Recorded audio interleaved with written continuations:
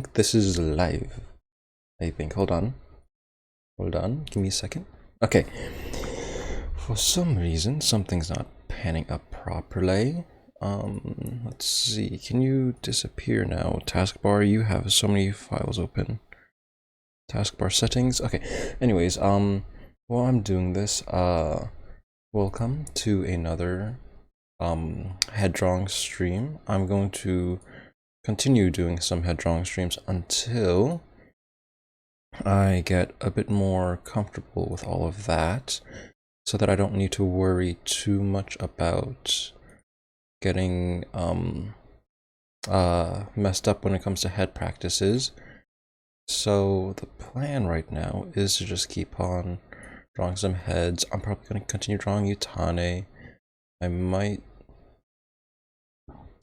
might draw someone else in the meantime also, but that'll be up to me a little bit later. Let's see. Okay, I do not know how to do 3 cards on this thingy. What do you call it? On the desktop. I was able to do it yesterday. The taskbar isn't going away for some reason, and I want that to go bye-bye, or I don't need you here. I should also put the music on. I forget. There we go. And I think we could start. Okay, sorry for the little scuff in the start of the stream. This is Fomento here, back again with another drawing stream. Draw, then draw some more. Why did I put that on the, okay. That is the thingy. Okay, when will the taskbar disappear though? I know I have it on hide, but it's not wanting to hide at all.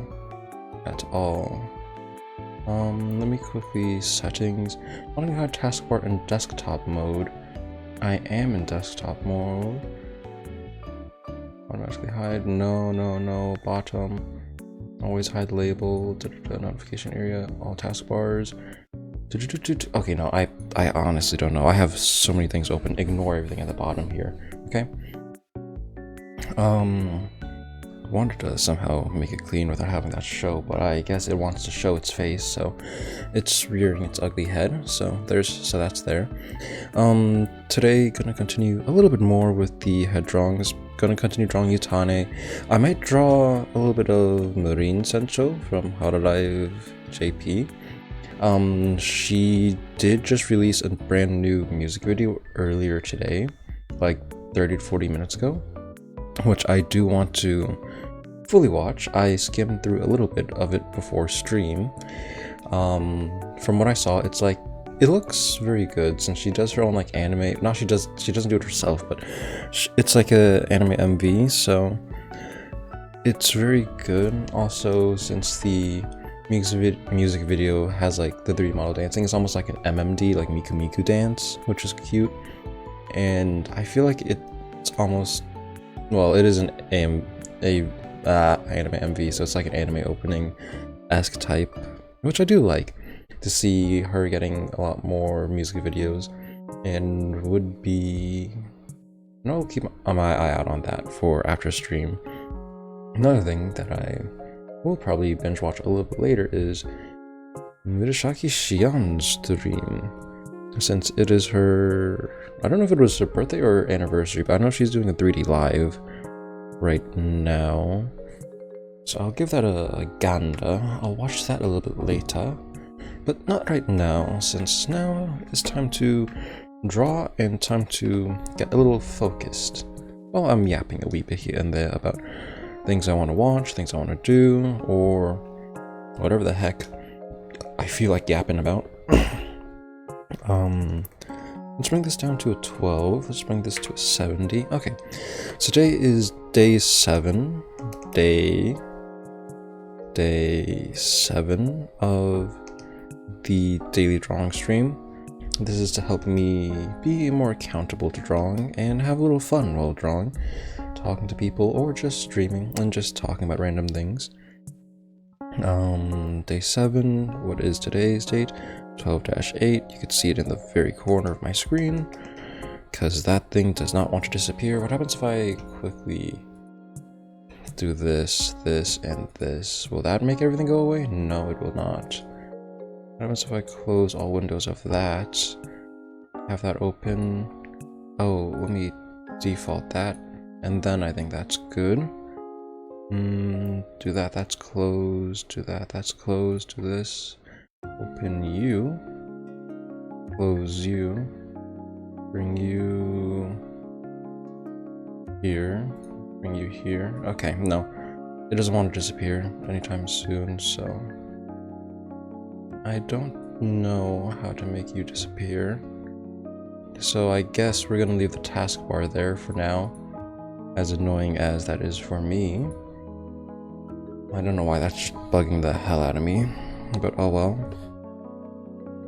This is going to be day 7. I must rewrite that again. Goals or objectives? I'll just say objectives. Objective will be... Objective will be to do, again, 6 to 8 or 1 whole layer, but I would prefer 8. 8 head drawings,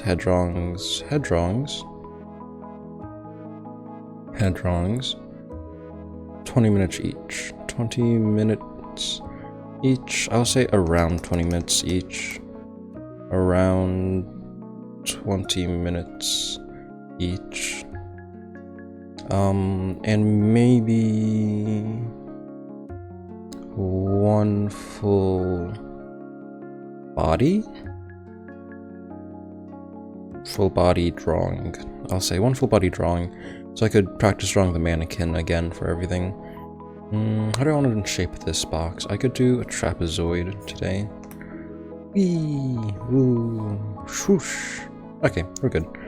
Boom, bada bing, bada boom, bop, bada bing, bada boom, bada bop, bop, bop. Blip, oh, blip, blip, blip, blip, blip. There we go, that's good. W. Ah, oh, lordy Lou, why do you not like to work sometimes? I don't know if that music is a little bit loud in my ear. Let me lower it down a little bit. I do like having something to listen to in the background, but it's a little bit too loud on me. Okay, yeah, that's the objectives for today. Time to do some warm-ups. A little bit scuffed in the beginning, but 'tis what it is. This was yesterday's warm-up. So let's just drag you all into the corner. I'll come back to you, and I'll use you again to draw more shapes. It's a waste to just create more and more layers without filling out a layer. This was yesterday, so this would be day 6's warm-up. So let me just write day 6 right here. Day 6, there's day 6, okay. It's always good to get a little warm-up here and there to help you work on your lines. I don't know about other people, I don't think I use stabilization in my pen too much. Yeah, no, I don't use stabilization, even though it does help with creating a nice smooth line and to make sure everything is relatively steady, but I just tend not to use stabilization a little bit just so that I can practice drawing straight lines and all that without too much reliance and seeing. I don't know if my XP pen is like, since I have to connect it through the app, not the app, through the application, that I have high stabilization on there. I don't know if there is stabilization on the XP pen default application, but it might not, which is why I think I'm not using stabilization, even though I might be using the XP pen stabilization to make things a little bit smoother. But another thing I just like to do is just practice these lines every day, or every other day, but I guess now that I'm drawing on the regular, I'm just drawing this every day to get used to. Drawing a little bit more straight lines, making points connect, so you practice like drawing short lines, long lines, and get better at like trying to draw planned lines without, you know, overshooting, undershooting. It's alright to do either, as long as you could clean it up a little bit. For example, like this is another type of line you could do, like stop it halfway and then continue. Sometimes I see some people do sketches with open gaps like this, but mainly I want to be able to hit the dot without a problem, so that I can have a relatively good handle on all of this. So that my lines come out a little bit more cleaner, a little bit more straighter. I also want to work on my line art a little bit for art, because I really do like some artists who use line art for their art a lot, where sometimes they won't even post anything colored or anything rendered, and it would just be their art. Well, it'll just be the line art of what they were drawing, and then maybe call that a finished piece and move on to the next one and maybe render that in the future. Though for people who do that, they have a really good sense of line weight and thickness, so that it looks very dynamic in 3D even without the coloring, and like maybe a little bit of shading with like cross hatching here and there. So it's pretty cool to see that. I don't know which artists I saw that from. I'm horrible with names and remembering stuff like that. I just remember just to scroll down through my Twitter following tab, or maybe just scroll through Twitter until I find them again. Or if not, then they elude me for all of eternity. And I will find them whenever they post again. Oh, I could probably just check the following tab in Twitter to maybe find them, but I'm a bit lazy to check that sometimes. I don't know why, but I always feel like there's something in my headphones, even though there's not anything in there. Like, I feel like I have like a loose hair in my headphones, which is just like tickling my ear. I always try to clean out my headphones before I put them on, and just stick my finger in there and clean around the edges, because of that one video I saw of like, if this gives anyone a little bit of a scare whenever they put on headphones, good. I'm sorry that I'm putting this in your head. But I saw a video of like a guy like poking their headphones with a stick, wondering what the heck they were doing. And then once they finished, a centipede crawled out and stuff like that. Or sometimes there's like a beetle crawling out from underneath the headphones mittens. So I was like, oh, that's not good. That's bad. So yeah, I'm a little bit cautious and a little scared of that, especially since earlier this year or last year I saw like silverfish or something that looked like silverfish crawling around my desk, and I'm like, I try to keep my room clean, I try to keep everything nice and neat. Where the hell did you come from? And then I bought a essential oil diffuser, I think that's broken now, so that I could, you know, maybe get some mint smell in the room, or some lavender or whatever, which I read might not be to the silverfish's liking and taste, though I think the main thing I have to do is dust my room so that it's not as dusty, since silverfish like a little dusty areas, or paper or cardboard. I have a lot of cardboard boxes in my closet too, which I probably should remove and find a place to put those, since I bought, well, maybe one too many Hololive figures over the years. A little bit irresponsible in the money department. So now I'm a little bit paying the price on that. But I do have a solid anime figure collection going on. I want to maybe niche down a little bit in the collection to either Hololive, maybe a little bit more to, maybe not Miku. I do have a few Miku figures, or Arknights. Arknights is also one of them, one of the ones I have. I have a Hoshiguna, Hoshiguma,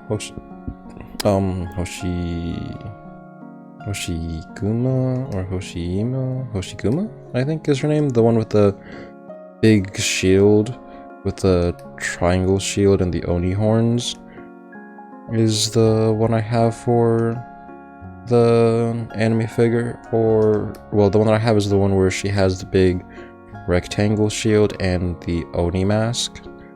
in the center is another. That's a cat. Is another one that I have. Though I don't think. No, it's not out on display right now. I don't have enough room in my room to do that. Probably have to buy a better display case for all of those. But yeah, maybe one day I'll post a picture of that. I know I posted a picture on my Twitter of like my old HoloLive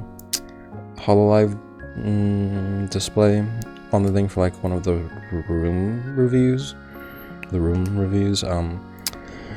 But that was like my old college dorm room. Like my talking about college dorms, those things are a big hit or miss sometimes. The one that I posted a picture of on my Twitter right now is from when I was in, I think, junior year, and that room was so small. Like, let me quickly draw this. So this is the layout of the room. It was, so going into the semester, I lived in a suite with 5 other friends. So I'm just gonna draw the bedroom hallway. So this is the hallway to the bedrooms right here, and you'd have one bedroom here, one bedroom here, one bedroom here, and you got my dingy ass closet of a bedroom right here. A closet, actually, a little bit like this is what my room looked like, and this is like a closet. The bathroom situation was like a bathroom right here, a room right here, a room right here, and another room right here. I think that was the layout. I don't think there was another. Yeah, all the rooms were in this hallway. So there was like a door here, another door here, and my door was right here. Actually, I think the door situation was more so like right here. The door situation was here. I think his door was like right here. His door was right here, and his door was right here. Door here. And then the bathroom door was like right here. And this is my room right here. My room was pretty small. My desk was like right here. This was my desk, this was my chair, and then I had my display case like right here for all my HoloLive merch. And then my bed was just like right here. And then had a little closet here. So in college, my room was just very tiny and cramped with bed, desk, and then just because I'm a Omega weeb or otaku, I just had an HoloLive 5 English HoloLive figures and the card collection.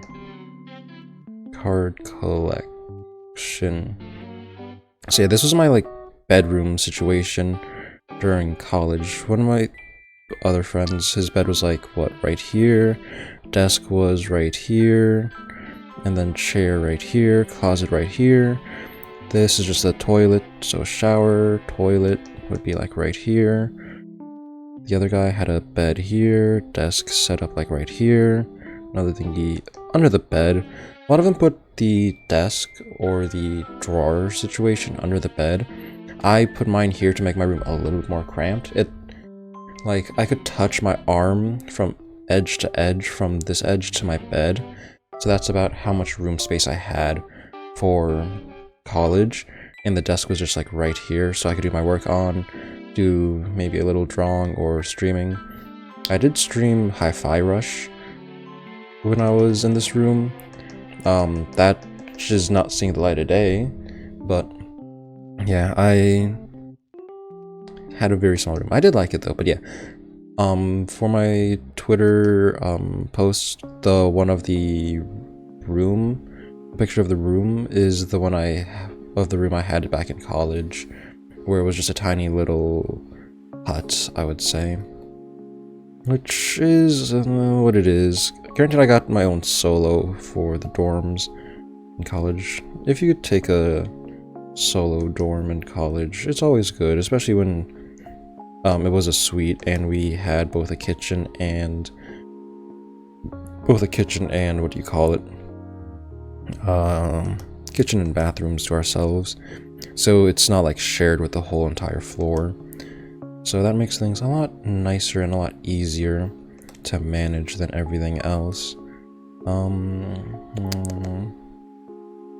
But yeah, one of the things I liked about the suites is like being able to, you know, chill and relax, do whatever you want during your free time. Most times I would be in my room, but you'd sometimes catch me outside. How about that? You'll catch me outside of my room in the kitchen cooking something for like 2 to 3 hours, and then going back into my hobbit hole to just draw or game. The games I used to play back then was probably just Genshin and Star Rail. Probably Star Rail when it first came out. Star Rail's like almost a year old, so maybe not Star Rail, but mainly just Genshin. But yeah, little hobbit hole and being able to get out of there was cool. Another thing is like, it's fun going to college dorms, being able to talk to people and interact. I have no clue where I'm going with this. I am just droning on. Let's see. Any interesting stories happened during that time while I was there? Not too much. I think most thing that I did was just like create my own D&D. Not D&D. I don't play D&D. I've heard a lot of my friends play D&D. Seems like a fun little tabletop game to play. Just never got too much into it, I guess. Would not mind giving it a try one day, but that'll be maybe for a future thingy if I want. What I was trying to say is Dance Dance Revolution. I remember building my own Dance Dance Revolution mats in that room, or in that suite, because me and one of my other friends wanted to play like Dance Dance Revolution and create like hard mats, because I only had like the little shitty soft mats that would like move around when you're dancing on it and all of that. So I found, well, one of my other friends sent me a quick tutorial on how you could modify your DDR mat to make it a hard mat by taping it to some plywood and covering it with like a vinyl cover. So that was fun, a little fun experiment to do of what do you call it, of trying to create a hard mat, buying the plywood, buying some tape, buying a staple gun, and staple pew pew, so that I could assemble everything. And then a lot of duct tape. A lot of duct tape went into that. Duct tape can make the world go round if you can use it properly. But yeah, I did enjoy making that, though the one problem when I was making the DDR mat into a hard mat was the vinyl covering I had was like one of those vinyl coverings. It's thick. It's pretty thick. It's like, I would say, like, not half a centimeter, maybe 4 or 5 millimeters thick, I would say. But I don't actually know proper millimeter measurements. America roar. America roar. But it was pretty thick, but the problem with the vinyl covering that was going on top of the DDR mat was that it was for a carpet and rug. So you know how sometimes a vinyl covering might slip when it's on top of a rug and stuff. So there was a lot of spikes on the vinyl covering, so I had to spend, me and my friend had to spend like not a whole day, we spent like a few hours just using a nail clipper and clipping off all the studs of the vinyl mat, because the vinyl mat's like this. I'll just say this is flat, you're looking straight at it, and there would be like so many little bumps and ridges on it that we'd have to take a nail clipper. How do you draw a nail clipper again? So something like this. I guess something like this is what a nail clipper would look like. And you'd have to clip all of the little studs off to get it relatively flat. I remember missing a few, and that shit hurts a lot on your feet if you just step on the studs, especially since you're playing DDR and stuff, where sometimes you stomp on the notes, and that shit stings the feet. It's best to wear socks or shoes. I mainly just wore socks because I just didn't want to wear shoes, because I have a little history with athlete's foot, which I don't know where the hell I got it from, but that's a little bit gross. A little bit gross, to say the very least. So mainly just wore socks when I was playing DDR. A very fun game though. I probably should get back into it, like I said yesterday. Still have it sitting in the corner of my room collecting dust. Should whip it out and play a little bit more. It is a fun game for cardio, brings up the heart rate. God knows I need that to stay relatively healthy and fit, especially come winter time, to keep your body active so it's not really in the hibernation mode, and to get your blood pumping every now and again, which I do not do so much for me just sitting around doing nothing. Though I do try to do a little calisthenics here and there. I do have a pull-up bar on my kitchen doorway, so every morning I would try to do some pull-ups. Let me drink some water first, give me a second. So yeah, I would try to, what do you call it? Jeez, voice, why are you cracking? So I would try to do some pull-ups every morning. I used to be able to do like 10 pull-ups in a row, but after being a lazy turd nugget for like a solid 2 years while in college, not having access to a pull-up bar, I had access to a pull-up bar. It's called going to the gym, which the college had for free. Not free, it's put in there with tuition. It's already calculated into your tuition if you go to the gym. So might as well make the best out of it and go to the gym every once in a while if you're in college.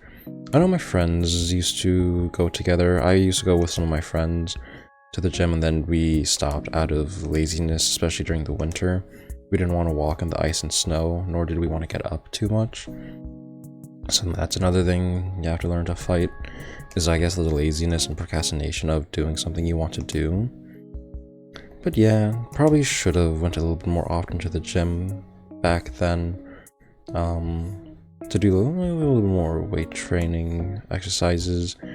I do want to get a little bit more in shape so I could, you know, take care of my health for the time being. I don't think I'm too unhealthy right now. I'm relatively fit in shape, but it's never a bad thing to try to get a bit more in shape and more fit, especially to take care of yourself, especially since my nose is clogging up for some reason. That's another problem during the winter time. My nose will clog up and it will start running like hell, which is really hard because it's hard to catch your nose when it's running. What the hell? I'm sorry. But yeah, just a very runny nose, or just not even runny, just stuffy nose during the winter. So I gotta find ways to alleviate that. Maybe with something like honey and lemon tea, which is a pretty good thing. I haven't had that in a while, which is just, if you know what it is, if you don't, it's just hot water with maybe like a teaspoon or tablespoon of honey, depending on how sweet you want it, and then a squeeze of lemon, maybe half a lemon, quarter of a lemon, however much lemon you want to put. But it's just literally what it sounds like. It's just honey and lemon and hot water, and it's really soothing to the throat, especially when you're sick. Like if you have like a cold, or if your throat's sore, or for example if you're talking for way too long while streaming, or have to do a long presentation for a class or for work, then maybe some honey lemon tea could help soothe your throat, because the honey could act as like soother or smoother, I don't know the actual proper science of all that. I'll probably look it'll be interesting to research to have something more to talk about. So I might research a little bit more on that so I could just yap about more random science or health facts, or have some more random things to talk about. But yeah, honey lemon tea is pretty good. The amount of times I used that when I was sick and as a kid is insane. It also has some maybe better health benefits and stuff like that. I don't know if I want to make smoothies. I have a lot of frozen fruits and vegetables which I could blend into a smoothie. Maybe not the vegetables. I don't like drinking vegetable smoothies. I don't know, there's just something a bit not a bit weird of that. It's just I'd rather just eat the vegetables or not at all. I'd rather just drink pure vegetable smoothies. Not vegetable smoothies. I don't want vegetable smoothies. I want fruit smoothies. Just the classic, like strawberries, bananas, maybe a little blueberries or frozen mangoes. Put some either oat milk, regular milk, probably oat milk since I'm a little bit lactose intolerant. So if I just drink straight up milk too much, my stomach's not gonna have a fun time. So mainly just oat milk, sometimes coconut milk, since I have a plenty of coconut milk. I could also just substitute the milk with that to make it a little bit more sweeter. Oh yeah, that is pretty good too. Usually sometimes added protein powder to that helps to, I guess, meet protein standards for eating and when working out, so that you have enough protein for the day.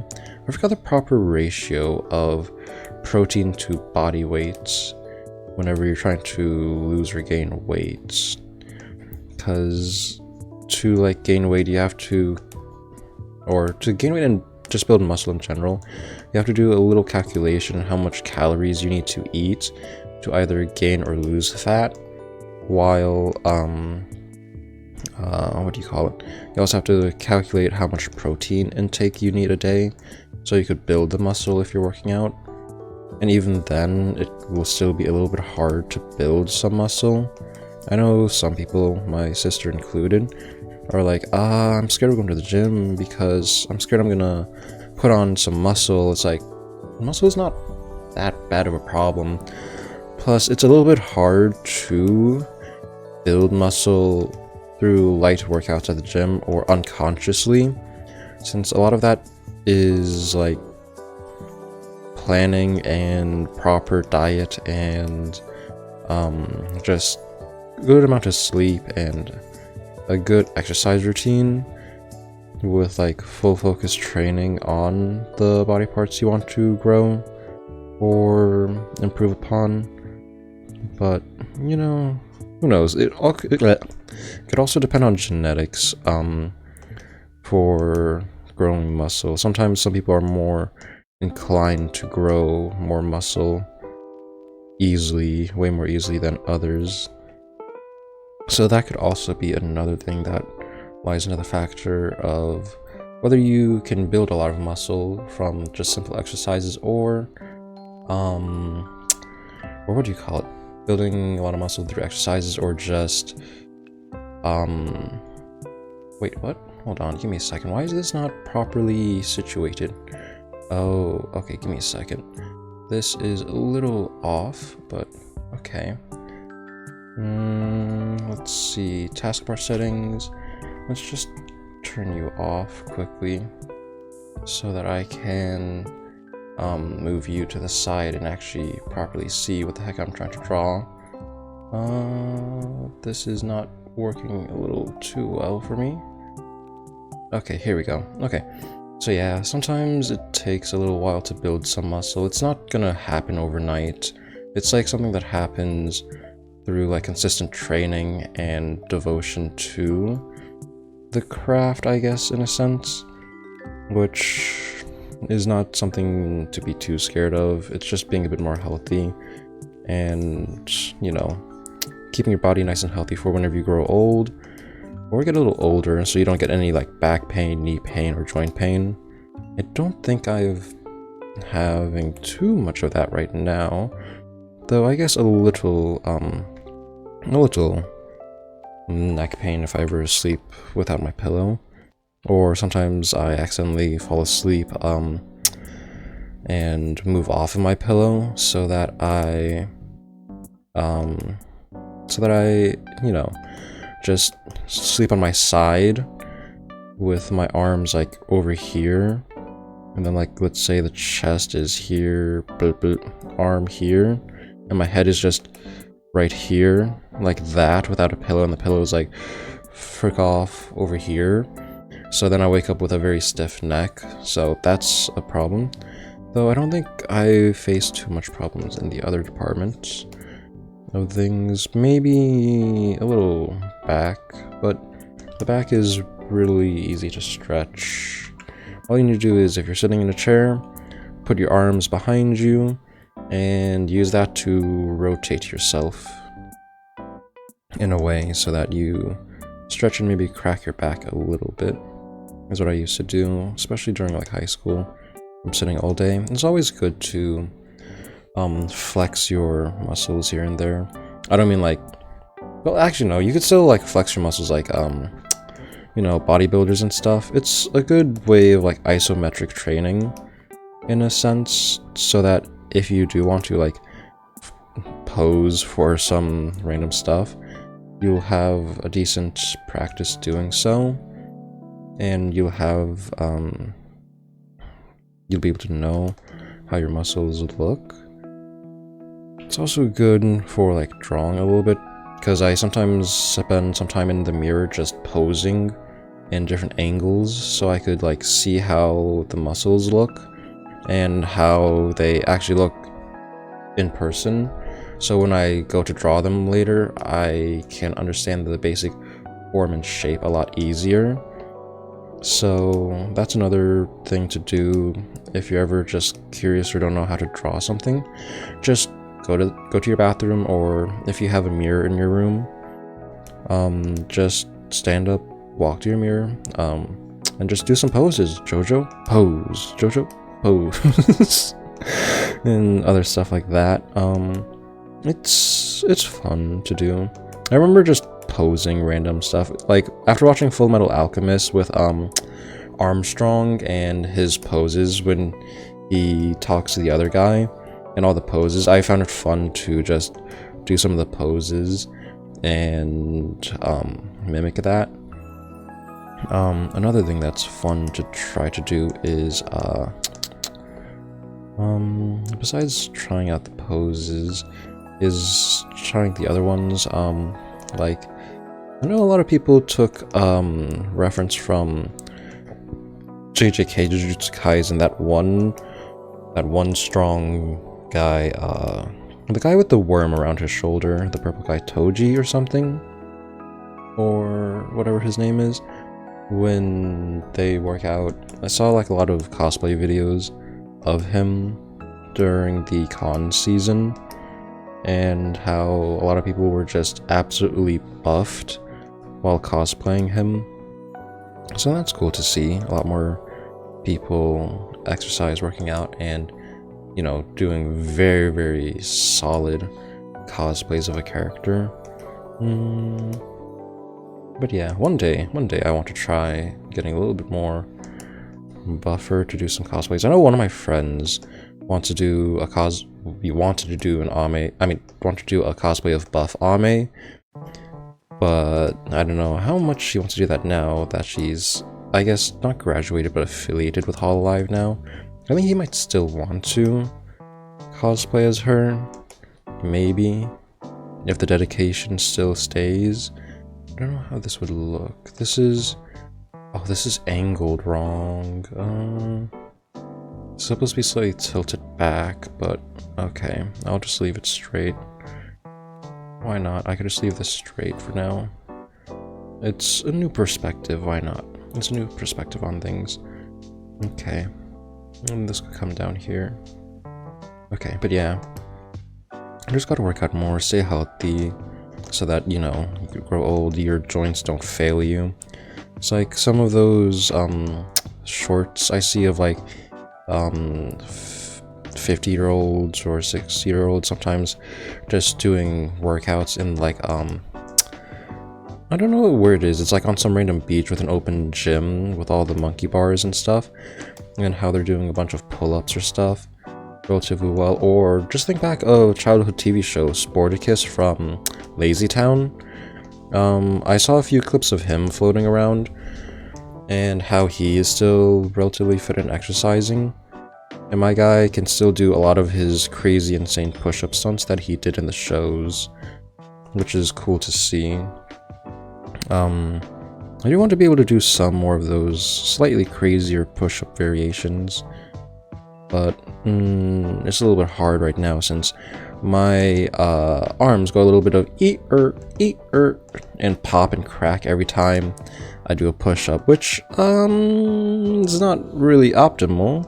It's a little bit scary when your arms, you know, pop or crack. Not really pop, but, you know, make a pop or clicking sound when you're trying to do a push-up.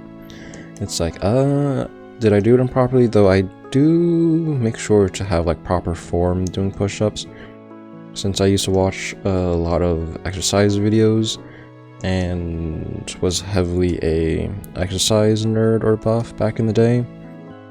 Granted, I'm not too knowledgeable, but I know a little bit more than, I guess, the average person, but not as much as a true gym buff or true gym bro. I just know basic, bare bones, how to set up a routine for sets and reps and all of that, but not truly how to optimize your workout routine and make things properly more beneficial to you. Plus, the New Year's coming around, so there's going to be a lot of those people with the New Year's goal of going to the gym again and, you know, finally working out and all that stuff. So that'll be fun to see. I don't have a gym membership anymore. I didn't used to have a gym membership. The only time I went to like a gym in my area was when they were running a free campaign for, I don't know if it was Planet Fitness or The Edge, one of those two gyms. They were running like a free summer for high school students. So that was like a few years back, where I did enjoy doing that with a friend. We both signed up for the free gym membership and just went like almost every other day during the summer. So that was a fun time to just work out and get into shape and just mess around a little bit here and there on the pull-up bar or do some other stuff. I do want to get back into that. I've been watching a lot of I forgot what's his name, but it's the Flexi guy on YouTube, short-ish, where his catchphrase is "Stay Flexi," where he could do like insane amounts of flexibility and mobility movements, where he could just, you know, wrap his leg behind his head and other stuff, which is pretty cool to see. Granted, not something I really want to do, but would be fun to just pull that out of nowhere. Just put your leg behind your head for a like small party trick. Or my main thing though for watching him is to learn a little bit more flexibility, so I could learn how to touch my toes again and just stretch out my hamstrings, learn how to stretch out my hamstrings properly so that I can touch my toes, since I guess I don't have the proper flexibility to do it just yet. Though, from what I saw from him, I don't know if this is like fully science-based, for like touching toes. It's also like a little bit of like, you can touch your toes, it's just the hamstrings is blocking you due to not being stretched properly and being a little bit hard to do. So you have to like do some small warm-up exercises and you might be able to touch your toes after doing them. I forgot what it is. I think it's like not a catwalk, or maybe cat shuffle something, where that looks off. I think I could make this like straight down like this. I'm trying to draw a shape from off-screen reference, and I feel like that's looking a little bit off, but I think that should be good. But yeah, it's like, if you know the single ladies dance where they're facing off to the side, I think something like this is where their body is, the torso is right here, pelvis could be something like this situation, and then you have one leg straight down and the other one is a little propped up, but then your legs are like side to side, like they're, if you are looking from the exact side view, then it should be something like this ish for the pose, where the legs are, one leg is straight while the other one is bent out like this, but your body isn't like fully straight like this. You would want to tilt your body to like a 45-degree angle and like walk it out like the single ladies dance while moving your arms in, like, you know, the opposite arm. When the right leg goes out, the left arm goes out, and then once the right leg goes in, the left arm comes back and the right leg pops out and the other leg pops out. So this is like something to stretch your hamstring with. You just stay in like one spot, but then move your knee out and forth, keeping a straight back in like a 45-degree angle ish, and then that helps stretches your hamstring. And if you do that for like I don't know, 20-30 reps per side, or maybe 10 reps per side, it could help stretch your hamstring. And if you incorporate a few other hamstring exercises, then you will be able to touch your toes or become a little more flexible in that area over time.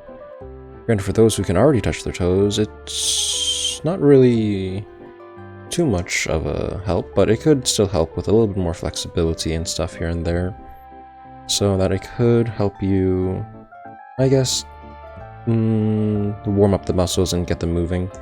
Because it's also, sometimes if you don't move around often, you don't utilize some parts of your body and some parts of your muscle and stuff like that, so it might go to waste-ish, and which is why you might have some problems down the line when trying to move certain parts or reach for something or touch your back or other stuff like that.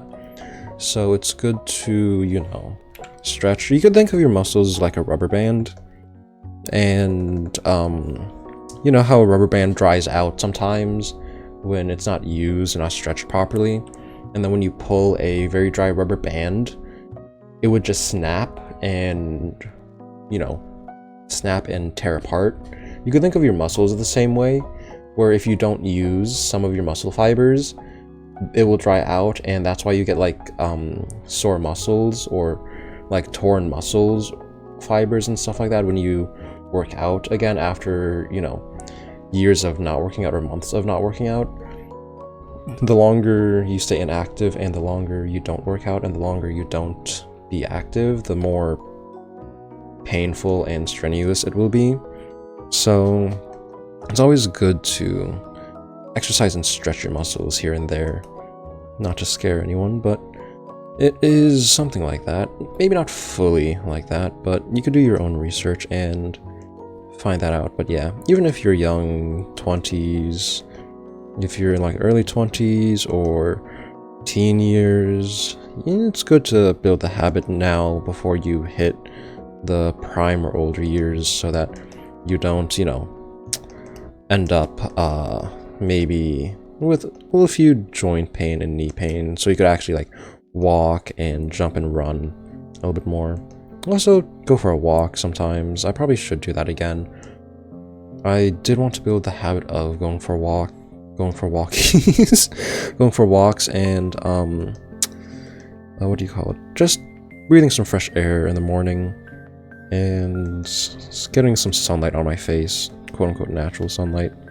No, that is natural sunlight. But yeah, going for a walk, taking a breath of fresh air can also help refresh you, wake you up, help you get thinking. Sometimes listen to some music while you're going for a walk so that it's a little bit more relaxing. Other times you could just walk around, no music, and come on, straight line. You could walk around with no music and just enjoy the atmosphere and sounds of everything around you. And then just think about your day, think about what you want to do. Clear your mind, basically, is a good thing, and walking can help you do that. As long as you're in a relatively safe area, and you don't need to have a little bit of fear about your surroundings. But I don't think that would be too much of a worry for a lot of people. As long as you, walk during the day, don't walk at night, especially if your streets aren't, properly lit during the night, then that could be a little bit scary. I used to walk at night sometimes, but that was on college campus, where, it's a college campus, no one's going to be doing too much bad stuff. The only time you'd see, like, some weird person walking around is, like, someone coming back from a frat party or something, and they'd just be, blackout drunk, trying to stumble home. So I don't think that should be a big worry to a lot of people. But yeah, go for a walk here and there, get some exercise. It's good for you. Well, fun thing that I have is I have a lot of bamboo in my backyard. So like yeah, just like Japanese bamboo, the ones that grow so tall that they grow really tall, really tall. Give me a second. Let me do a quick sketch of it after I shade this in. But yeah, the bamboo could grow really tall. It's been growing for, I don't know, years, since like high school. That was like when my grandfather planted it. So that was like middle schoolish. That was like 10, 20 years. That's just been growing. So this is little me. This is not little me. This is current me. Current me, like, holding the bamboo. So hold on, let me get a little bit larger. Here we go. So this is current me, just a little stick figure right here, holding the bamboo. So let's say I'm around, let's say 5 foot, either 6 or 7. I'll just say 7 inch, not too tall. But yeah, this is just me in height compared to the bamboo pole that is like this tall, which is pretty cool. Like the bamboo pole is, I would say, at least 3 or 4 of me. So it's at least 15 to 20 feet tall. So this thing is like around 20 feet tall. This is like around 20 feet tall bamboo pole. I have no clue how many that is in meters or centimeters. 1 inch is 2.54 centimeters, I think, if I remember my engineering days properly. So that is 12, so that's 240 times 2.54. I could just do quick math of that. Would be 480 centimeters-ish. I'm not going to calculate that. I'm just going to calculate this. So times 100? No. So that's around 4.8 meters, I would say. Ish. Is how long the bamboo pole was, or 20 feet. So that thing was big. I also loved swinging it around. It's almost as tall as my house, typical suburban house of just 2 stories and a roof. So it's almost as tall as that. But no, it only goes up to the 2nd story, but yeah, that shit was long. So I loved swinging that around like a sword or a spear. It was very fun. It's very unwieldy to hold, I'll say. It's not uncomfortable, but there's like a lot of wind resistance. Like, if you ever tried swinging a sword or something underwater, or just swinging a paddle underwater or something, then it's almost like that. It's almost like you're trying to swing something while underwater, is how it felt trying to swing that bamboo stick. So let's see, let's put this here. So yeah, that bamboo is very long. I have like 2 of them. I have one slightly shorter, around 15 feet. It's pretty cool to swing around the bamboo. and use that. I wanted to use that as like maybe like sword training or sword practice for fun, just to get used to swing something for fun. Give me a second. I'm gonna quickly drink some water and do something. But yeah, it was a little fun to swing that around and play around with that, since you could just wield that freely and swing it around. Though I had to be careful of some stuff so I don't hit like some of the torches or the deck or patio or whatever. But yeah, it was fun to swing around and play with. But again, the most you can do is like swing it up and down, and even then, it's hard to just... it's a little bit difficult to put it back up and just keep swinging repeatedly. But once you work it, it becomes like a whip if you do it fast enough. Another one was like a very thin one, but very, very long and bendable. I would say it was around like 15 feet. So when I swung it around, it was almost like a whip, because it, like, my arm would reach there and then it would take like delayed 30 seconds for the tip to snap to the spot, but it wouldn't make like the whip crackle sound, but it would just go boom. So that was fun to play with and see. Let's see. Oh, that's the full body drawings I did yesterday. I do want to improve upon that, though. I do like how I did the mannequin for this one. The mannequin for this one is, I think, right here. So I did like how I drew the mannequin for this body. Granted, I could improve upon the arms a little bit, but being able to understand the 3D shapes of the torso, stomach, and pelvis is a little something I need to get a little bit better at and improve upon. I feel like I do want to stick to a little model like this when it comes to drawing like the base reference of stuff and seeing how things go. I'll probably do another full body drawing later today if I have time. I don't know if I'm gonna go for another 6-hour stream by accident. I'll have to see how I'm holding up when that time comes.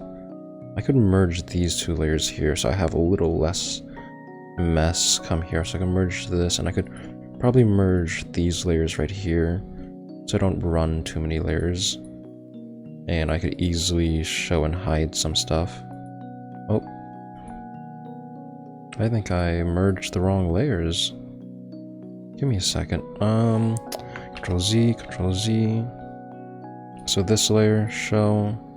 100% this layer, show. So this layer and this layer could be merged real quickly. Okay, and then let's see.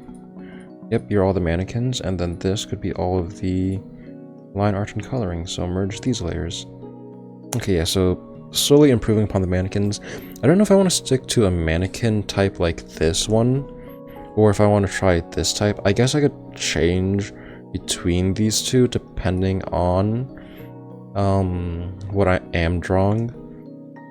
But it's always good to break down your reference or what you're drawing for like a pose into a mannequin or something similar, so that it becomes a lot easier to draw, especially like clothing and stuff, so you understand like where all of it folds and how it's probably supposed to fold.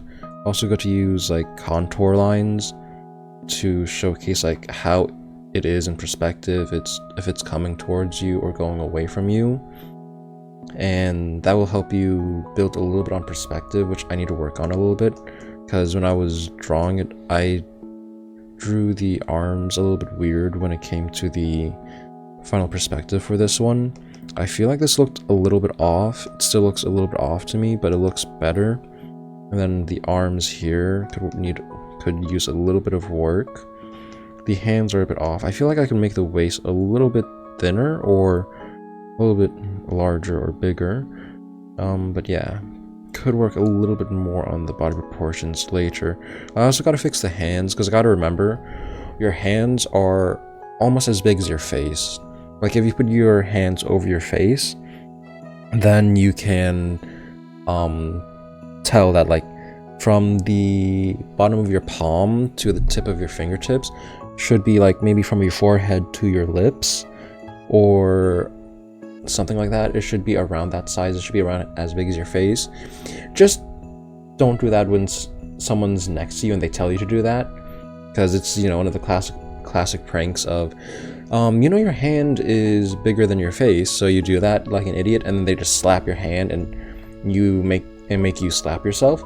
Don't do that. I've done that a few times. Don't be fooled by that. I got fooled one too many times by that, and then I tried using that on other people, but it didn't work. So not a little fun thingy to do, but still. Let's see. I gotta pick different faces I want to do. And then yeah, yesterday I was drawing some Utane poses or faces from Zenless Zone Zero, a future character from Zenless Zone Zero. I want to draw her again. I'll probably draw 4 more heads of her and move on to a different character, because I got to work on different hairstyles also, so that I don't get stuck into drawing this. Probably draw a character with a longer or shorter hair, probably longer hair. I don't know if I want to draw a character with braids or something like that, but I'll have to look for a different character reference later. That'll probably be in like another hour or 40 minutes. But yeah, I do want to draw a few more faces. I feel like it's starting to look a bit better in comparison to the first days, though I do need to practice a little bit more with, you know, different hairstyles, so I could draw the chin and practice drawing the chin, or else I will just be covering the chin every time by Utane's hair bangs, which is alright, but then sometimes if I ignore drawing something for too long, when I go back to draw it, I will not know how to draw it properly and it would look off. So it's good to incorporate drawings of some things you're a little scared of and are avoiding. Also like seeing how I drew a little bit of Utane's chin here, and then just like a lot of Fubuki's chin here. I do want to draw a little more of the chin here, because I do like having a little thick outline over the face or the chin, because I want to try to learn and practice line art for all of this, and seeing how the different thickness of everything can work and feel, especially for artworks and art pieces. For example, let me pull up a quick image of one of my old drawings. This is from last year. This is going to be like a not full drawing. It's going to be a line art of something I drew last year for Hall October. I would say challenges and stuff like that are really good to do, so that you could get a little better at drawing and gives you a little more motivation. I'll pull up a few line art drawings that I've done. So this is from, hold on, that's one, and let me pull up the second one. I'm really happy with this line art, but I will show it off in a quick second after I find the other one that I'm looking for. That was like last year. That's last October too. So that's another line art that I did like. That's March, February, December, October. Okay, and that is old OC drafts. Zeta. So yeah, this line art here too, and this line art right here. So yeah, so here are some examples of like old line arts. Control Shift? No, it's Control Alt Shift. No, what? It's Control Alt Shift. Oh my lord. What is it? Is it Control Shift? Control boom boom Control Alt?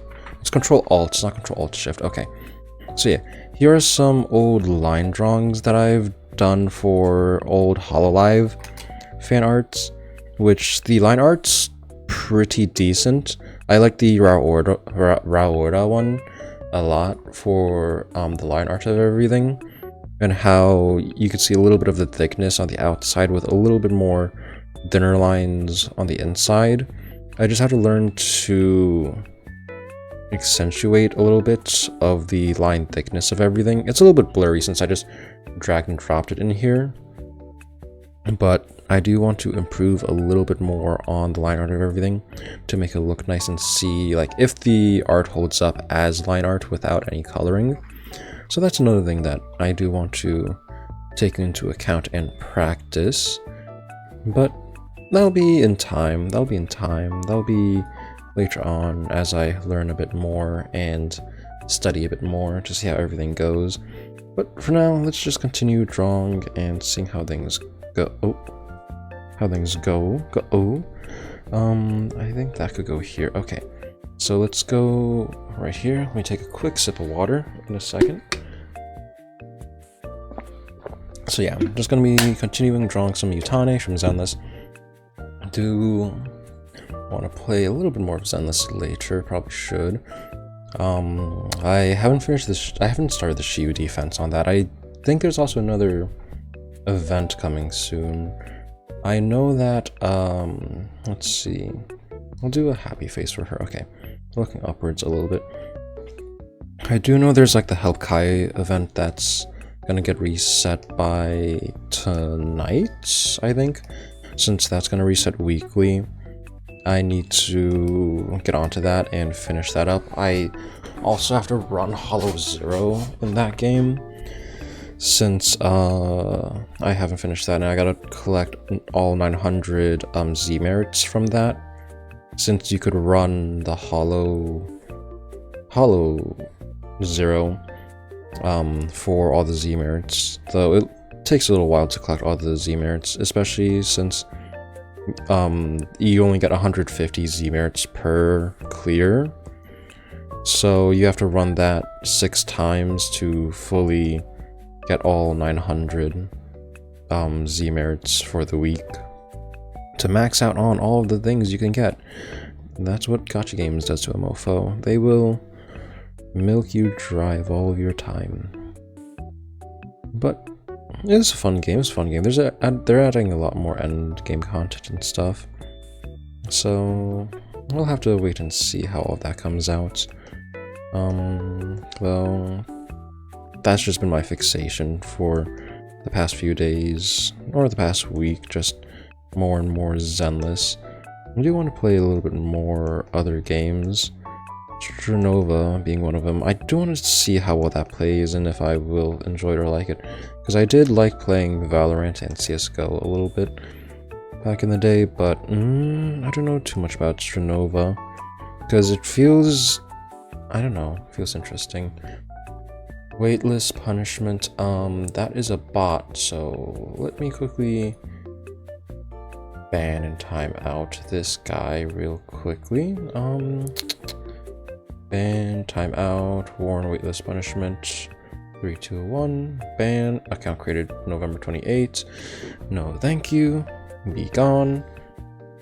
Okay, so let's see, happy face, happy smiley face. I want to do nervous face. I can do a nervous face. It's like a wry smile like that. Okay, and the neck comes down, the thingy comes down. So something like that. Oh yeah, Stranova seems like a fun game. Yeah, I'll probably have to check out Seribot. Oh, welcome back, AKs. How's you doing? But yeah, I should probably get like a Seribot or something else to keep all those out, so I don't need to worry too much about having to manually go and time them out, or ban them, so that it would be a little bit easier to just not worry about that. I probably should learn some bot functions. I've just been procrastinating that and finding some other stuff, or adding other stuff to the streams, like a layout for the background of the stream, so that I could maybe put chat or something on the screen, though not too many chats for the most part. I do get some chats once in a while, but I don't think I need to put that on screen anytime soon. But maybe it will be a cool thing to have. I'll have to look a little bit more into all of that. Well, the only recent thing I changed about the channel is adding the followers notification thingy, so if anyone ever follows me, it shows the ping, because when I first streamed and some people followed me, I did not realize they followed me until like 10-20 minutes later, because I don't really check it too much. But now I have little sound alert, so I can at least slightly know when that happens. Her face is a little bit more worried, so I don't think I need to draw this here. I could draw it a little bit more closer and a little more upwards. But yeah, I feel like Stranova would be a fun game, since I did enjoy Valo and all of that. But then I don't know too much, since I didn't like a little bit of Overwatch, especially on how tanky the enemies were and how how tanky everyone was, because they'd be a bullet sponge. But then there's always that one character who out of nowhere snipes you and ruins your day.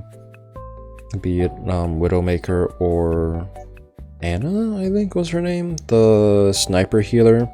I know some people would just run her too for sniper. Yeah, Strivnova, I'll probably have to check that out. It does look cool, especially with like the gliding and the running around along things. And like, I don't know if it's like a paper or 2D aspect of all of that, where you could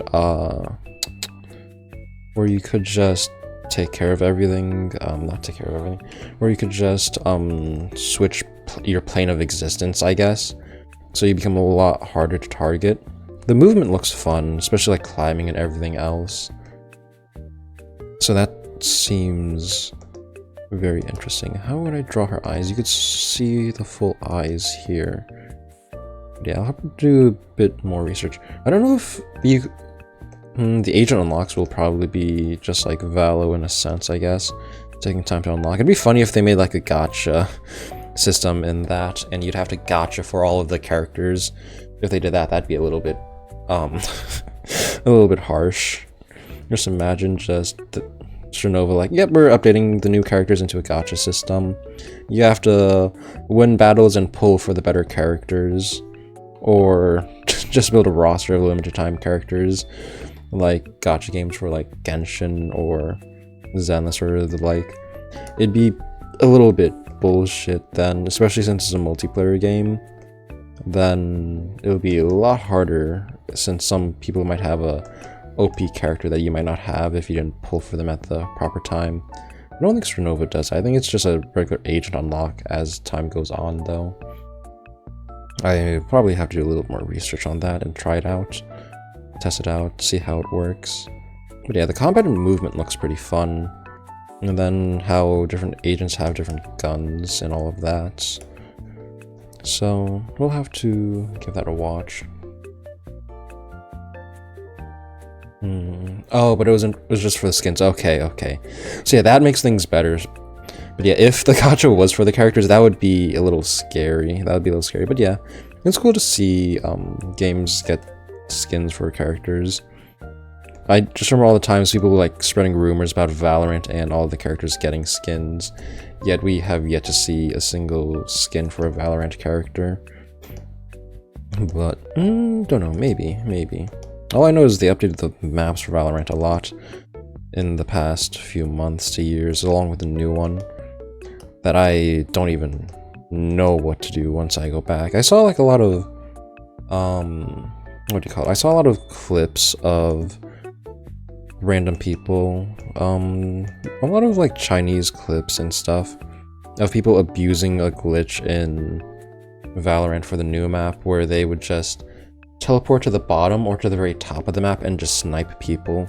I don't know if those were custom games though, or if those were like actual multiplayer games. But even then, just being able to do that is still pretty buggy and fun.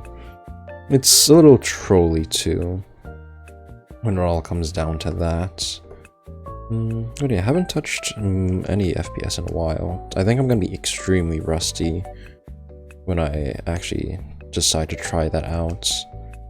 Yeah, I'll probably be extremely rusty. My aim is gonna be real off. I don't know if head taps or one-shots are a thing in Stranova and stuff like that. If you could just easily deal with enemies that way, or if you just need to gun them down with the best of your ability while dodging, like Overwatch, kind of. We'll have to see how that goes. I think this could go off a little bit here. I don't know. I also want to finish Elden Ring. I haven't finished Elden Ring. I bought that game when it first came out and played a good chunk of it with a friend and just did all that, but I don't know. I've never finished Elden Ring. I've got as far as not Melania, the blue hair girl. One type of stuff will happen, but depends on the character. Okay, so yeah, it depends on the character and their gun type. If it's a sniper or something, then which makes sense. But yeah, I do want to finish Elden Ring so that I could finally say I finish it, and then maybe buy the DLC in the future and play that. I could do worried face like this. I'll do the eyebrows later. I gotta remember to draw her flaps. But yeah, Elden Ring is another fun game. I do like Souls-like games also. Though, yeah, I really do have to finish Elden Ring. Gotta finish Sekiro too. Never finished Sekiro. I know I quit Sekiro after fighting the bull demon or bull monster. I just didn't know how to combat him. Though Sekiro was one of my first like Souls-like and Souls-like type of game. Made from FromSoft, I believe, if I remember correctly. That's the game developers. I forgot what. No, that is FromSoft. Sekiro was like my first Souls-like game, and I just did not understand some of the mechanics. I also didn't know iframes existed back then while playing Sekiro, so I didn't know that when you dodged or rolled, you could just, you know, ignore damage. So a lot of the time I was just jumping like a madman trying to dodge moves in Sekiro, and then trying to parry moves to the best of my ability. But I don't think you can parry too much of the bull's moveset, so parrying became a little bit harder to do and a little bit more improbable when it came down to fighting the bull enemy. So I just stopped after getting stun lock and after being not able to take it down for like 3 or 4 days in a row. But now that I've played Elden Ring and understand a lot of the mechanics of FromSoft games, I think I could relatively get through that boss now. But I'll probably have to replay the game from the beginning if I ever do play Sekiro or Elden Ring again. I do want to try maybe streaming Elden Ring and something. I do like Elden Ring. I was a katana runner or katana user for Elden Ring, but then I stopped playing for a while, and then I tried playing again, and I decided to do the Filthy Tarnished run. I don't know the proper name for it, but I used the default Tarnish of just no gear, just naked and a club, and I tried fighting with no summons, and I was able to get through the first boss, Margaret, and be the tree sentinel with no summons and just the club after a lot of tries, which was pretty fun to do. It's pretty fun just challenging yourself for some games like that, being able to see how far you could do, how much of the boss's movesets you can learn. I got pretty stable when doing that, doing like Margaret runs with the Tarnished Club, because sometimes if I get the proper moveset encounters, I could get Margaret down to his second phase within like the first 20 seconds of the fight, but that only happens like once or twice. Happened like once or twice. I would say around out of all the attempts I did, it's like 1 out of 5 times I fought him, I was able to pull that off. Other times I would just have to whittle him down slowly with the club and just do my best to dodge, roll, and get out of there. And then I tried fighting Godric, but then he became a little bit harder to fight, especially with the Flame Dragon, and I didn't properly learn his movesets when I went to go challenge him, so I'm gonna have to probably relearn some of his movesets if I ever play Elden Ring again and level up properly. Also, there's also the little thing that I didn't do that I did in my other run where you could go to, I forget what area it's called, it's like the Red Blood area, where you could kill the sleeping dragon with a bleed weapon like the mace or Morningstar or something, and gain like so many XP starting off that you don't even need to worry too much about the level gap, and you could be a little over leveled for where you're supposed to be at when you fight like Margaret or someone else. I don't know if you have to beat Margaret first before you could actually go there. I remember that used to be like a speedrunning tactic for Elden Ring, or something like that. Or just to get as much XP as possible.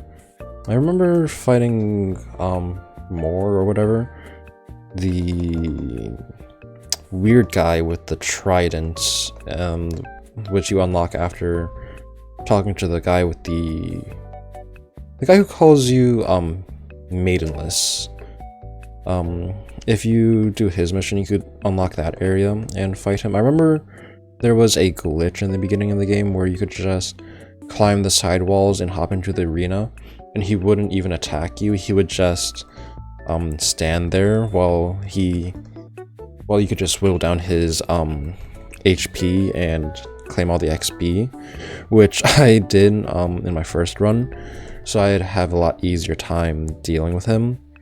But now I should probably learn his moveset a little bit later, especially since from what I've seen of the DLC, it looks way harder and a lot more challenging and difficult to do than the regular game.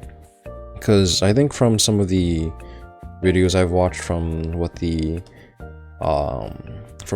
developers said, it's like they wanted to make the new DLC like you're playing Elden Ring again for the first time, where no matter how high level you are and no matter how far ahead you are, and no matter how, you know, how much you grinded your character to the max gear and everything else, you would still feel like it's the first time playing and you feel underprepared or underleveled, which is a funny thing to do to everyone who's like, I've grinded to the max level, I've got all this, and then they got shit on by the new bosses and the new movesets.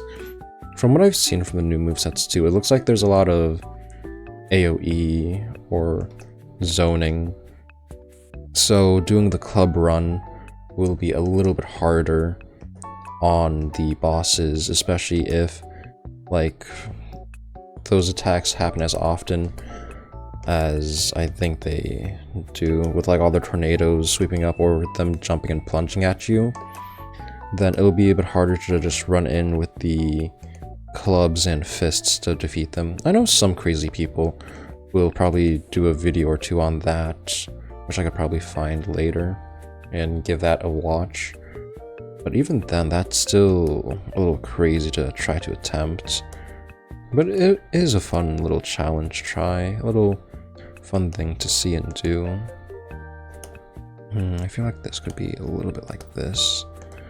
But yeah, should give Elden Ring a play again.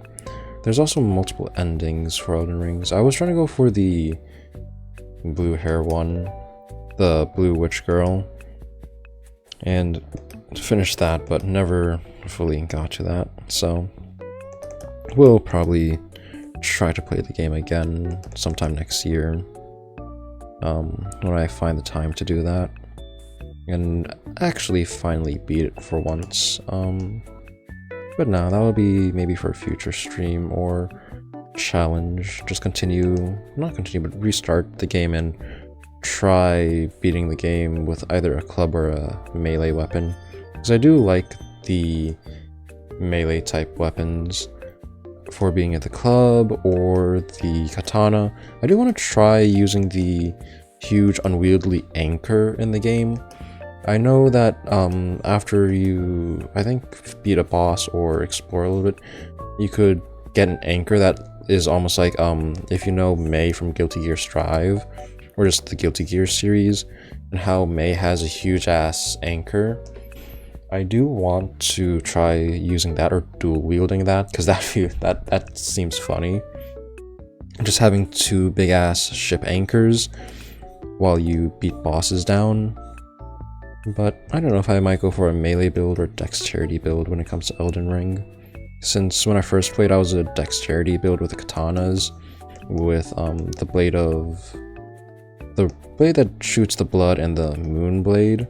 But I didn't use the abilities too much, since I was like, abilities, who needs those? I need stick and I need to swing the stick. Abilities could come later. But then, a little later on, I learned to abuse the shit out of it.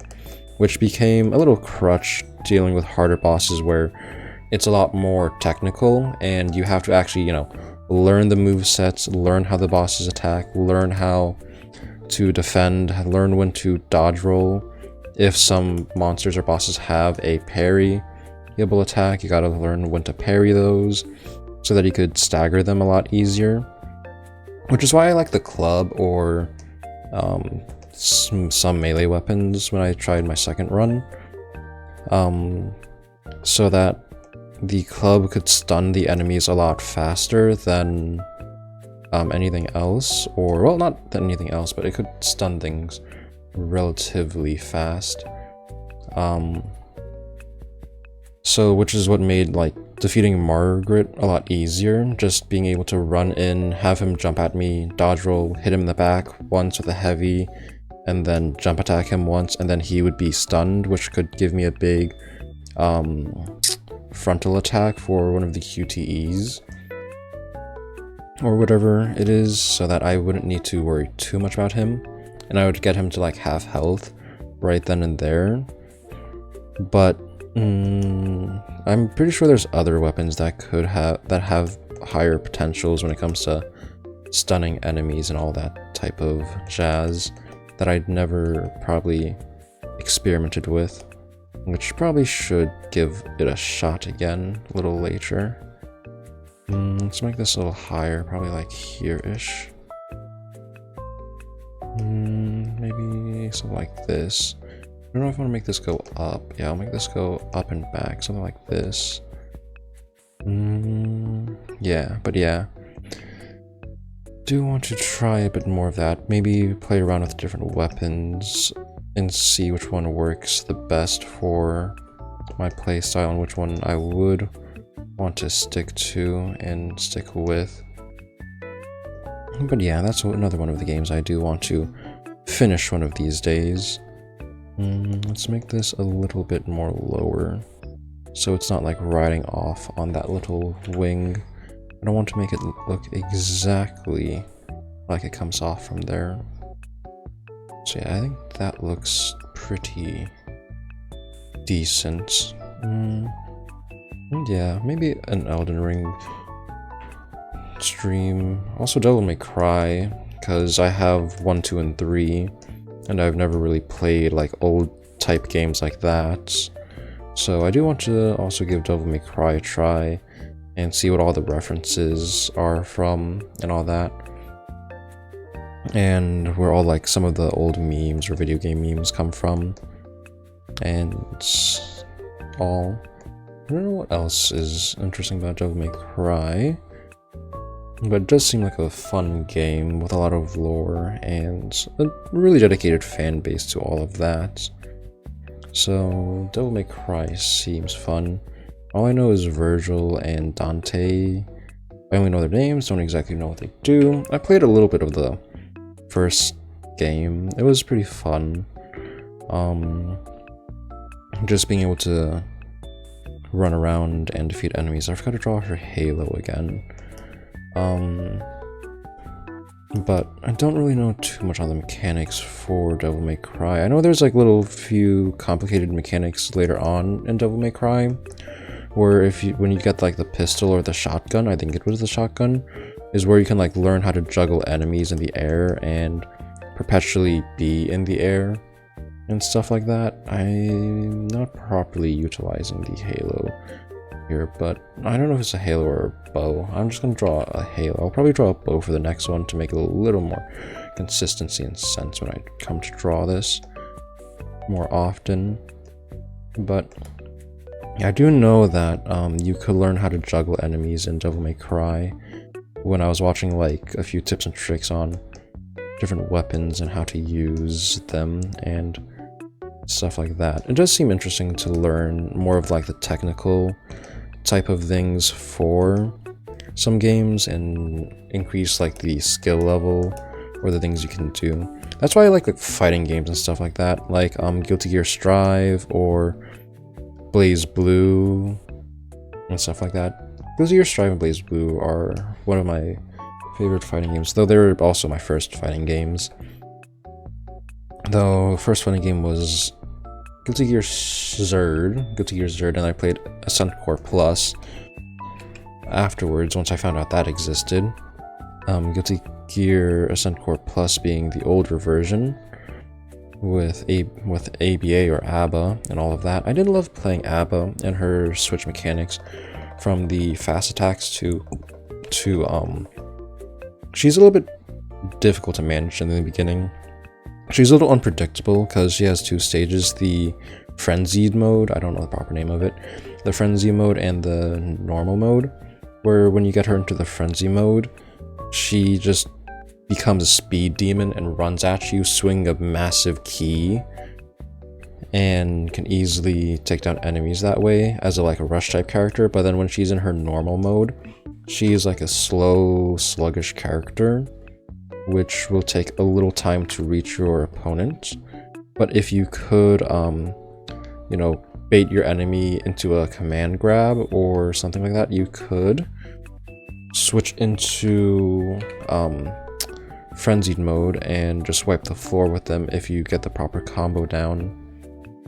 I remember being able to pull off like a dust loop where one of the moves was like you kick an enemy in the air, and then you could do a chain of like punch, kick, punch, kick, punch, kick, kick, no, punch, kick, punch, no, punch, kick, heavy, kick, kick, and then it'll slam the enemy down. That felt so fulfilling to do, especially when I was playing Giovanna. And then the first time I was able to pull off like a dust loop like that mid-air was like out of nowhere. I was just spamming random buttons that I think worked and was able to pull off a pretty decent combo for all of that somehow, which felt extremely good and badass. I lost the clip for that, sadly, when I had to reset my laptop or rewipe my window from scratch, so sad I lost that clip. But 'tis what it is sometimes when you don't really back up your computer a little too often. I also don't use OneDrive too much, since I just don't want to set it up and I don't trust it, even though it should be relatively trustworthy. But I just don't use that too often when it comes to stuff like this, I guess. I think this could be a decent, like, worried face, or I guess blushing face, maybe. And this took a little bit longer than 20 minutes. That's probably like 25 minutes to do this one. But hey, that's one drawing done for now. Gotta move on to the next one. Can't get bogged down on this for too long, or else I'll spend the whole hour on probably one drawing. I'll just set a stopwatch of how long I am drawing something. Let's see, stopwatch. There we go. Okay, that'll be for the next head drawing. Let me quickly find a different pose that I can utilize and draw. Probably a side. Yeah, that side angle looks pretty solid. Okay, and then I guess I'll draw the worried face. Okay, I don't think I've drawn her in a worried face, so let's try that out. And then let's turn the stopwatch on to see how long this will take me, I guess. Okay. Drink some water. Gotta hydrate from talking a little too often sometimes. Let's see. But, let's see, what else can I do? Don't know. Besides all of that, I don't know, probably finish the Shield defense. I do want to get a little better in weathering waves, because my max character level is like 70. I find it a little, weird how a lot of games, gacha games, lock level progression behind, character level progression behind account level, so that you can't like push characters to the max level right away, and you'd have to grind for a few months to increase your account level to like what, 50 to 60, maybe 70, I think, in Wuthering Waves. Wuthering Waves, what do you call it? In Wuthering Waves case, where you'd have to push to a higher world or level rank before you could actually max out your characters, which halts you from doing a lot of the endgame content, since it requires like level 90 characters, and it would require 3 teams of level 90 characters to complete, and each team consists of 3 characters, so you would need a total of 9 characters fully maxed out, or relatively maxed out, to be able to attempt and clear the endgame content. But in most gacha games like that, you could get away with like maybe 4 or 5 relatively maxed out characters being your main DPSs, and scoot by having your supports be a little underleveled, as long as your main DP could handle the bosses, and the supports you put them with are relatively optimal, so that they buff the character's attacks, or they buff either the attack, the damage, or shred resistances of some characters. So that's another thing to, I guess, worry about. Is this a same? Yeah, it's a little same type of smile, but I'm going to make this a little bit more wry, I think. And this one would be a little bit more straight and narrow in comparison to the other one. Something like around here. It could be where the eyes is. But yeah, I find it a little tedious that they put a lot of the character level experience behind the world rank, which takes quite a long time to grind, but it is what it is. It also, I guess, helps you collect all the materials for all your characters as they level up. It also helps you, I guess, divvy out all of your materials and grind for the materials, but then even that takes more time, since everything is stamina based and you only get a certain amount of stamina per day, and you can't really get any more than that without either wailing or just just wailing or wasting your saved up currency. Stellarites, I think that's what they call it. I forget a lot of the currency names in gacha games like that. But, oh well, we'll have to see. We'll have to see. No, I don't want to talk about brain rot. Freaking cousin sent me a brain rot math problem yesterday. And, not a math problem, but it's like, I'll talk about it for a little bit.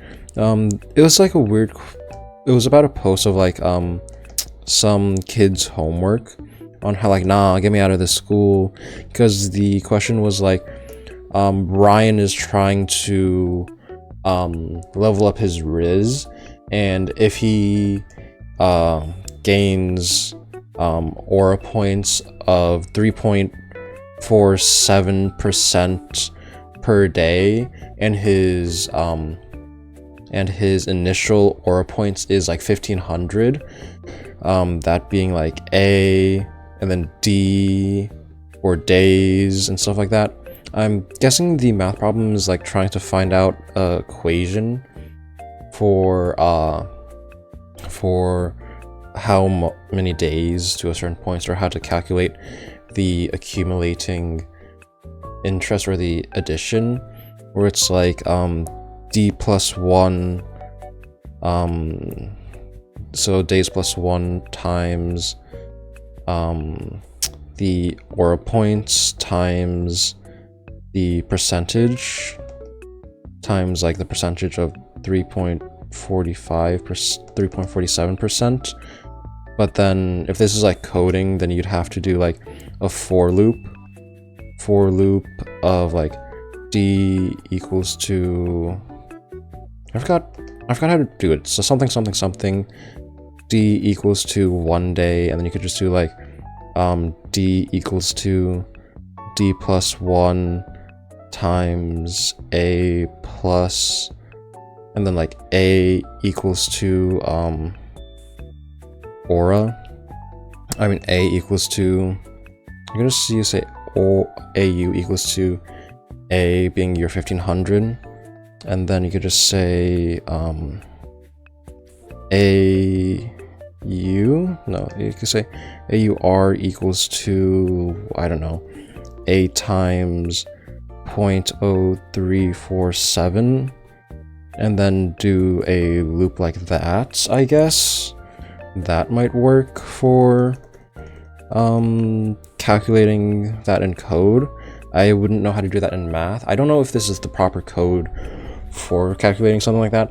I just went a little too math nerdy on something that, or code thingy for something that shouldn't be too much of a thought. I'm like, how would you calculate that? How much Riz, or how many days would Ryan have to wait to reach a certain amount of Riz for no reason at all? I took that shitty brain rot math problem post a little too seriously and tried to solve for, like, you know, the typical anime meme, over 9,000. So I was like, how many days would it take Ryan to reach over 9,000 aura points with the accumulated accumulated addition of like 3.47% per day? And yeah, I probably should have just left that there and not touched it, but just a bunch of nerdy stuff. But I guess it makes sense. In college, freshman year, I was on like the nerd floor, the engineering floor. Can't really say anything bad about that, since I was the one who signed myself up for that. Though the number one way I could tell everyone was like nerd or geek, including myself, but not including myself, and like as hard as they were, was one night when I went to go use the bathroom after playing like League or something. Since there's the communal bathroom in the college dorms and you don't get your own, I stepped outside of the hallway and I saw like 4 or 5 guys standing in the hallway looking at the wall, just calculators in hand and notebooks in the other, and they were trying to solve a math problem someone wrote on the wall. Since the wall is like tiles, so you could just leave a box of markers in the hallway and just write whatever you want on the hallway walls. The dorm allowed you to do that and would just erase it and like erase it later, but they left you draw or do anything you want on the walls as long as it's nothing inappropriate. So some people would just write down a hard math problem or a math problem from their class, and then like half the floor or a quarter of the floor would just be outside trying to solve the math problem. And it's like, no, I don't think this formula is right, maybe we should try this. And I'm like, what the hell are you guys doing? It's like 11 p.m. at night and they're just standing around trying to solve math problems and stuff like that, which kudos to them. I could not do that. I could not handle just standing outside trying to solve math problems like that late at night after dealing with homework and all of that. But yeah, that was a funny thing to see in college, just how people are very, very dedicated to all of that. I think this eye could be a bit smaller.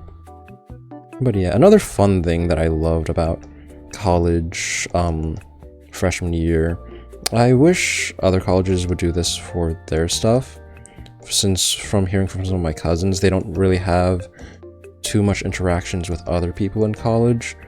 Sometimes it was like first year cup, where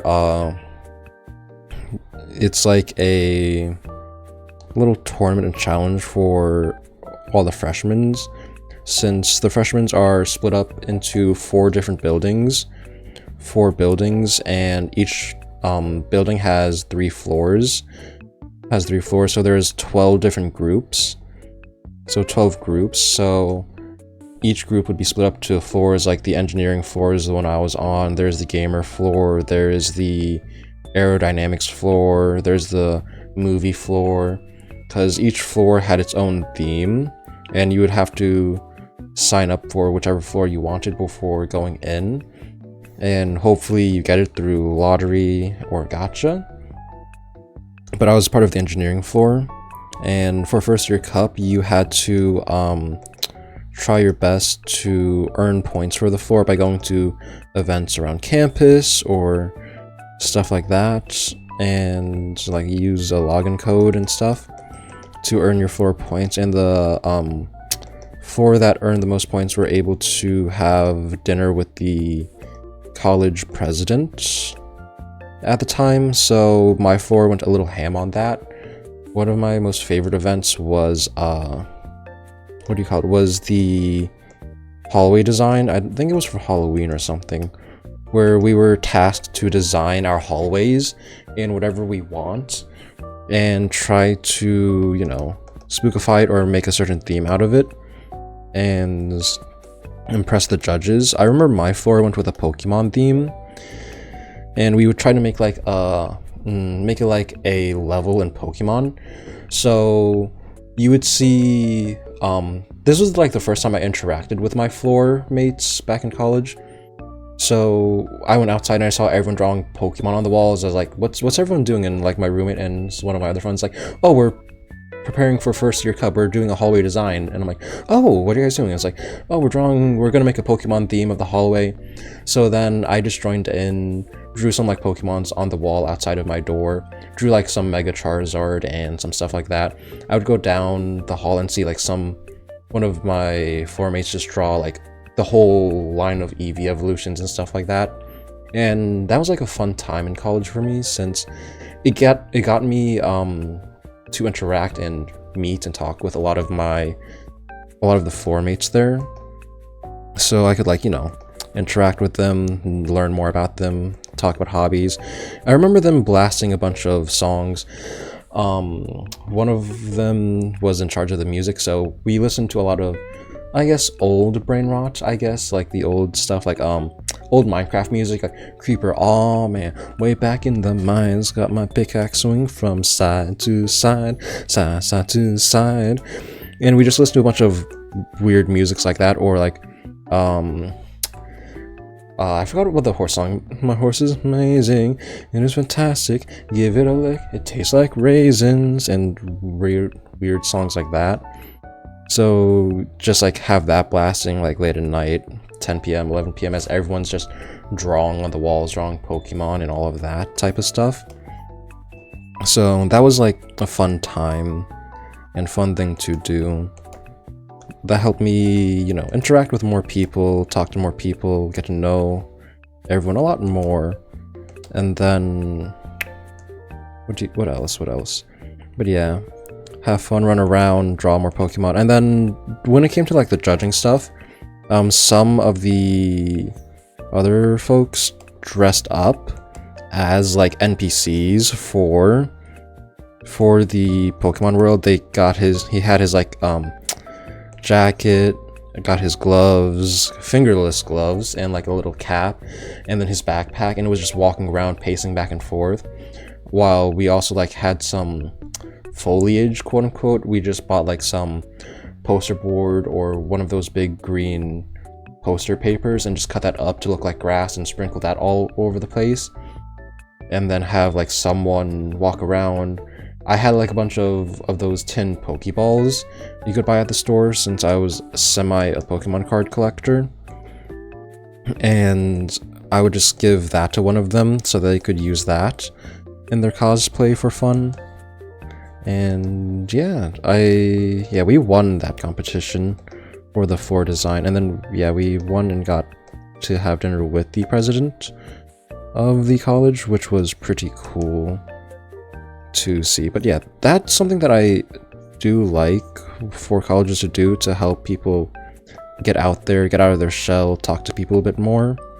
Especially like for me, I still is a relatively big introvert, so having that was a pretty good thing to get me out of my room, talking with more people and making a bit more friends here and there.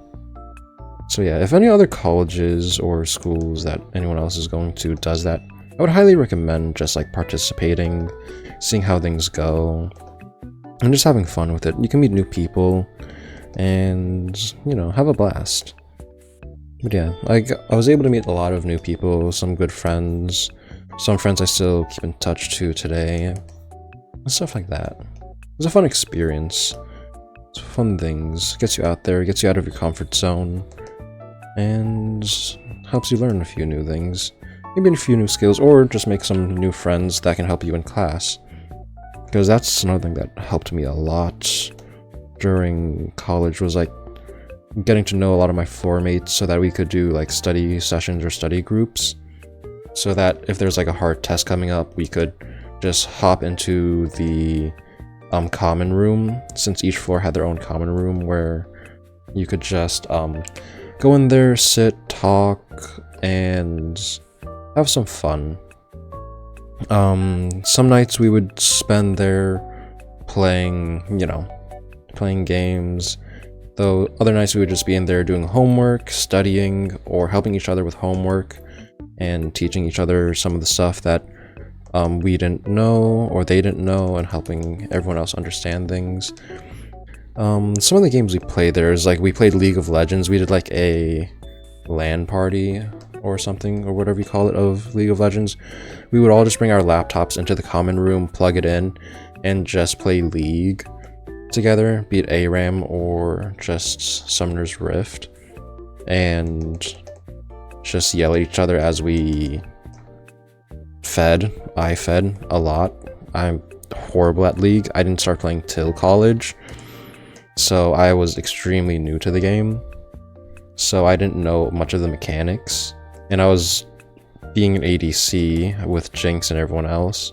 Jinx, Caitlyn, Misfortune, and stuff. And ADC is like a hit or miss role, where it's either you can rock it or you can't. In the beginning I was a little bit horrible, but then I think I got a little better as time went on, but not to their level, since a lot of them were like platinum or diamond in League, so that was a little hard to keep up with, being a new player and just being like silver, bronze, iron basically in the game. But it was still a fun time. Another thing was like one of the floor mates, one of the people who lived on the floor, just brought a TV, left it in the common room, and left their Switch in the common room like 24/7. So we were able to just like hop onto the Switch and play like Smash Bros or Mario Kart every other night, which was another very fun experience to go through, and just have some nights just like feeling bored, hop into the common room and just play Smash with some of the guys, see how things go. There weren't too many girls on the floor though. I think there was like, what, 4 girls on the floor, so they were like the odd ones out on the floor. But yeah, there was a little drama in college you got to be a little careful about when it comes to all of that, because I remember one night me and my friend was just like playing Smash on the couch in the common room, and then we just hear one of the girls come in talking about how one of the other guys is a stalker and was stalking her, and how she was so scared of him. And then a lot of the other floor mates wanted to, rip him a new one, beat him up and stuff, but his roommate was a godsend and protected him from all that. But he was totally oblivious to her allegations of him, and she wanted to get him kicked out of school and all of that, saying that she feared for her life and stuff. Not all girls are bad, but I think she was particularly mischievous, because the very next day after all that happened, me and my friend was back again on the couch playing Smash in the morning, and the Sid accused stalker was in there with us washing his dishes, since that was only like open sink to wash dishes in. And then the girl who accused him of stalking her and her fearing from her life walked by the common room. He didn't even see her, but she walks in, says hi, and gives him a hug, which got me a little suspicious on her allegations, because if you were scared of a guy and didn't really like him and feared for your life around him, you wouldn't go out of your way to talk to him. You wouldn't really, go up, give him a hug, ask him how he's doing, or plan getting him expelled from the school and college, technically ruining his life. So yeah, he was completely oblivious to that, and she just, played it off like nothing happened. the night before, and he was like left curious on why people were pissed off and mad at him, because he was blackout drunk the night he came back, because he parties at like frat houses a lot. So that's, I guess, technically his alibi. But yeah, I have no clue how serious those allegations were when she just went out of her way to talk to him and give him a hug when he didn't even see or notice her. So yeah, some people will be a little crazy. And then he moved colleges later on and got out of there like the next semester, the next year. I haven't talked to him in a while. He was a pretty chill dude though. I think he's doing good for himself now that he's out of there. But yeah, that was, I think, a scary time for him. But yeah, some people you just gotta be careful with and see how things go. Sometimes it's good to think about things and judge things for yourself. Because yeah, when me and my friend saw that, we were like, what the hell's going on? Because she just accused him of all of this bad stuff, yet she's being very friendly and almost flirtatious with him. So that was just mind-boggling to me. It was a very weird story, to say the least. Though besides that, I think college was normal. I didn't think there was any too much drama besides that, besides getting someone almost expelled and jailed for some accusations. So yeah, just be careful out there. And take your time meeting new people. There's also another interesting thing that someone else did. One of my... not one of my friends, but one of the frat brothers that my roommate knew who was also like a heavy introvert like I am, wanted to, like, you know, improve his introvertness and get out there, talk to more people. So he made himself a challenge to talk to a new person every single day during like school time, during campus time. So it could be something as simple as like saying hi to someone new, striking up a conversation, saying like, hey, hi, how's your day? How you doing? Or in class, asking someone for notes or for a little help on this. And then later on, I saw him talking, and then it's like he was friends with, like, I don't know, half of the people out there, since he did that little experiment of just going out, talking to people, saying hi, greeting them. It doesn't even need to be like a full-on conversation or anything. Sometimes it would be as simple as hi, and then goodbye, or just like, hi, how's your day going? How was class? And then just walk away. And then if they ever see each other again, probably talk again or not. But yeah, that's an interesting thing that he did. I guess is like a little experiment you can try to do if you ever want to, you know, put yourself out there, learn to talk to a bit more people. If you're a little too much of an introvert and you want to, I guess, improve upon that a little bit here and there, so that you're not too scared of human interaction or a little too nervous or jittery when it comes to that type of stuff. But yeah, that was another interesting little experiment that he ran. I think this is more of a downwards look like this. Okay, yeah, something like this could work. Yeah, I think that could work. I don't know if I want... No, she doesn't need blush if I do that. It's not perfect, but let me make this a little lighter. Something like this, I think, could work. I don't know much of any other college stories or anything else. I do remember scaring the shit out of my roommate once, though. If you know, sometimes whenever you're lying in bed and you're on your phone, you're lying on your back and you have your phone in your hand, and sometimes your arm gets tired holding the phone up above your head as you're just looking at it, or sometimes the phone falls and whacks you in the face. I tried to circumvent that by building my own little shack or house or encampment under my bed. So the bed was like 5 feet tall or so and it has like little springs on the bottom in like hex patterns like this.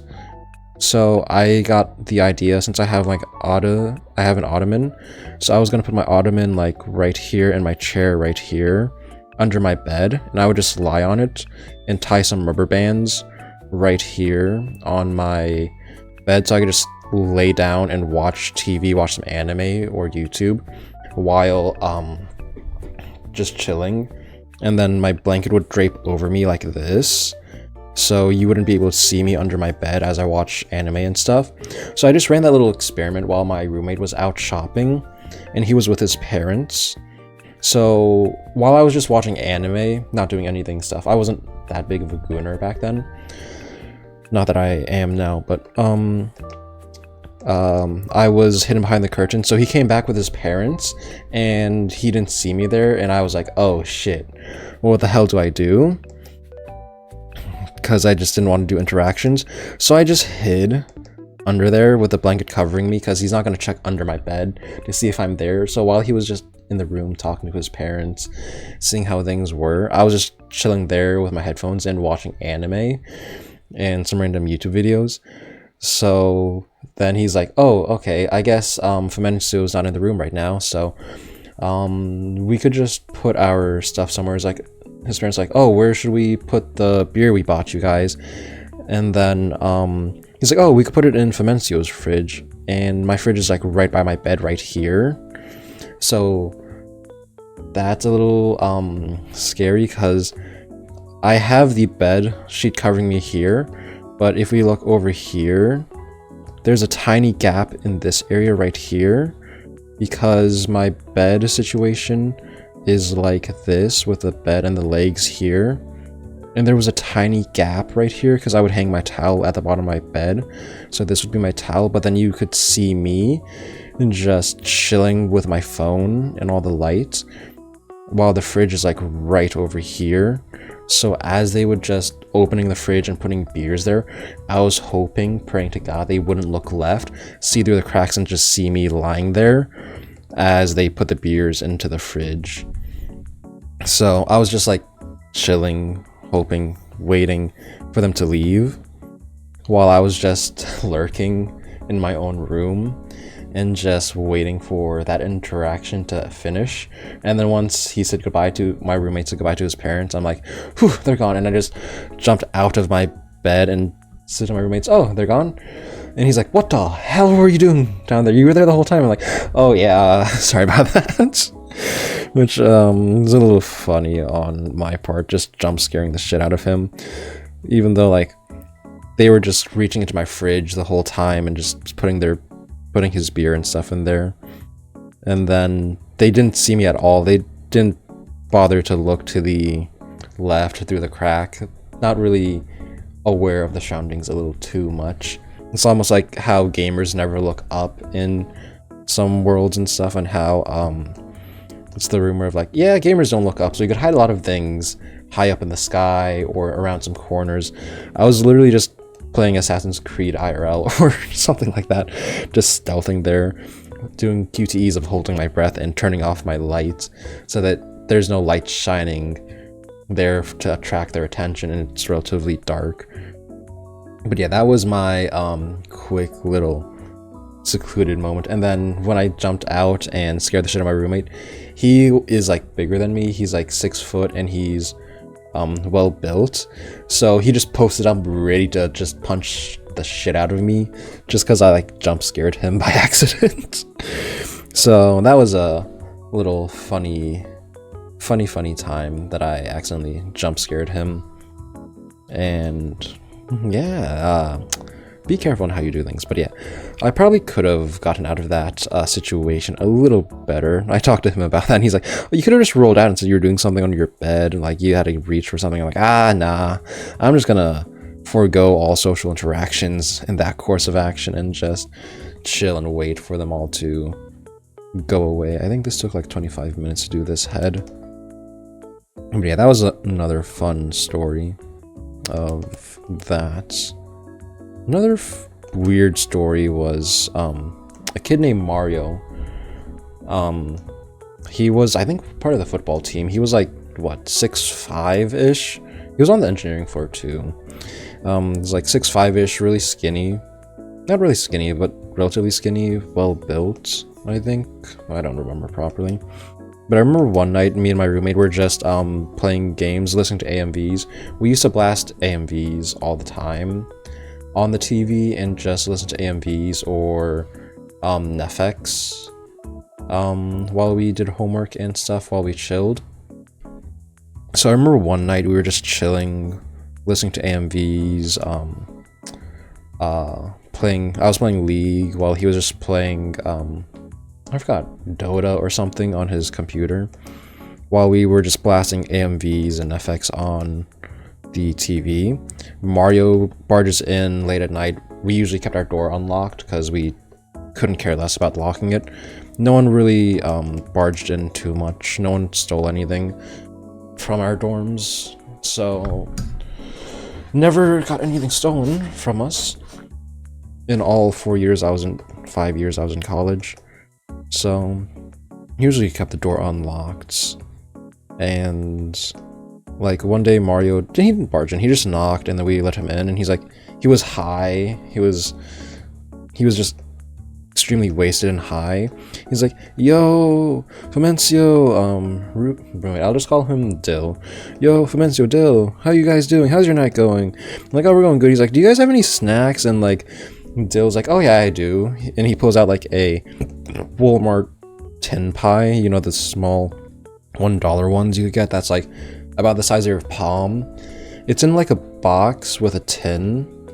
So he gave that to Mario, and then Mario's like, yo, thanks, bro. And then he takes it, bites through the box, bites through the tin, and eats the pie, and then just spits out the box in his hand. He doesn't throw it on the floor. He's at least civil in that aspect. Civil, quote unquote. And then we have like a counter by the doorway where it's like the dresser counter by the doorway, and he was in the doorway eating the pie. He got crumbs all over my counter. He's like, oh, don't worry, bro, I got you, I'll clean that up. And the next thing he does is there's a lot of like apple pie crumbs all over my counter, all over my dresser. And he's like, oh no, don't worry, bro, I got you, I'll clean that up. He bends down, plugs one nose, and just snorts all the crumbs up. And I'm like, what the hell is going on here? But yeah, college, you meet very interesting people. It was a very weird and funny interaction to have at college. Just like barge in like, what, 12 a.m., 1 a.m. in the morning, and just ask for a snack while he's high, and just snort apple pie crumbs off of my dresser drawer. And I'm like, what the hell was going on? Did that happen? Did that actually happen? What? I was like so confused and baffled afterwards. I didn't know what to do or say. But yeah, my guy was, I think, relatively normal the next day. He also came and apologized to us, so like, yo, sorry if I did anything weird last night. I was a bit too high and didn't have full motor functionality, as, you know, when you're high, you don't really have control over a lot of things you do. Everything's like a dream, I guess. Never was high, never was one to do drugs or experiment. Since I have a bad history with, not drugs, but bad history with like health. Since I had like previous asthma problems and heart problems. So I was never one to, you know, pick up or try any type of drug, and I guess fear and risk of, you know, worsening my asthma or things like that. Granted, I don't have asthma anymore, since I guess I grew out of it and my body got a bit stronger over the years. But I used to be like heavily asthmatic, or however you call it. I used to have, you know, the inhaler and the little tube with it. I used to have like one of those vapor machines, or buses is what the one I had for the design, where it had like little mask and you put to your mouth and nose, and you just have to breathe into it while it dispenses like some sort of, not saline solution, but some sort of solution so you could breathe and help you breathe and clear out your airways or something. I forgot. I had it when I was a kid. But yeah, I grew out of it and didn't need to do it. I remember some nights during the nights as a kid and growing up, like, it was hard for me to breathe sometimes. Like, sometimes I would wake up not being able to breathe. Like, my nose would be clogged. I couldn't, like, breathe in or out. So I'd have to, like, shock my body by just taking a gasp of air or something. Like, and then I'll be able to breathe again, I guess, in a sense. But yeah, I used to be heavily on asthma, so I would never experiment with anything like vaping, smoking, cigarettes, or anything like that in fear of re-triggering it. Because I did a little research in asthma and stuff like that, and it's like, even if you outgrow asthma, even if you, no longer use it, even though you use it as a kid, if you don't properly take care of yourself, stay active, stay fit, it could come back later on in the years, like late 20s, early 30s. So I was like, oh, okay, make sure not to do drugs. Make sure not to smoke, not to do anything like that. Make sure to exercise, stay fit and shape, do some cardio here and there, so that I don't,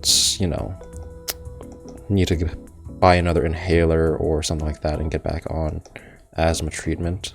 I much prefer not having to rely on that to help me breathe for the time being. And I'm very happy staying that way for now. I remember telling that to one of my other friends who used to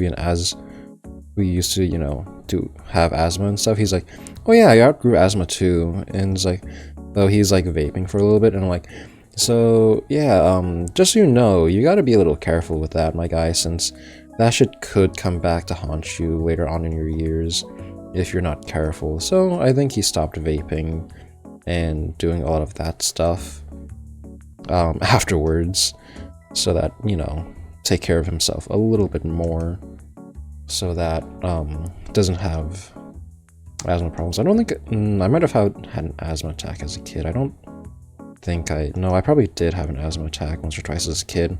I remember waking up in a hospital one day, so probably did have an asthma attack once or twice back then. So yeah, just gotta make sure y'all take care of your own health. Stay healthy, stay active in whatever way you can. Do a few stretches here and there. I probably should stretch. And I'll do little regular exercises so that, you don't really neglect your health. So yeah, what else is there I can yap about? I have not a clue. I'm just trying to draw on this face. I don't know what expression I'm going for. I guess this is like a disgusted face, in a sense. I feel like the mouth is a little too low, so I can make this a little higher. But yeah, that's just, always make sure to keep yourself healthy. Do some cardio, do some jumping jacks, maybe high knees or butt kicks. One thing I sometimes do is Thenx, THENX, with Chris Heria, someone I used to watch all the time for like calisthenics and exercise.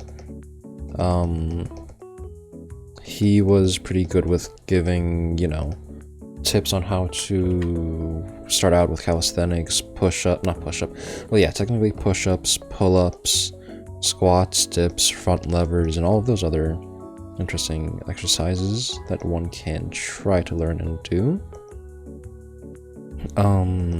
That was fun. He also has like a lot of 10-minute challenges, not challenges, but like exercise routines of like lose weight or body fat, just follow alongs, where it's like a lot of cardio exercises. It's like HIIT cardio exercises where you would just do like high knees, crunches, butt kicks, jumping jacks.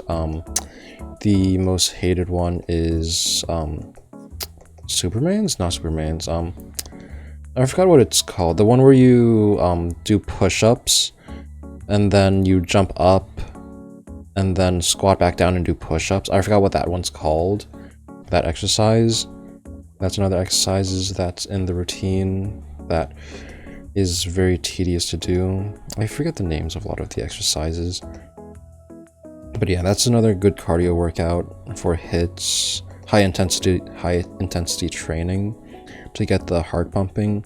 Just like 10 minutes of that was able to get my heart pumping, cardio, sweat, like just drenched in sweat afterwards, since I don't work out too often.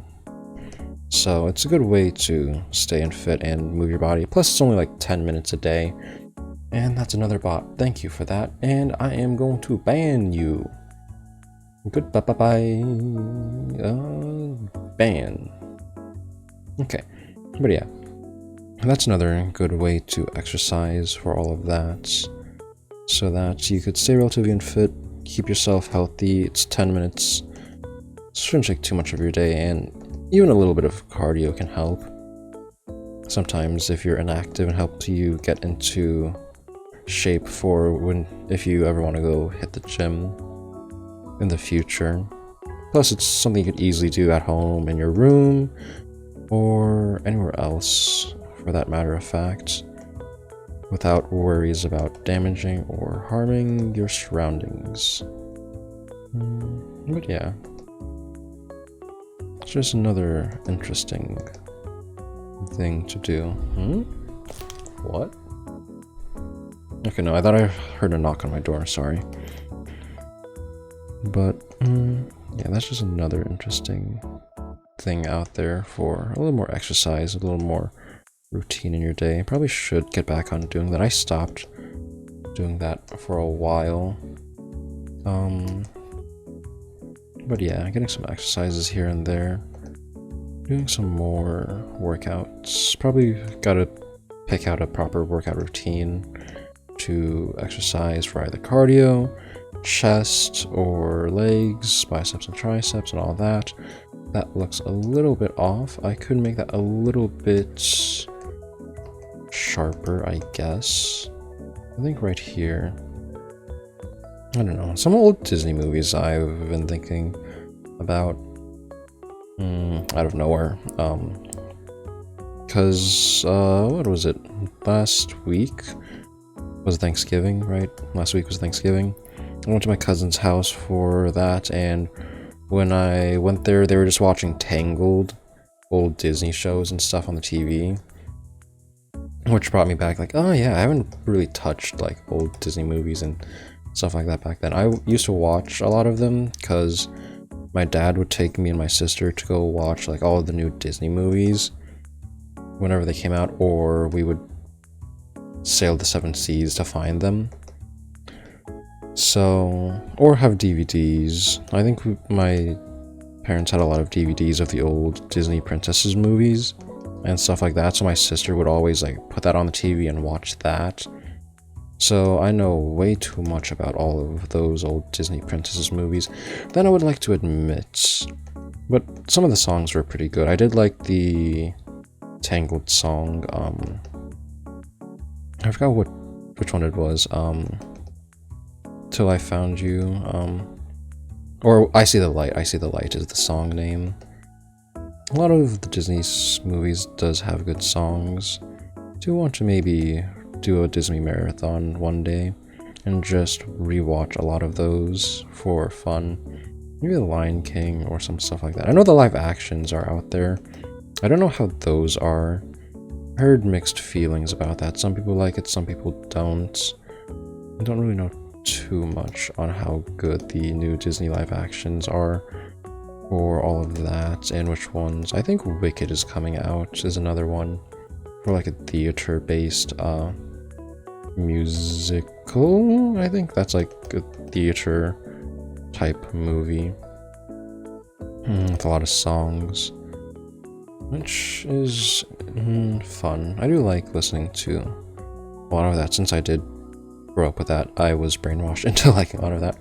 Big Time Rush is another old TV show that I miss with all of that. They had a pretty decent songs, boy band and stuff.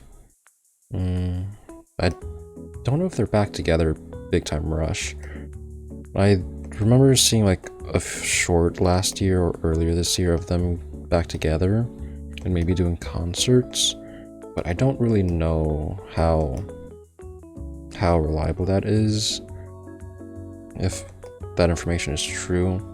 But it's cool to see old stars come up again and see how they're doing.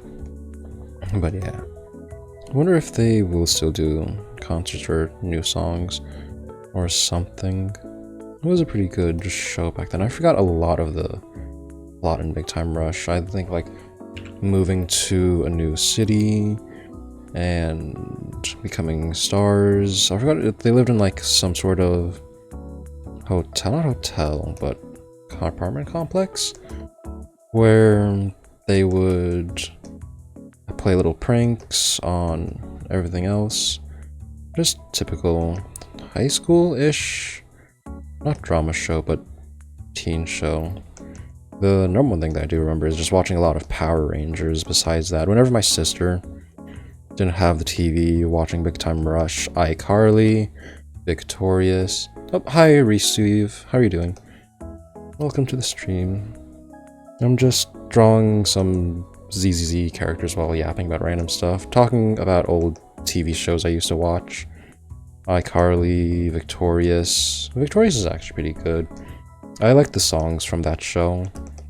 They had a few bangers. Stuff like that. How was Victorious? I don't know. It's been a while since I've watched. I know like Ariana Grande and stuff was in that show. It's been a while.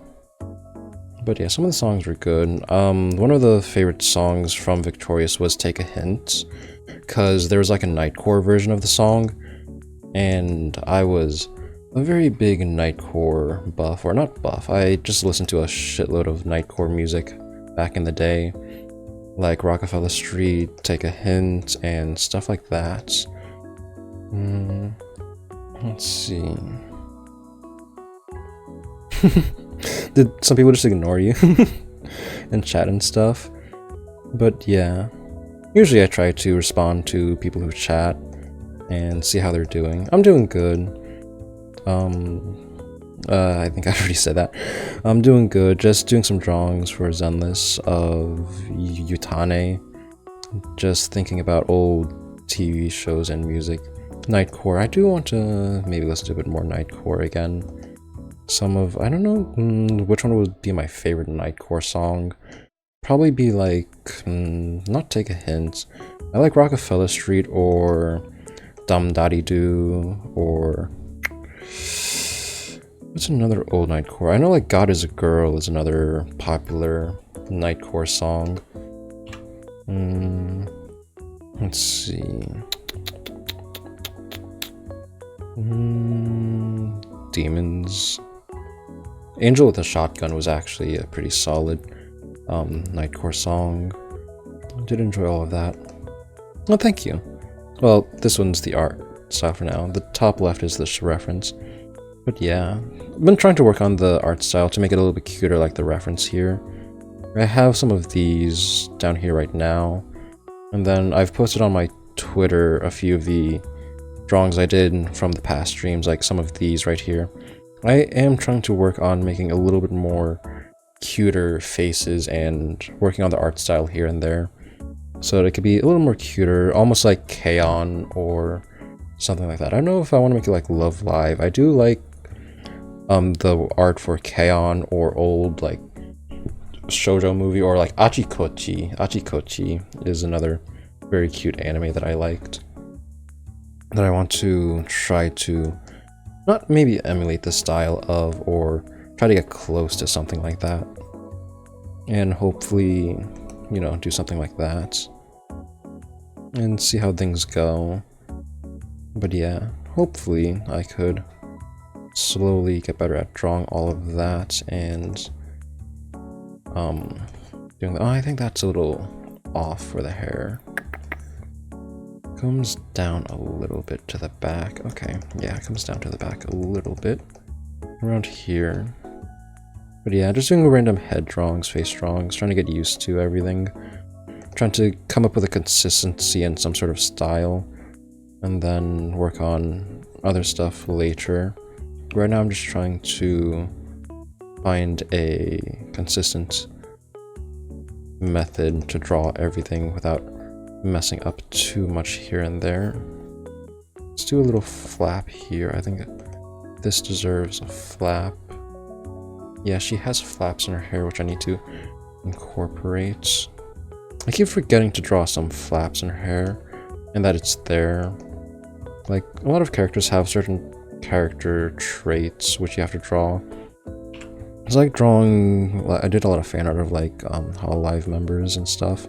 It's like drawing Ina from Hololive without drawing her flaps or stuff like that. Or drawing like a Neko character with cat ears without their cat ears.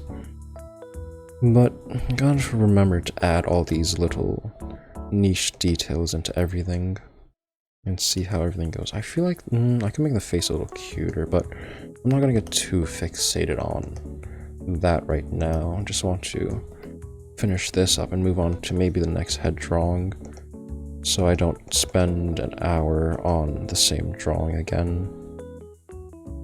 I think that should be solid enough. So let me just color this in and move on to the next drawing and see what else I can do. I don't know what expression I want to do for the next one. I also forgot to draw her eyebrows, so I gotta keep in mind to redraw her eyebrows. I also want to make her nose a little bit more cuter. I think something like that could work. Yeah, that could work.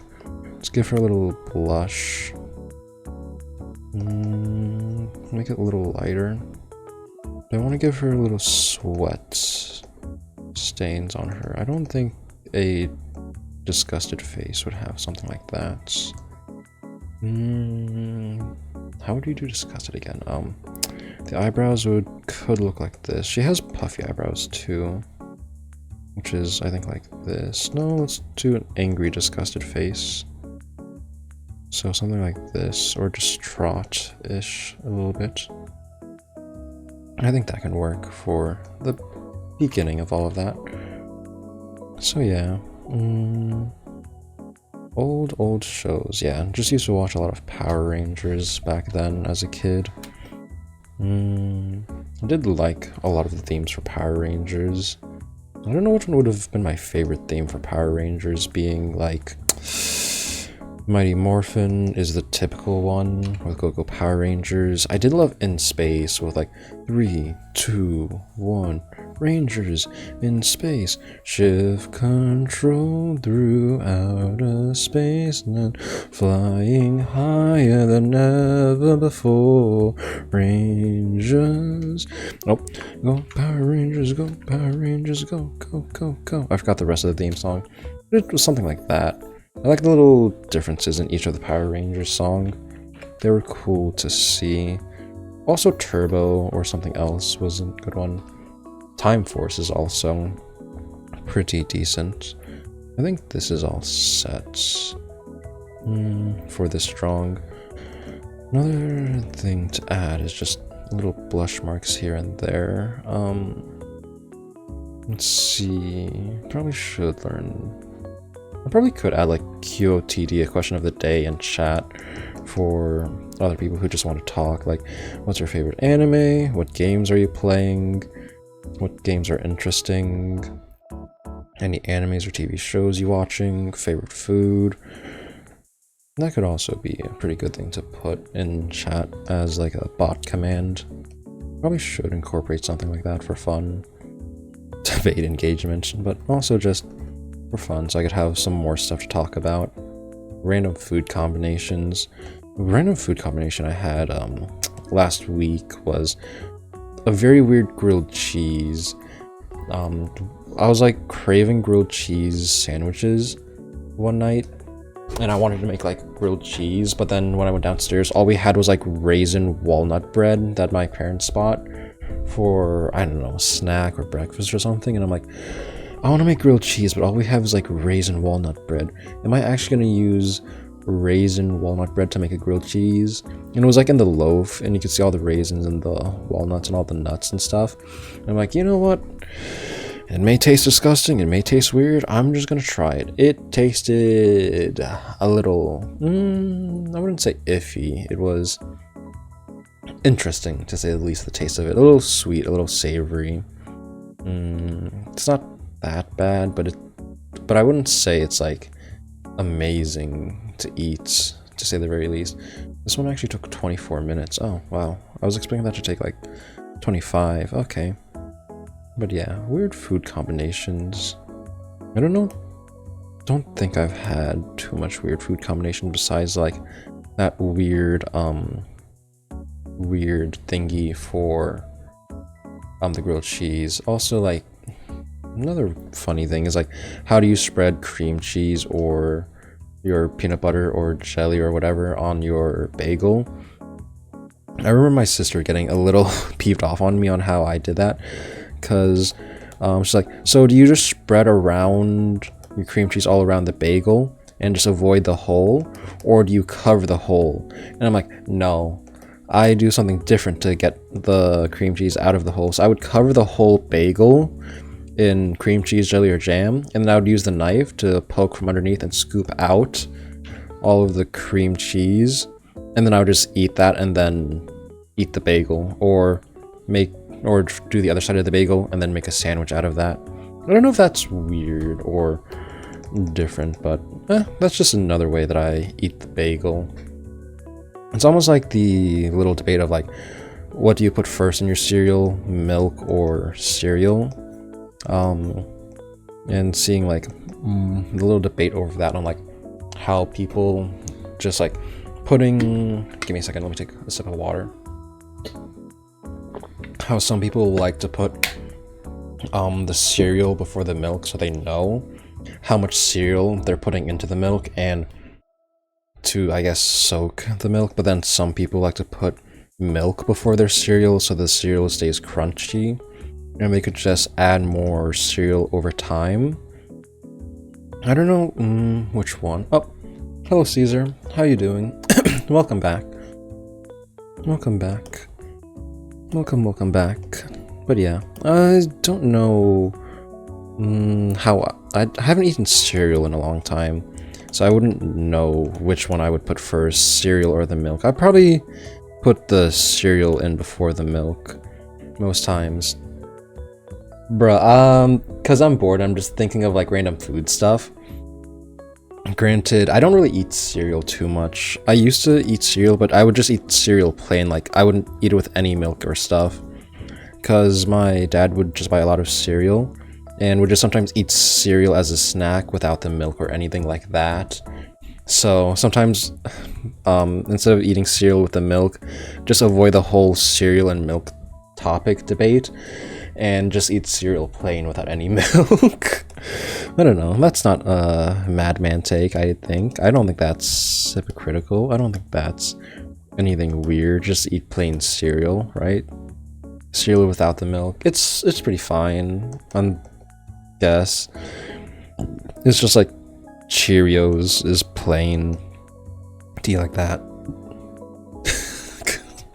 I'm doing good. Continuing drawing. You're still on your fixation on like all the priests and stuff still, my guy?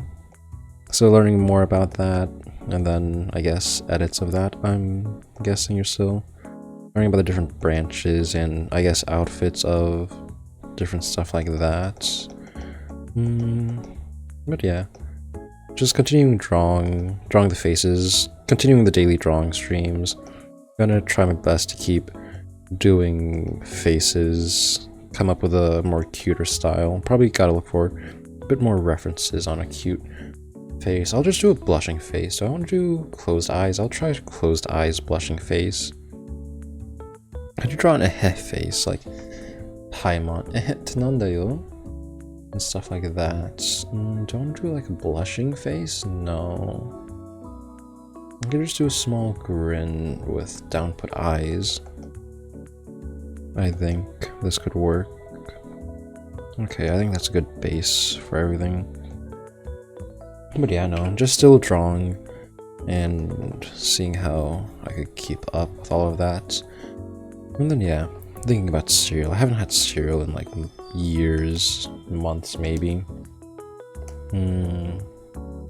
Would I want to eat cereal again? Probably, maybe. Just try it again. Maybe.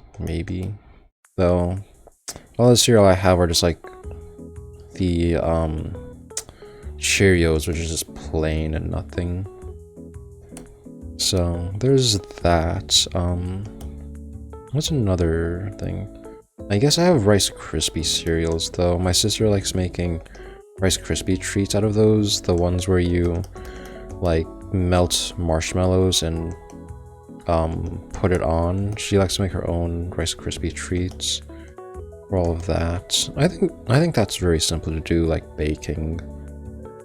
I haven't baked too much in a long time. I do like baking, like brownies and cakes and stuff, because you could just make your own desserts however sweet you want. It's a fun thing to do, especially making however big or small you want them to be. It's also fun experimenting with the flavors. It's fun and relaxing time. I don't know, I like making probably brownies a lot more, a lot easier. Chocolate chip cookies also. Chocolate chip cookies. I haven't made that in a while. I have a lot of butter and flour. I do have some leftover chocolate chips. I could possibly make some of that.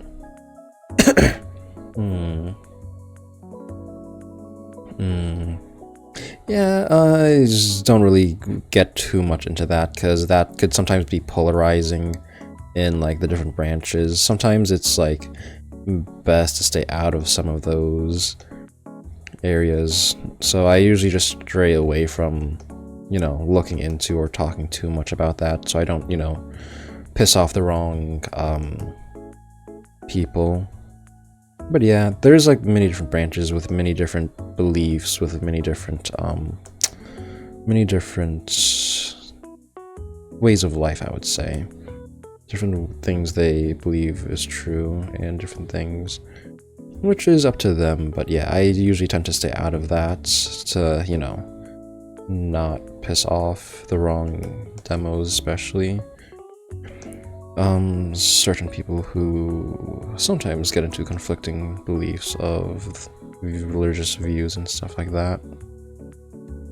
So yeah, it is interesting learning about it, but yeah, sometimes some aspects of it gets a little daunting, to say the very least, when it comes to researching different areas of that. But yeah, for me, I'm just going to stick to researching maybe outfits for later if I ever need to draw a character in that certain type of style or such. I think this could be the nose. The nose could be a little higher. I said I was going to draw her with her eyes closed, but I'm drawing her with her eyes open. Okay. Well, it is what it is. I already forgot what the heck I was going to do with her, but okay. Let's see. What else can I do to draw her? I don't know if I could draw her. No, I'll draw her with a grin. I was English. I was probably gonna try drawing her with puppy dog eyes. I'll probably try drawing her with puppy dog eyes next, and something like this probably next. Okay, I'll leave this as reference right here, so I could draw her with that expression a little bit more nicer and neater later on. Don't want to make a grin. I guess I could make a grin with a downwards thingy. Something like this, I think. Little blush here. Oh, yeah, I think that looks pretty decent. I'm gonna get her thingies here. But yeah, there's a lot of weird food combinations out there. I don't know if it's weird to just eat hot dogs and rice. It's something I slightly guilty of. One of my friends calls me weird for doing that a little bit. I would just like hot dog and rice. Sometimes back in college, when getting food from the cafe and stuff like that,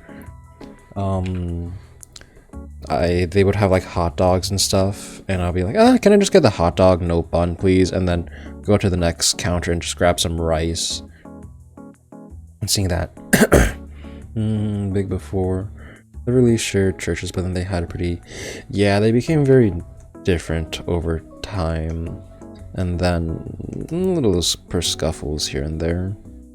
So, 'tis what it will be for all of that. But yeah, it's interesting learning about the different nuances of the different sects. Let's see, I could draw the bottom lip a little bit like this, but yeah. I don't know if eating hot dog with rice. No, it's not that weird. It's normal. Just put some kimchi on it. Numb out the flavor. I don't know. Kimchi, hot dog, and rice. It's pretty...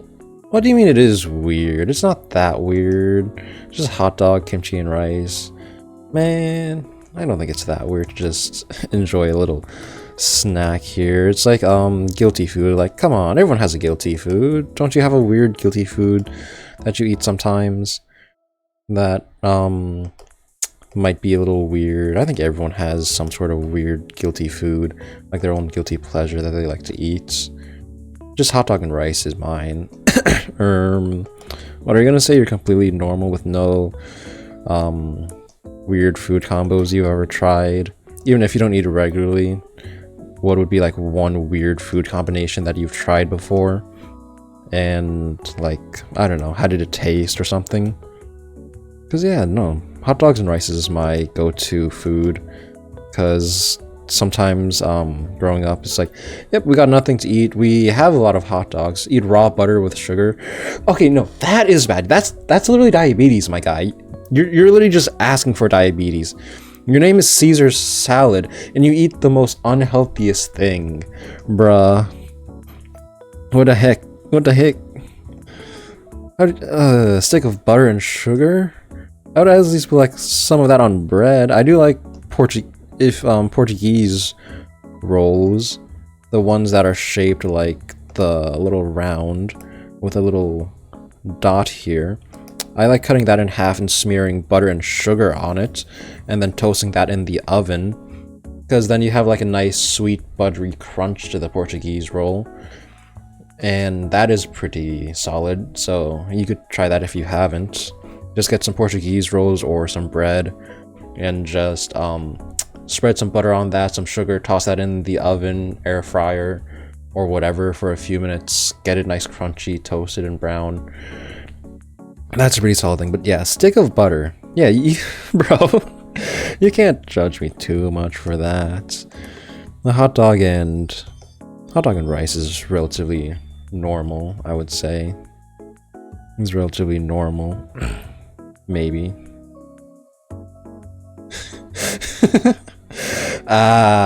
Okay. What fandom was that? I have no clue. I've never been into, I guess, looking too much into fandoms. I've mainly isolate myself from stuff. Like, I watch a lot of animes or games, but I don't really dig into the fandoms and stuff.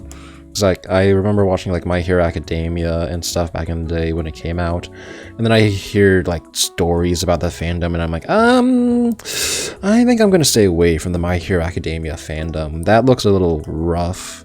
That looks a little rough for me, to say the very least. Or learning, or watching like a lot of VTubers, I learned a little more about the Omegaverse fandom, and I'm like, what the hell is Omegaverse? What is this alpha, omega, beta stuff you all talking about? What is this wolf stuff? What is nodding? What is all this? What is all that supposed to mean? And then the more streams I watched of Bao, or maybe Gigi or Cecilia from Hollow, I've learned a lot too much about all of that. The Mandela catalog, there was a character named Caesar, but he was often called Caesar Salad as a joke. Because of the same name, and since... Okay.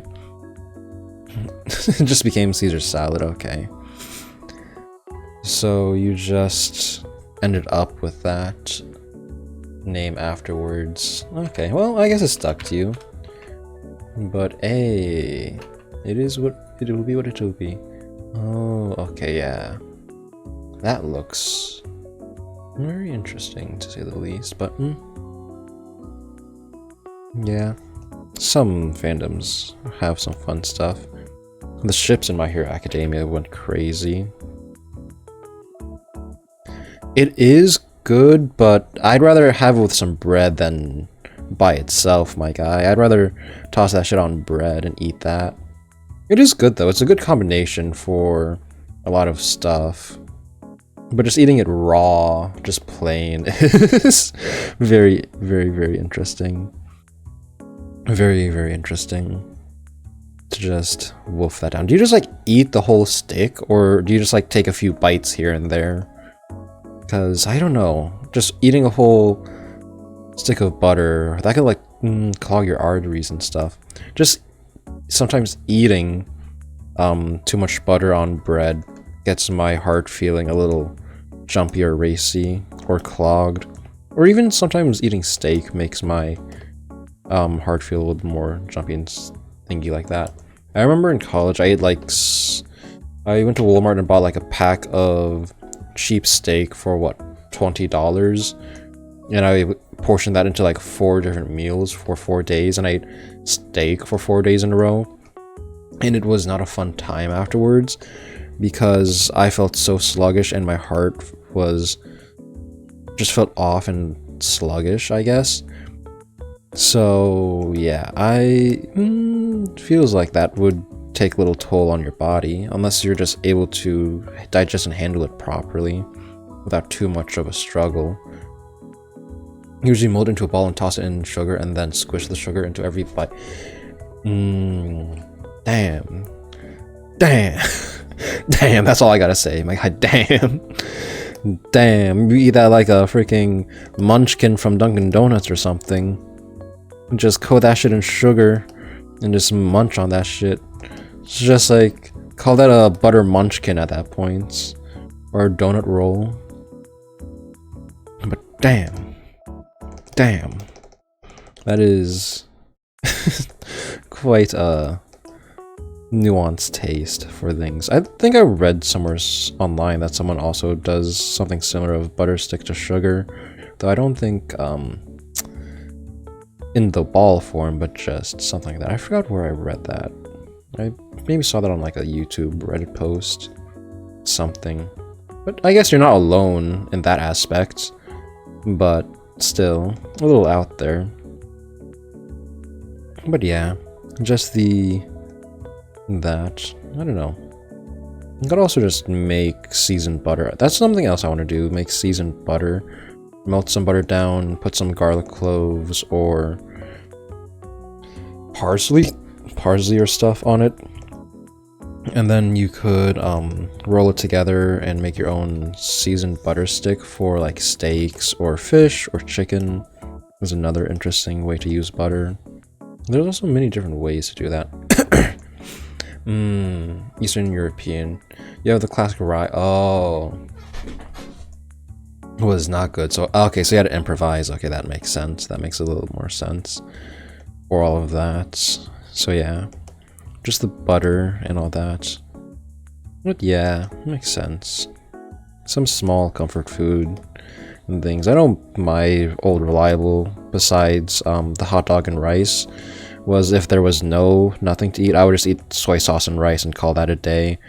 Just a big bowl of soy sauce and rice, call that a meal. Or if we have eggs, add some eggs with the soy sauce and rice. But yeah, I think that's typically normal in Asian households, maybe.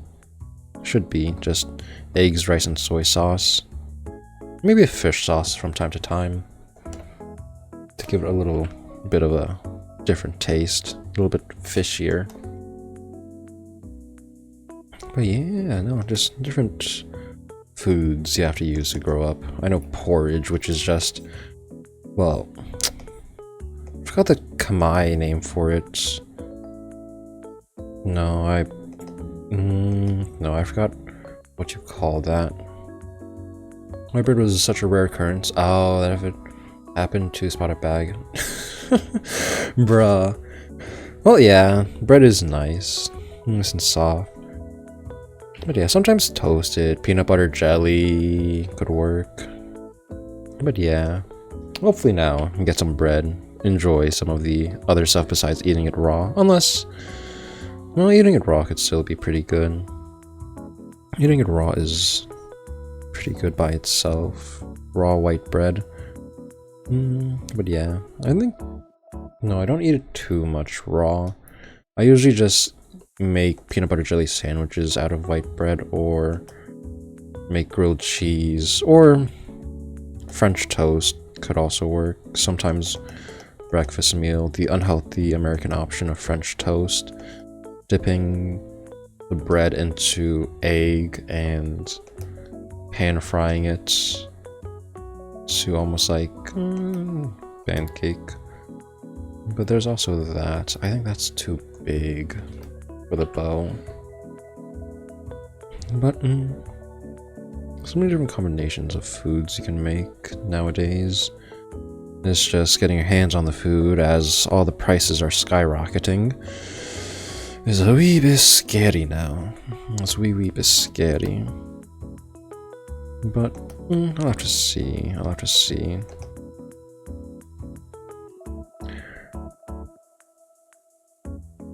Okay, no, that is very vile and disgusting. Like, how do you, what? How did you grow up to eat? I know I used to do something similar, and I didn't drink it though. Like, you know, back in high school, in the cafeteria, you would have some free time. You'd get like a small shitty carton of milk, and sometimes there's like a lot of food you didn't eat. Sometimes, like some weird beans or gravies, especially American schools, a little weird. So sometimes I would just open the carton of milk, and I was one of those kids who would just make the weirdest concoction of like putting ketchup in the milk, putting some of the leftover beans in the milk, putting some mustard in the milk or relish in some random shit, and then just not eat it though, but just see the most disgusting thing I can make. I remember one of my friends actually tried eating it. Was not a fun time. Yeah, no, I used to do a lot of curse things back in high school. I would just like, yeah, have the carton of milk. Sometimes it was chocolate milk too, so that should hid a lot of the stuff. Well, even milk you can't see the insides of. So sometimes I would just like dump rice into it, or dump some of the soup that they gave us into it, or some of the fries into it, some ketchup into it, or what other vile things? If there was gravy, I would dump that into it. Mashed potatoes, I would dump into it. The mashed potato sometimes was just like dry. I don't know how they make dry mashed potatoes, but it was dry mashed potatoes. And I would just make the most vile concoction and not eat it. I would just hide all the food into this one vile concoction, and then just have people look or smell it. So yeah, that was one of the vile things I did back in high school for stuff. Probably. It was also probably like a lot of the frozen stuff. I don't know if they like bought like frozen mashed potatoes and then just had to reheat it or something. I don't know. I wouldn't put it past American schools to do some random shit like that. Of just frozen foods and just reheating a lot of it. Because I know like a lot of the smiley fries, the small little smiley fries with the little smiley face that smiles at you, or the little star little fries we had, which was also a smiley fry. I found those in the stores in like frozen bags, so they probably bought those in bulk from the supplier and then just tossed that in an oven and fed that to us.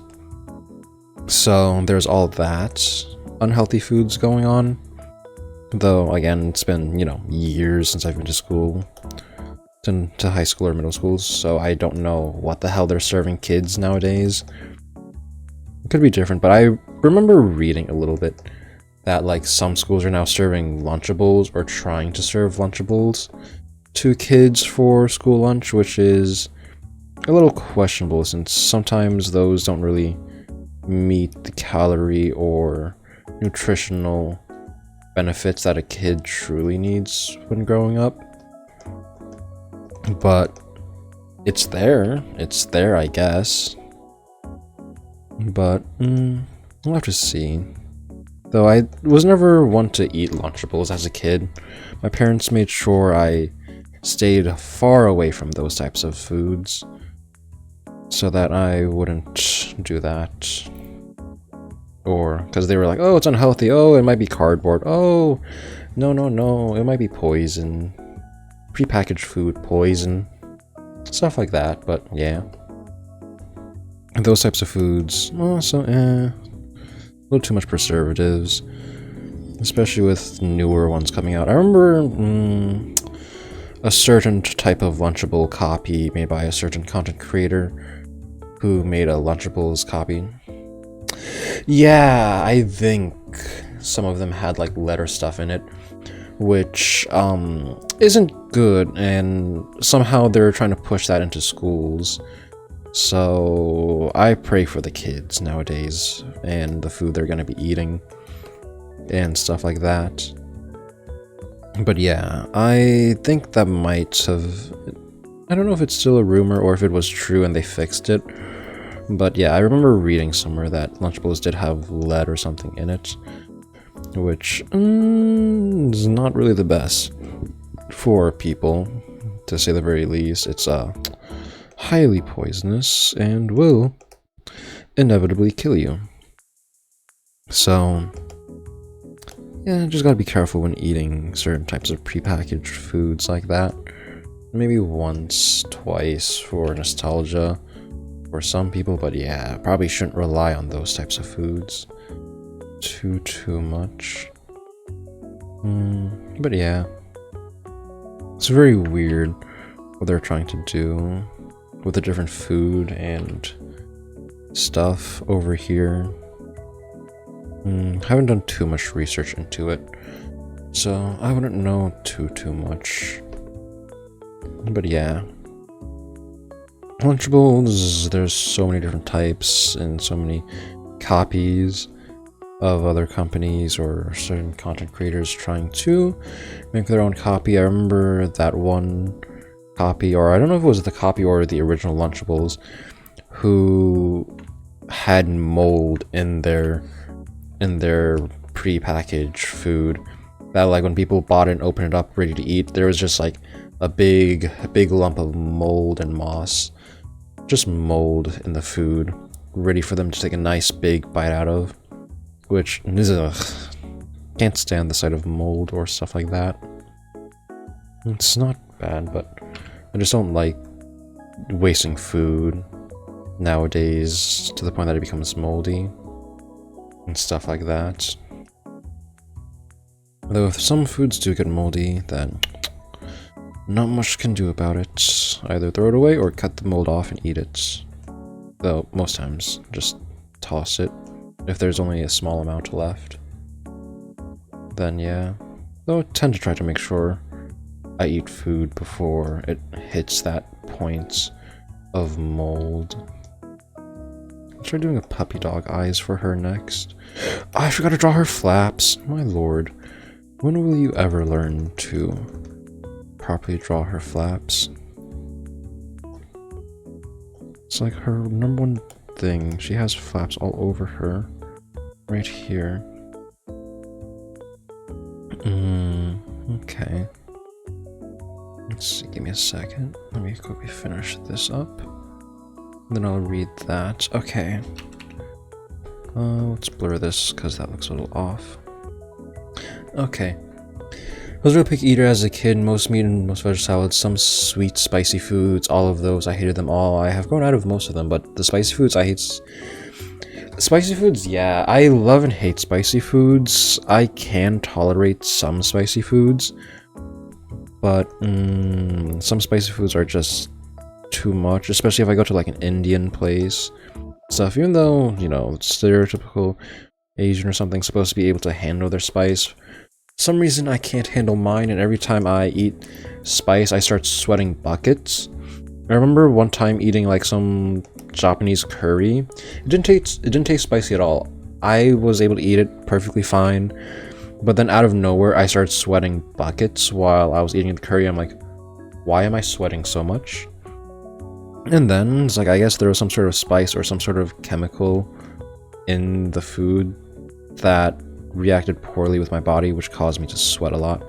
So I tend not to eat too much spicy foods also when it comes down to things, especially in public, so I don't sweat like a mofo and have to like constantly wipe my forehead and stuff every time I eat. But yeah, it's good to grow out of being a picky eater and just eating more stuff, more vegetables and the nuts. Probably should add more vegetables and stuff. I will eat a bit more salads and spinach later. But yeah, I think that should be good now with her hair flaps added in.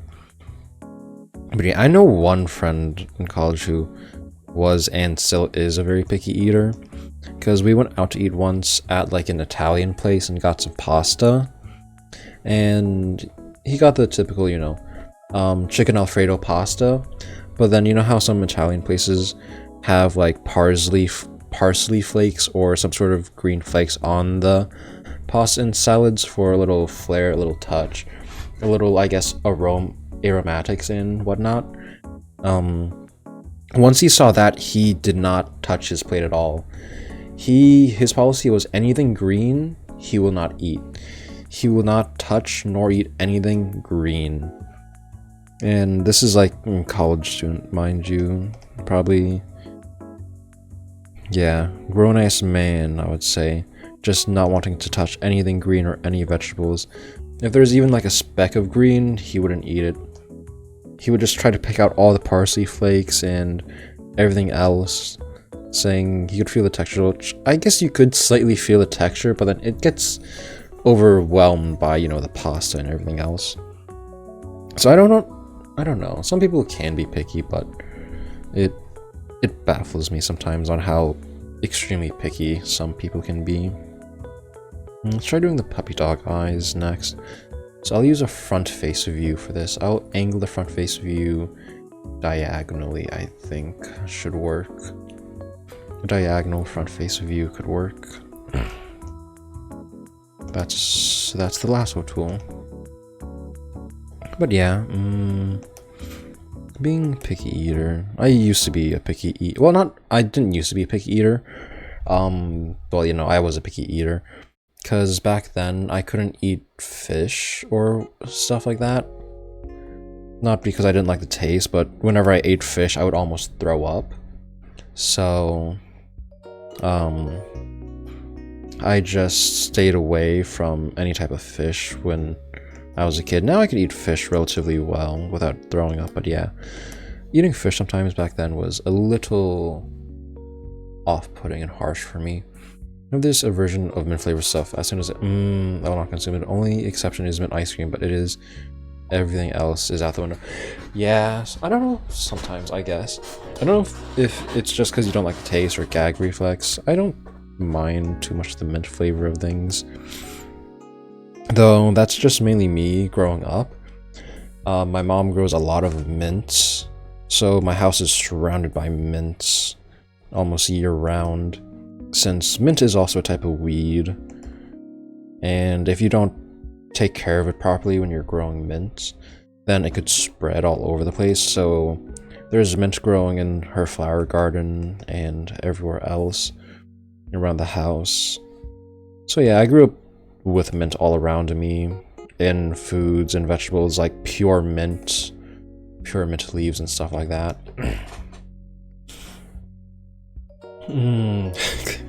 Yeah, I was the complete opposite. I couldn't touch fish at all because it would just make me throw up. Especially when my mom made fried fish, she would like fry the fish in oil. Like, I don't know if it was like sardines or something, but yeah, she would just deep fry a lot of the fish and then cook it. It smelled so fishy, of the sea. I don't know what it's called, but yeah, it was just like a bunch of fried fish that was deep fried and stuff like that. You could still see the eye and all of that stuff. But yeah, I couldn't stomach fish back then as a kid. Nowadays, I can stomach most fishes. I do like sushi. So yeah, I can eat fish now. Just back then, for some reason, I couldn't eat it at all. Another problem as a kid was just anytime I ate something, and if I exercised or ran afterwards, it would all come right back out from where I put it in from. I would just throw up all the time as a kid from just basic exercises whenever I ate food. Which is, I guess, why some people say, never exercise after eating, wait 30 to 40 minutes before going for a swim or before running around after you eat, which is valid, but it's not valid when your school has recess right after lunch, or like elementary school, or no, just in elementary school, when you have recess right after lunch is not a good combination, especially for me back then. The amount of times I had to just hurl is insane. Never got sent home because of that though, since it became like an almost every other day occurrence, which is a little bad to say the least. A little bad, but then I got used to it slightly. I want to give her a little, like the puppy dog mouth. A little puppy dog mouth, I think, looks cute. Could work with her pretty well, I think. Yeah, something like that could work for her. The neck could come down a little bit like this. The neck would be like this. I want her to tilt her head. So yeah, something like this could work. But yeah, different types of foods. Weird food combinations. I don't know. Just watch Shokugeki no Soma Food Wars back then and seeing all the weird food combinations he could make. Dried squid. I think it was like dried squid tentacles and peanut butter. That does not sound like a good food combo. I think Shokugeki no Soma was a pretty decent anime for all of that though.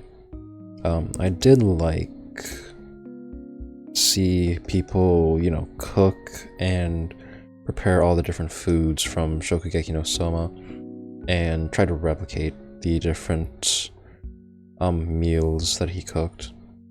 It's also been a while since I watched Shokugeki no Soma. It was a pretty decent anime back in the day. When you minus all the ecchi scenes and the foodgasms. They went a little too hard on the foodgasms. Just shirt tearing from the simplest of bite. The umami of this fish is making me burst with passion or something like that. This is just like the #1 thing in Shokugeki no Soma. But I did learn a few new techniques in cooking and new ways to cook stuff. Different ways to cook eggs, different ways to do food. I do want to try cooking some of the foods from Shokugeki no Soma and seeing how those taste.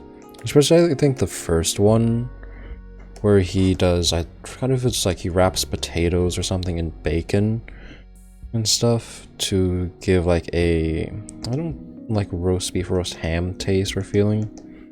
I forgot exactly what food he was trying to make and replicate. But it is fun cooking and taking your time to find different meals and different meal preps. I probably meal prep a wee bit too much when it comes to stuff like that. Though, mainly I just try to meal prep to save some time. Because sometimes cooking is a long and arduous journey. It takes me a little too long to cook something sometimes. Sometimes when I cook food, it could take me like 30 minutes to an hour just to cook a single dish, which I guess is a reasonable amount of time when it comes to all of that. Is that down enough? Is that puppy dog enough? Is that puppy dog enough? Is that puppy dog? I want a cute puppy dog eyes coming from her. So I have to make it a little more round and a little more flat here. Okay.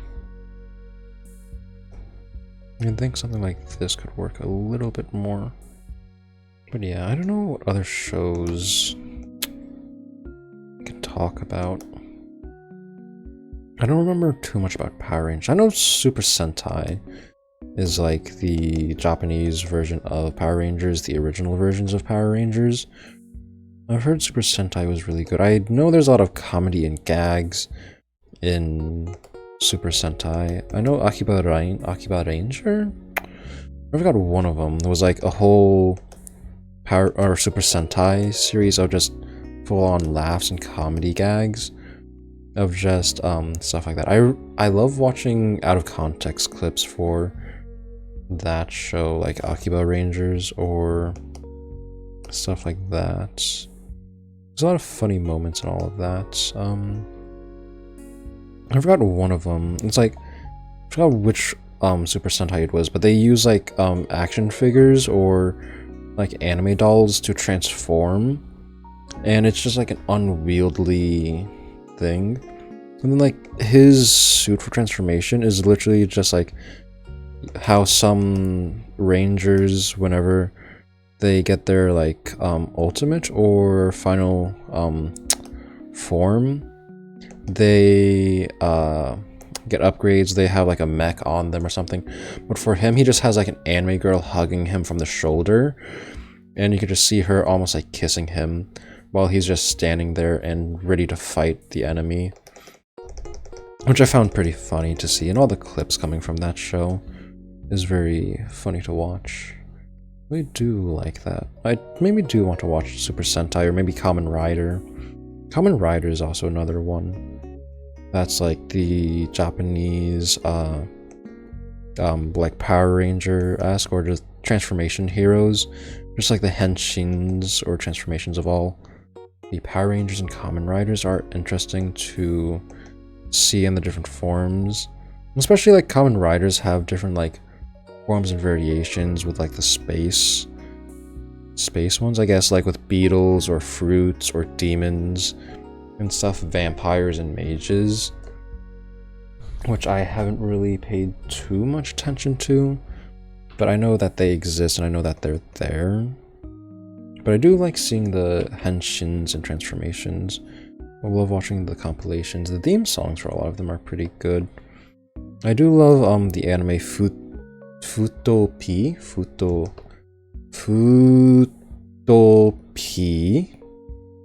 It's about Kamen Rider W. It's an anime about Kamen Rider W, and it was a pretty fun show. I enjoyed that one.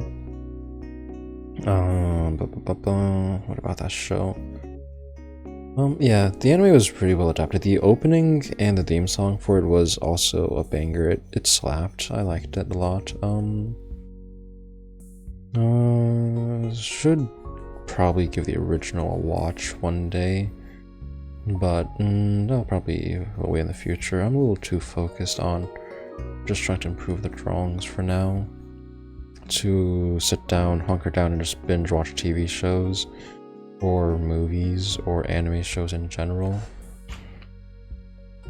So I do want to try though, hunker down and watch a lot more shows here and there, just so I have something more to talk about, more things to geek out about. I don't know if I have too much things to geek out about besides I guess gacha games, but not too much there.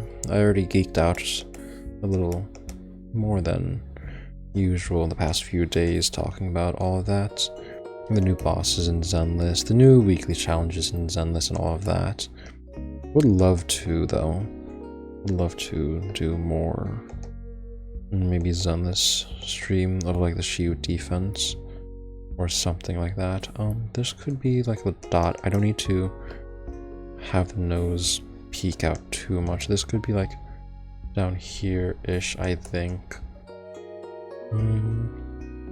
Yeah, I think that should be good. I think like a little meow meow face.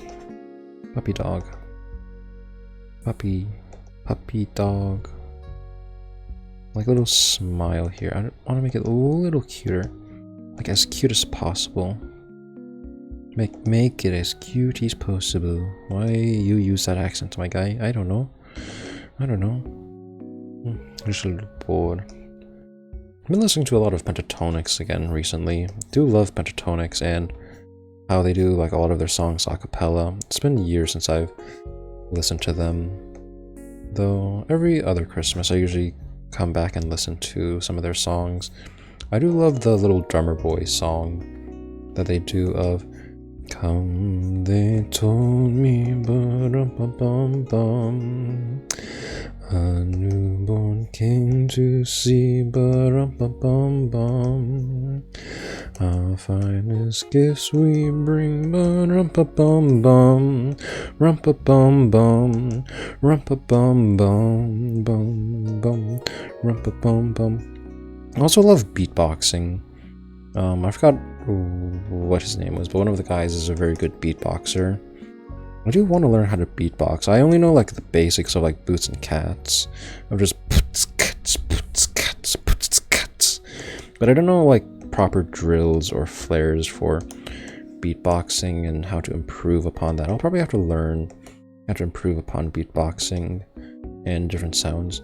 I remember watching like one Japanese YouTuber shorts of like a bunch of guys just beatboxing and making like being able to replicate so many sounds with their mouths and stuff, like being able to replicate a zipper, water droplets, drill, chainsaw, and a bunch of other stuff, and then not just replicate those beats but also utilize them in a beat so they could use them in like beatboxing and actually beatbox properly to make solid music.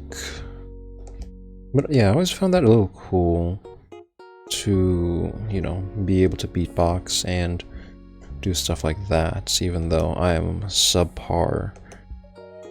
Not even subpar, I'm like beginner to novice level of knowledge into all of that. Let's do a little nudge here and a little nudge here. And I can do, let's see, I could make this a bit more rounder, because I feel like that's a little too tight. I feel like that's a little too tight on the hair. But yeah, listening to some Pentatonics, I do love listening to some old songs like that. Also some emo songs. What is Check Yes Juliet? I forgot what band that was. Check Yes Juliet. Stuff like that. Bakamitai.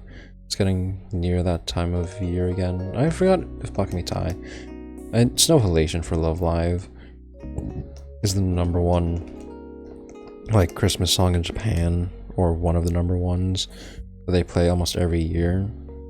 And I remember listening to like the Bakamitai version of that, and that version got stuck in my head because it starts with Bakamitai, but then it also goes to 24-Hour Cinderella, which is also another very good Yakuza 0 song.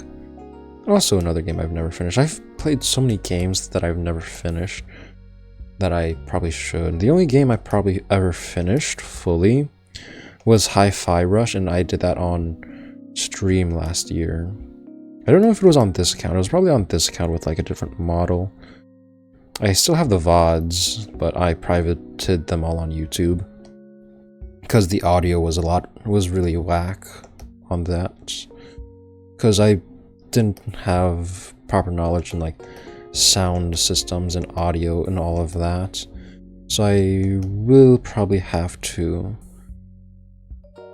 be a little more aware when I stream games and stuff, and make sure the audio is not too loud or too quiet, so that it doesn't like overpower the voice and stuff. But yeah, that's something I'll have to make sure of in the future if I ever do more gaming streams. I'll probably, if I ever do gaming streams, I'll do them like in the afternoon for me, so I'll probably stick to like the morning streams of what I'm doing now, the chill art drawing streams while talking about random stuff. And then in the afternoon I might play some games, be it Elden Ring, Genshin, Zenless, Maybe replay Hi-Fi Rush on max difficulty. Maybe Sekiro, Devil May Cry. Some other games, maybe try out Striv Nova on stream, see how that goes. Hop back into the torturous League of Legends for fun. I do want to try playing Summoner's Rift again. I did love just solo grinding Summoner's Rift, like an absolute madman. I remember back in college, I used to just just play Summoner's Rift till like 2 or 3 a.m. in the morning. My ass would just be sitting there playing League all night almost, and just grinding. I didn't even play ranked, I was just playing casual. Never really played too much ranked in League or even in Valorant. I usually just played casual matches rather than ranked matches because it's a lot less stressful. It's a lot more chill to do casual matches, but then some people like to treat the casual matches like ranked and get maybe a little too hyper-focused on winning. For me though, most times whenever I play like League or Valorant, I'm there for a fun time, not a long time. I'm there just to have fun. Winning is a matter of it happens, or it doesn't for me in that game. Though sometimes if the game looks very close and feeling the mood, I will try to go for the win, but I can do more so confidently in Valorant than in League, since even though I've been playing for a little while, I don't know how to play much of the League characters besides ADCs like Jinx, Caitlyn, that one bird girl, Quinn, the other bird girl, Zaya, or whatever, the one where she does feathers fly. I just played a lot of the waifus or female characters in League. And then I know a little mid lane for like Ahri, Lux mid lane. That doesn't really work out too well. Akali, and stuff like that. But yeah, didn't really learn too much of League nor all the characters. I did play jungle a little bit in League, but that was only as Echo, and playing jungle is sometimes a hit or miss, especially if I gank enough times, or if I get overwhelmed by the enemy's jungler and just can't properly gank or take care of a lot of that. But yeah, I probably should give some of those games another try. Played some ARAM a while back. No, even though ARAM's all good, but sometimes it's a little difficult for me, especially since sometimes I get characters I have no clue how to utilize or use, and I'm just there spamming buttons, hoping things work. I guess it's also a good way to learn new characters. I learned how to play Thresh through that. I actually popped off one game with Thresh, but I don't know how sustainable that is in and of itself. But most times if I ever play ARAM with friends, it's usually as a bottom frag. I'm usually like minus 15k damage. I only rarely get over like 20k damage or more than a few kills, besides the ones that I like take from people as they like finish off some enemies, or they die last second but then I get the last blow. So I do have to improve upon that a little bit for the gameplay. So if I ever do play with friends again, I will, well, they'll probably ask me to play again later. I probably should get used to ARAM again, though it just depends on if I get lucky with a character pick. Jinx is a lot easier to play, but I don't know how well she is in ARAM nowadays, if she's as reliable as in Summoner's Rift. I think she got a new buff, though, with since Arcane, the anime, came out. I think she got a buff where she has like an explosive monkey whenever she I think I think, traps an enemy or hits an enemy with a skill, she can spawn an explosive monkey to deal damage, which is a cool buff. I should probably try out, though. I'll probably have to try that out in Summoner's Rift, because my luck of pulling Jinx in the ARAM pool is very, very low. So, if I ever want to try out like Jinx's new moves or her new skin, which is probably going to be a little expensive, from what I've heard, that new skin isn't as good as the old skins. I do have almost all of her skins. The last skin I bought of hers was, I think, Heart Challenger. No, I don't think that was the newest Jinx skin. I think I'm 2 Jinx skins behind. For getting her skins. I used to have all of her skins, but not anymore. But, it will be what it will be. Do I want to draw the... No, I don't need to draw the blush over the nose. Maybe a little blush, like here-ish, and then like a big blush, and then a little blush like that. I think blush a tiny bit like right here could work. I think a little bit like this could work. Okay, yeah, I think that works. I don't know what else I can add. I probably will have to look up like layouts for the stream so that I can change things up a little bit here and there and incorporate more things, but no, that'll be for future reference and everything else. Don't know how much. I could slightly erase this. I don't like how harsh this is. Just want to make this like a very light, like it's there but it's not there.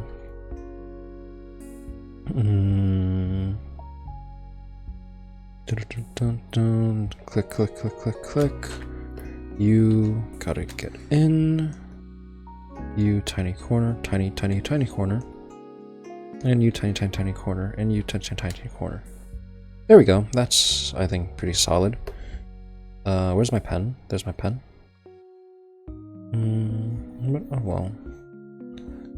Let's see. I think that's pretty solid. There we go.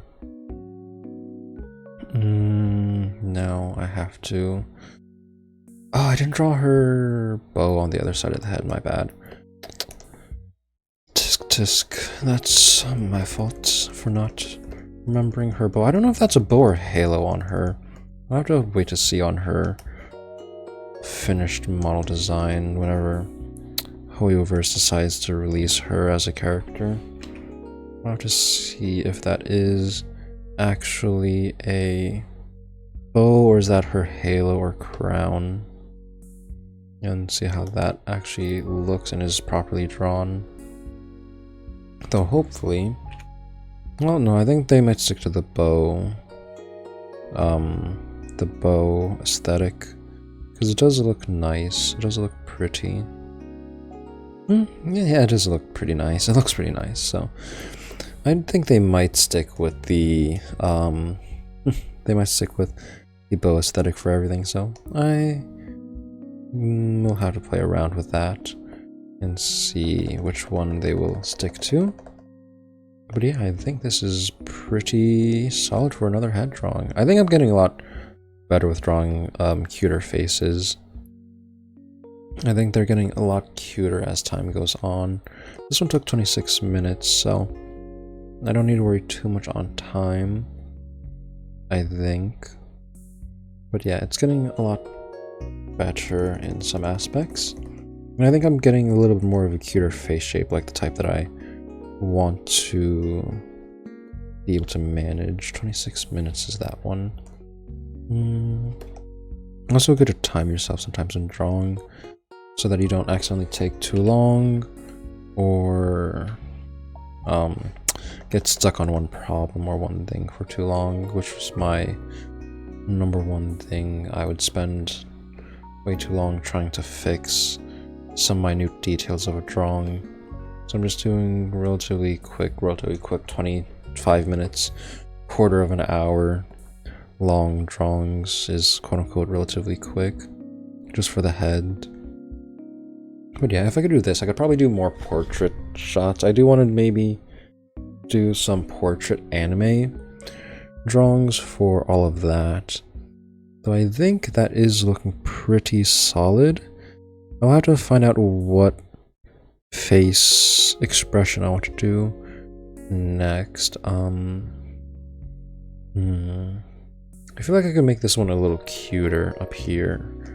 I feel like this is a little rugged. I feel like I can make this look cuter.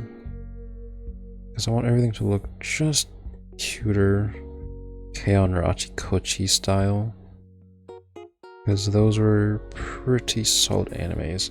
I think I gravitate towards like the shoujo or rom-com animes more so than like the shonen like Dan or Dragon Ball or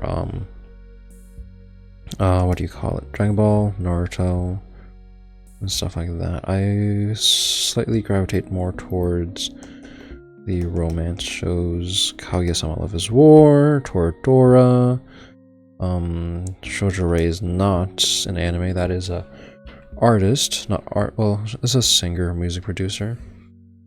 But gravitate more towards that. School Rumble was also another fun anime to watch that I enjoyed. Do I want to give it another read? I did enjoy the manga for that though. It was nice and chill. I love the ending for it. Talked a little bit about it yesterday. I could emphasize the mouth and make it a bit more rounded to give her more of a feminine face. So I feel like this is a little too rigid and a little too hard. So I can make this a little bit more rounder to make it more cutesy. I think a little more cutesy can work. I think something like this for a wry smile. Little something like this. Maybe. Color in the edges to showcase a little shadow here and there. I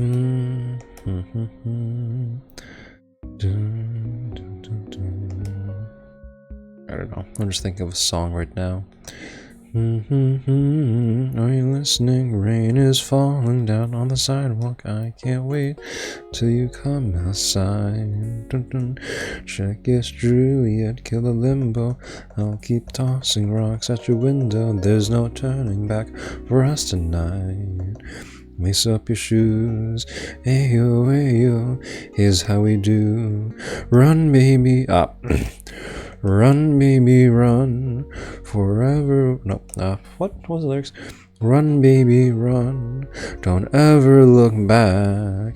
They'll tear us apart if you gave them the chance. Don't sell your heart, don't say we're not meant to be. Run, baby, run, forever we'll be, you and me.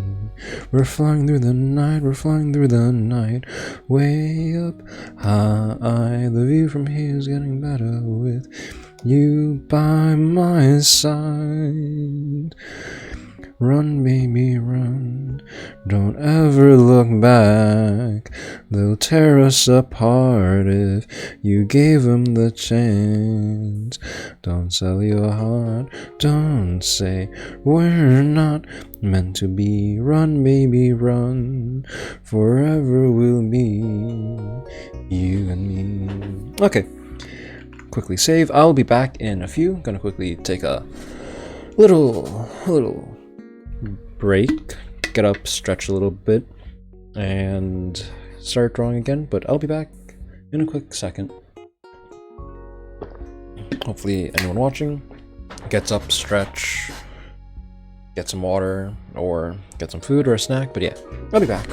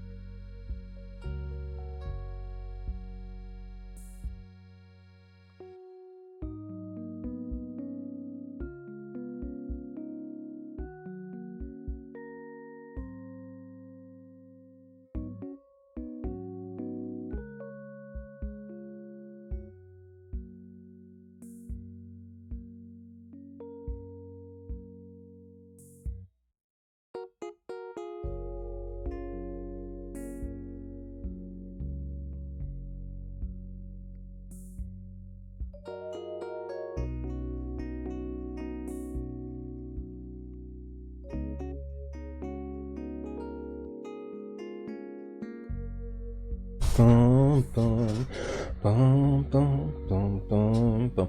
Okay, I'm back. Gonna do a quick short break to use the bathroom, the latrine. Well, I've been sitting here for a while. How long have I been going? 3 hours. Not bad. Not bad to finish all this in 3 hours. A little less than 3 hours. Probably like, I would say 2. Gotta put some chapstick on, as always, so that I don't get cracked lips. I could already feel my lips cracking and peeling. So I gotta be careful on all that. Let's see.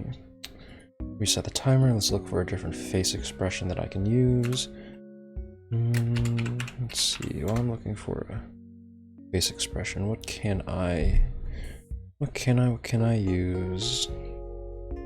What pose? Let's quickly compare all of this.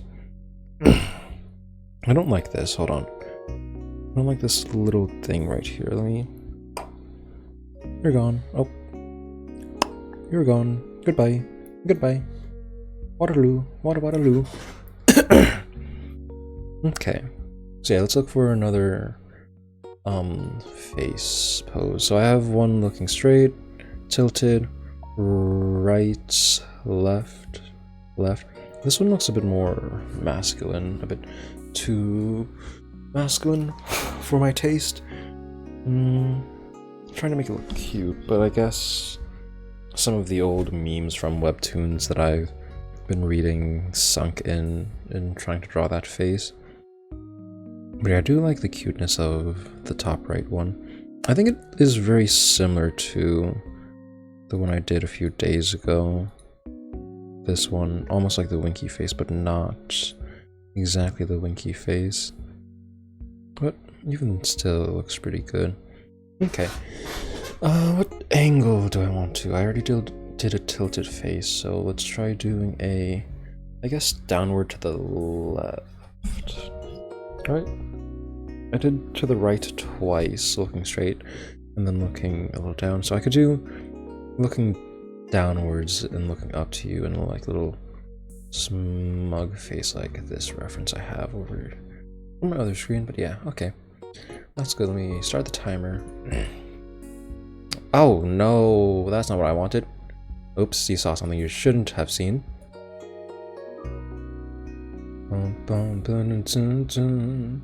That's something I had for later, just to look at for fun. But that's not something you should have seen. Spaghetti bean! I have a bunch of expressions pictured right here. Why didn't I use that? Okay. Okay. I've been just listening to a lot of karaokes recently of Hololive members of like Mume karaokes or stuff. I've been singing along. A lot of those songs just get stuck in my head, like One Direction.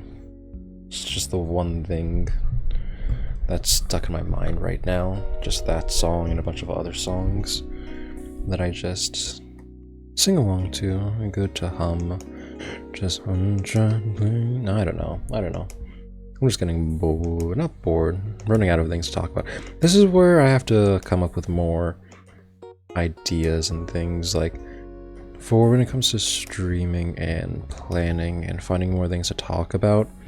It's good to have like sticky notes written down with like ideas and talking points or stories you could tell, and then I guess a little practice on learning how to elaborate more on details so you don't run out of things to say, so that you're always saying a little bit of something, so that if anyone ever does decide to hop in to chat about, to say hello, you have something you're already talking about they can either jump into, or if they bring up a topic, you can talk about whatever they want to talk about.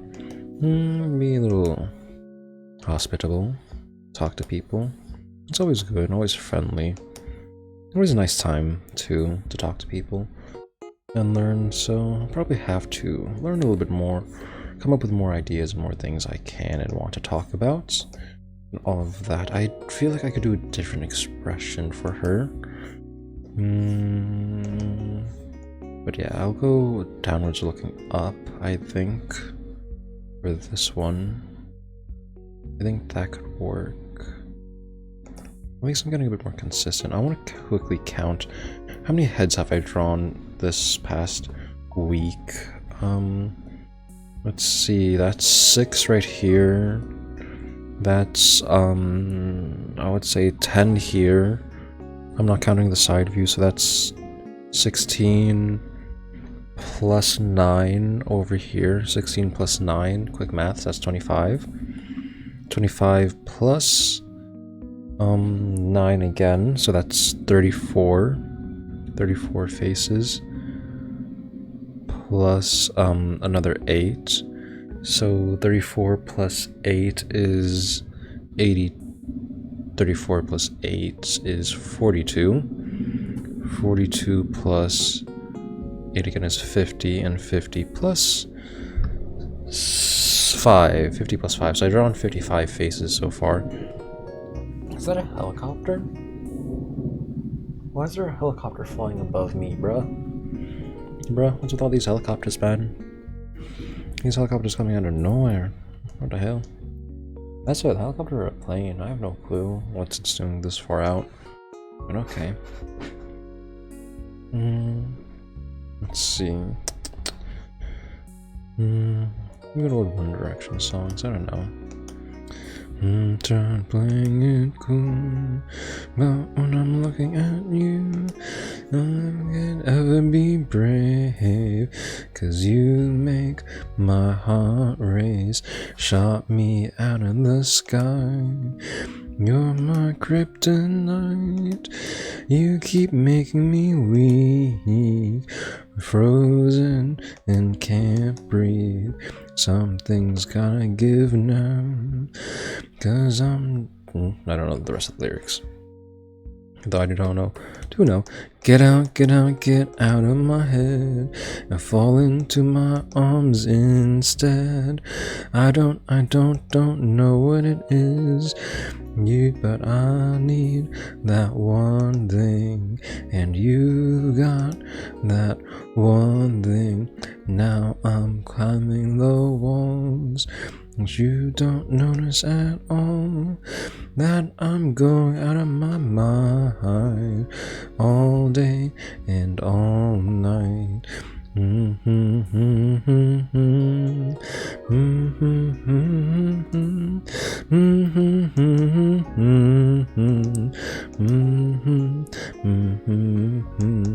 So get out, get out of my head and fall into my arms instead. I don't know what it is, 'cause you got that one thing. Dun, dun, dun, dun, dun. Oh wait, no. But I need that one thing, and you got that one thing. Don't bum bum bum bum bum. I don't know. Is it Some Nights? It's the other song. Some nights no, I think that's a different song. Of like, some nights I stay up, casting in my bad luck. Some nights. I forgot how that goes. This is gonna be like a small grin, like a little thingy here and a little thingy here, and this comes down. Oh, nope, bad. Very, very bad. Very bad. There we go. Always gotta draw the ear over here. Can't forget to just draw a little bit of the ear. So I remember that an ear should go there. But I never draw the ear. So I cry sometimes when I'm lying in bed, and I'll just get all up what's in my head, and I feeling a little peculiar. So I wake in the morning and I step outside and I take a deep breath and I get real high, and I shout from the top of my lungs, what's going on? And I said, hey, yeah. I said, hey, what's going on? And he tries, oh my God, do I try? I try all the time in this institution. and he prays. Oh my God, do I pray every single day for a revolution. Hey, hey, hey, Bania, dancing in September, Bania, in September, Bania, never was a cloudy day. Hey, hey, hey, Bania, say do you remember, Bania, dancing in September, Bania, never was a cloudy day. I don't know how I just transitioned to that song, but okay. I'm not even singing or humming to the background music, it's just there. I don't know, I'm just finding something to do. September, I was crazy once. They locked me in a shoebox in September. September makes me crazy. I was crazy once. They locked me in a shoebox in September. September makes me crazy. I was crazy once. They locked me in a shoebox. September makes me crazy. Okay, I'm gonna stop that right there. I could go on and on just saying that. Rats make me crazy. I was crazy once. Rats. Oh no. Crazy. I was crazy once. They locked me in a room. A rubber room filled with rats. Rats make me crazy. I was crazy once. They locked me in a room. A rubber room filled with rats. Okay. Brain rot. Oh no. Skibbity, hawk to a hawk. Skibbity, rizabit. Oh no, I'm stopping that right there. No. That I'm not letting that song permeate my brain even further than it already has. That's already a big no-no on the listening, please. I don't want to. Oh, I did the under eye a little bit off. It's supposed to be a little curved upwards. Or like a little grin. I don't think I've done that today. For a little grin upwards. It's a little more subtle. It's not as noticeable. It's like a little subtle grin. And let's have her look at the viewer. Like right here, I think. Could work.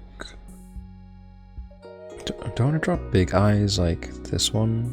Which one was the one that I did heavy? Oh yeah, that's the one I did heavy eyes on. Okay, so I could do eyes slightly like that. Okay, where is this one? Okay, here we go. Okay, so get out of my mind and fall into my arms instead. I don't know what it is, but you got that one thing. And I need that one thing. I think I messed up those lines. They were flip-flopped. It's a little too high to sing that song. Story of my life, I take her home and drive all night to keep her warm inside, frozen. Okay, I'm just flip-flopping between those two songs now. Have I run out of ideas to talk about? Don't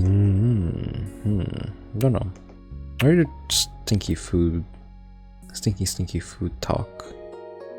Still, I don't. There are a few other weird food combinations I ate. Well, it's not that weird. I don't know what the big problem with pineapple on pizza is. I think it tastes fine. Pineapple on pizza is not that bad.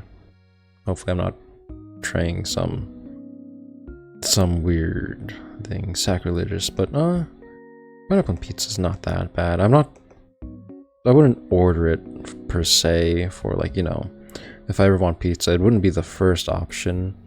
But if I ever went to like a party and someone has pineapple on pizza, I wouldn't be too mindful about eating it. I would eat it.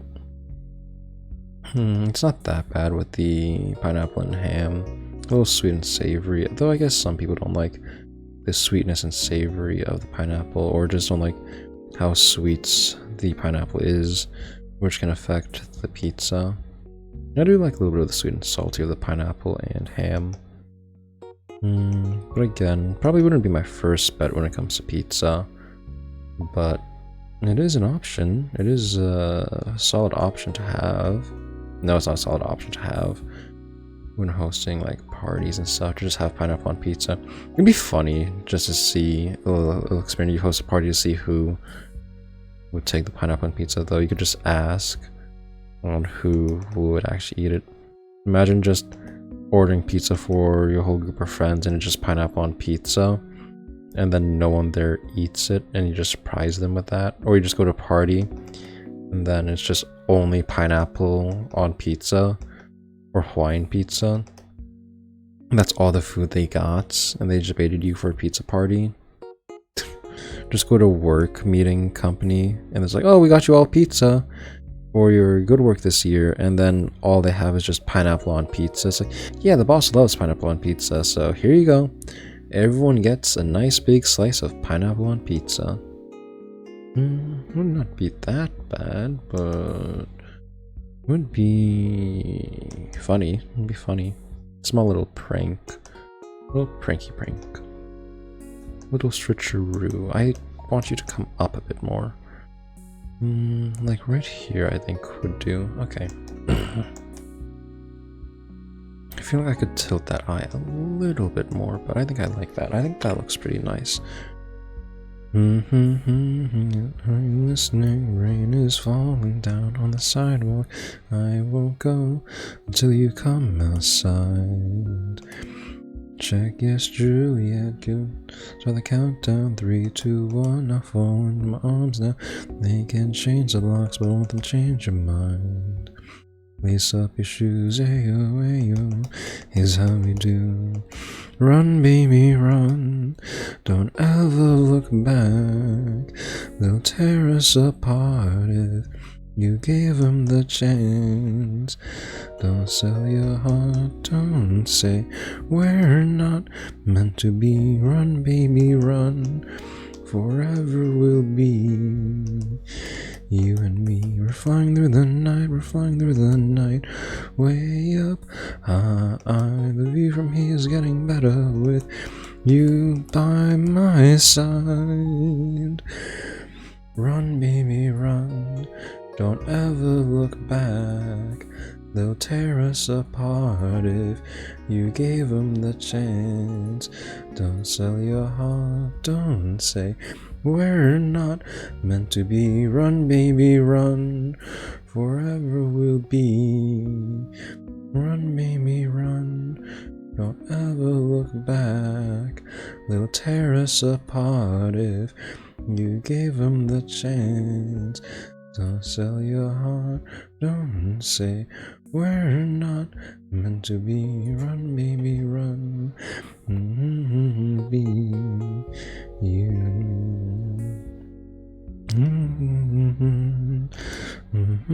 Look back, they'll tear us apart if you gave them the chance.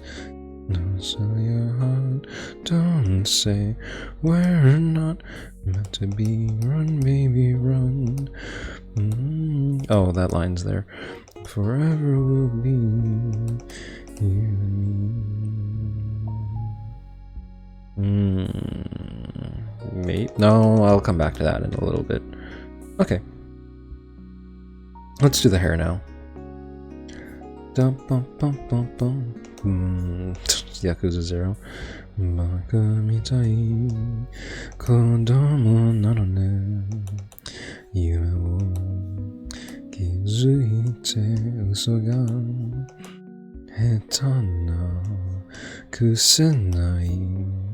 Waga minai egao o miseta. I love you more. Roku ni iwanai. Kuchibeta de mani bukiyo. Nanoni doshite sayonara wa iete mo.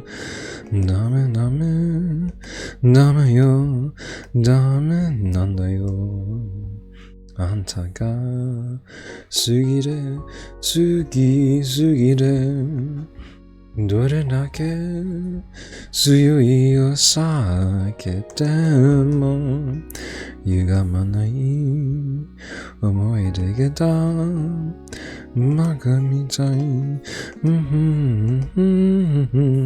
ダンダンダンダンダンダン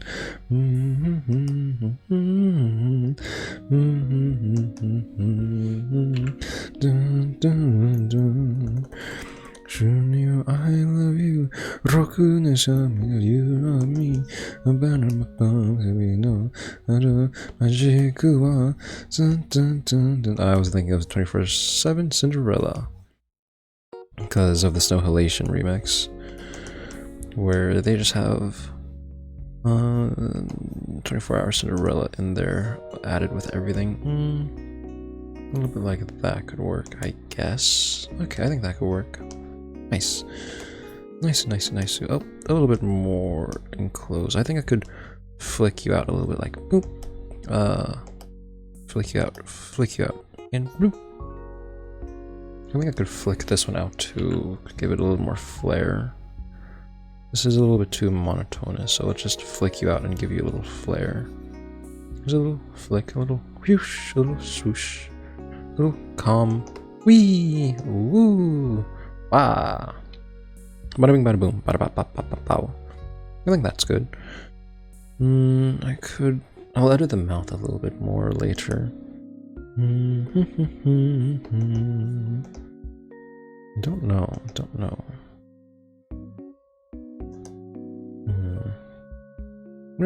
Making sausage patties sounds like a good idea. For, I guess, meal prep for breakfast. Or later, I could make sausage patties. How do you make sausage patties again? It's like ground beef. You could use like breadcrumbs or like a binder and then milk or adhesive, a little bit of egg to merge everything together, and then put your typical spices of either like garlic powder, paprika. I don't know if cumin would work well with it. Maybe Italian spice or herbs. Garlic powder, onion powder, paprika, black pepper, salt, all of that. And then let it refrigerate for maybe 30 minutes to an hour. Let it soak up all the flavoring and juices. And then you can shape it all into sausage patties or maybe sausage links. And then you can make your very own, I guess, breakfast sausages in the morning, for the morning, to either cook in the morning or meal prep and cook the night before, or just cook in bulk the day you make it, so that throughout the week, if you're ever in a rush, you could just have food to go. I think I want to do more meal preppy foods, so that I can just grab and go for breakfast. I don't know some meal prep foods that I can do. I know like overnight oats is pretty good, where you just get some oats, toss some milk in it, and then maybe some chia seeds or chai seeds. Let me take a sip of water. You can put some chia seeds in with the overnight oats, and yeah, just stir it up with a little bit of maybe cinnamon powder and salt. You probably need a sweetener, so I know some people use like stevia or honey or maple syrup. Sometimes I used to use like protein powder in my overnight oats. Instead of a sweetener, I would just put like maybe a scoop or two of protein powder into it to add a little bit more on the protein benefits and a little sweetness to it. And then in the morning, I could assemble, or I could eat the overnight oats as is, or what I like to do is make like a parfait with the overnight oats, so that I would like on the bottom have the overnight oats with the chia seeds, and then on top of that could be like a crunchy layer of like granola crumbs with a bunch of nuts and stuff like almond nuts, walnuts, or sunflower seeds or pumpkin seeds, On top of that could be like fruits, be it like strawberries or blueberries, raspberries, bananas, whatnot. And then on top of that could be like Greek yogurt. And then add one more crunch layer for like the granola bar crunch, or pumpkin seeds, flax seeds, or some other stuff. And that makes a pretty solid breakfast option. It's nice, sweet, tart filling, especially with like the protein powder or the overnight oats, depending on how you prep it. Good source of fiber, good source of everything else. Antibiotics comes from, I think, the yogurt. Healthy benefits of the fruits and everything else. Do want to make a little bit more overnight oats in that way, so that I could have more options to eat. Because currently I just have this the egg muffins I've made. I've just been going through that. I do want to make sausage patties to eat with the sausage muffins that I mean the egg muffins that I've made for breakfast. I could also just rotate between the two of like sausage patties one day and then sausage patties with egg muffins and then overnight oats parfait for one morning, and just rotate between the two, so I have a relatively good amount of variety when eating. I'll just have to make different varieties of egg muffins and just put different things, spinach and onions or red peppers. I don't know if kale could go into egg muffins, how well that would taste for all of that. Meal prepping food is not tedious. Oh, I didn't mean to do that. It's not tedious, it's just... no, it's time consuming. But it is worth it because it saves a little time here and there throughout the day so that you don't need to rush for breakfast. Because sometimes I take a little too long cooking eggs and stuff like that, and then having to clean up in the morning and do all the dishes. It's, I don't know, a little tedious for me. Especially when I want to do other stuff in the morning and move on quickly. Especially to do something like this. Just to draw or something in the morning. Just have something quick to grab and go. And that's relatively fulfilling or relatively filling. So you're not like starving throughout the day. And then lunch I would have to maybe meal prep a little bit more. I'm really gonna eat some like chicken thighs. I'll probably have to marinate it in, I don't know, I usually toss random marinades onto chicken. I think my go-to marinade for chicken such is like, I think it's just like garlic powder and honey. Not honey, like garlic powder, salt, pepper, a little bit of honey, a little bit of soy sauce, paprika, and a few other spices I find in the pantry, and then just toss that all together. Pan fry that, maybe coat it with a little bit of not baking powder, with a little bit of cornstarch or flour, so it's a little bit crunchy and crispy, and then just pan fry that until it's nice cooked, nice crispy skin. And then it's a pretty solid meal. Probably maybe a little Italian herbs on the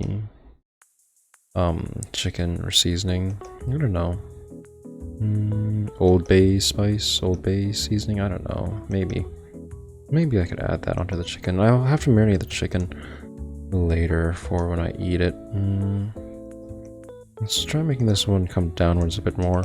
I've made them all pop up, so I can make this pop downwards just a little bit for fun. So let's make this pop downwards.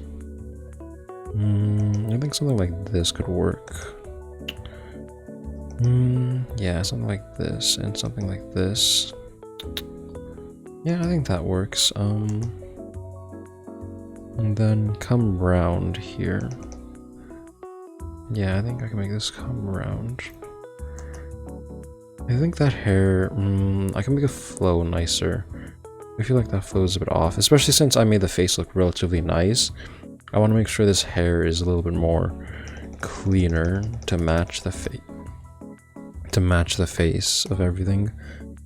So maybe let's do a light outline like this, and then, excuse me, do something like this, a little point here, something like this, maybe a little spiky swoo, spiky swoo, spiky swoo, spiky swoo, spiky swoo, spiky swoo, spike, spike. The neck would be somewhere like this, and then like that would be the neck, and then the hair could come something like this. I think that looks pretty solid. Yeah, I think that looks pretty solid. It's a little bit too far down though. I would want to put that a little bit more upwards, and I feel like I would want to stick to the little flowy flame thing instead of the little poof out. So let's maybe make this a little bit more like right here-ish. So I would make this a bit more here then. Yeah, I think this could work a little bit more nicely. Something like this. And then like that. I could add spikes to it later if I want. I feel like that's a little too long and doesn't come out properly. Oh, that's what looks a bit off. I don't have her little thingies here, that's why. I was wondering why that looked a little bit off, because I don't have her thingies here. And then the hair is supposed to come off through that. So this is supposed to come off. Okay, I know where I messed up. I think, nope. Alt, there we go. So the hair could come off like here like this, and then the bottom of the hair comes somewhere around here, like that, ish, I would say. Okay, there we go. And then before I forget, I gotta draw her hair flaps. I always sometimes forget to draw her hair flaps. How low is it? It's like lower than what I usually think it is, so it's like around here. That's where her hair flaps are. Tiny little hair flaps, just little extruded hair. I do like characters with like hair sticking out like bedhead hair. I like that little natural, not natural look, it almost looks natural. It makes it look a little bit more natural to me. A little more flair, rather than like the silky smooth hair sometimes when drawing. But different preference for each person. It's just how I would like to draw the hair a little bit more. Something like this, and then I need to... The face is pretty solid, I think. I think I like that. And then I can make her eyebrows a little bit more like this. And a bit more tilted downwards like that. And then I could redo her mouth, especially this one right here, into something like this. And then I could just do a little divot here. Okay, I understand now. I think this could go a little bit like this, and then a little bit down here. Yeah, like right there, I think. This would also have a little divot here then. So this would be like that. Gotta draw the bottom of the lip. Which probably should do a little study on the bottom of the lip. But maybe later if I want to actually learn to draw realistic lips. But just semi-realistic. A little added anime features. I think that should be good. Okay. I think that looks cute. Now I just gotta draw her other hair. Nice. Okay, that looks a lot better than previous carnations. And then this comes down, just a little quick little whiff. And this comes down here like a little quick whiff. A quick whiff. Quick whiff, a little quick whiff. Okay. So now this one has like nice long strokes for the blush. Like this. Something like that. That actually looks solid. Okay. This, I forgot the bow tie here, which could come off something like this. Okay, that looks good enough. Okay, I actually like that one. I actually like this one. The head shape of this one is not too bad. You just gotta clean up a little bit here and there. And that should be good. Summer sunrise.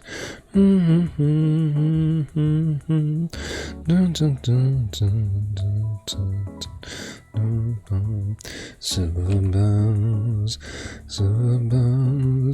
soon it will be Christmas Day. Hear them ring-a-ling.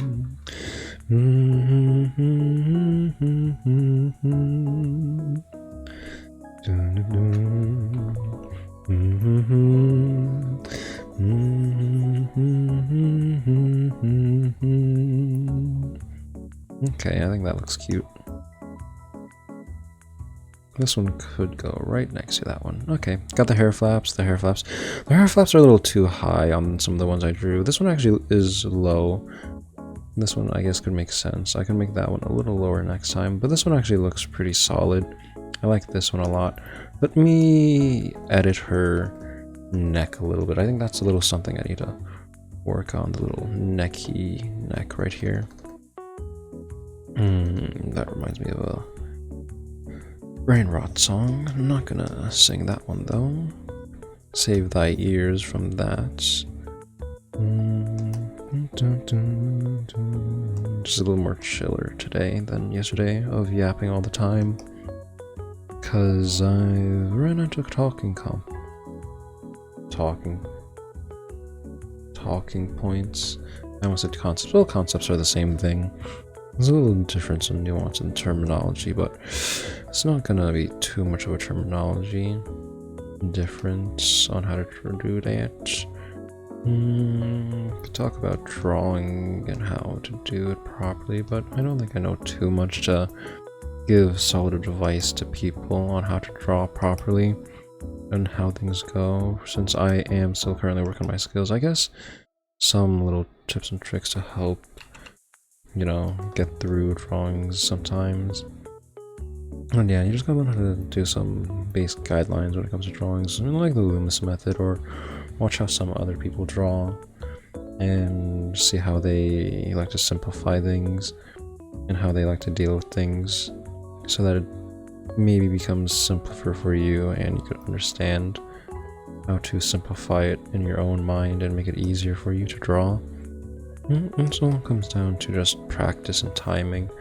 This one took 35 minutes to draw, a little bit longer than I wanted, but I think it's still pretty solid drawing for a 35-minute drawing. It is also really good. I like this one. This face is actually pretty nice. It's almost like a Hatsune Miku face. I do like the style of that one though, of this one. If I could only replicate it a lot more often, that'd be very nice. This one took 35 minutes. 36, but I'm just gonna say 35 minutes because it will be what it will be. It will be what I want. Reality is mine to change here. And that is my reality. 35 minutes. Okay. I could do something cool, like maybe stars. Stars. Little sparkly sparks. Little sparklies around her. Little sparkly spoos. Dun, dun, dun, dun. Dun, dun, dun, dun, dun. And another sparkly, maybe like right here. And maybe one more up here. No, I think just 4 around her. Rules of 4, rules of 3, rules of 5, and rules of 7. Probably gotta make it a little bit more attractive and appealing, but I think that's good. Okay, I think I like that. It's almost like an Ikemen pose. It's like a handsome pose. Ugh. Gotta stretch a little bit. Yawn. I say yawn as I just finished yawning.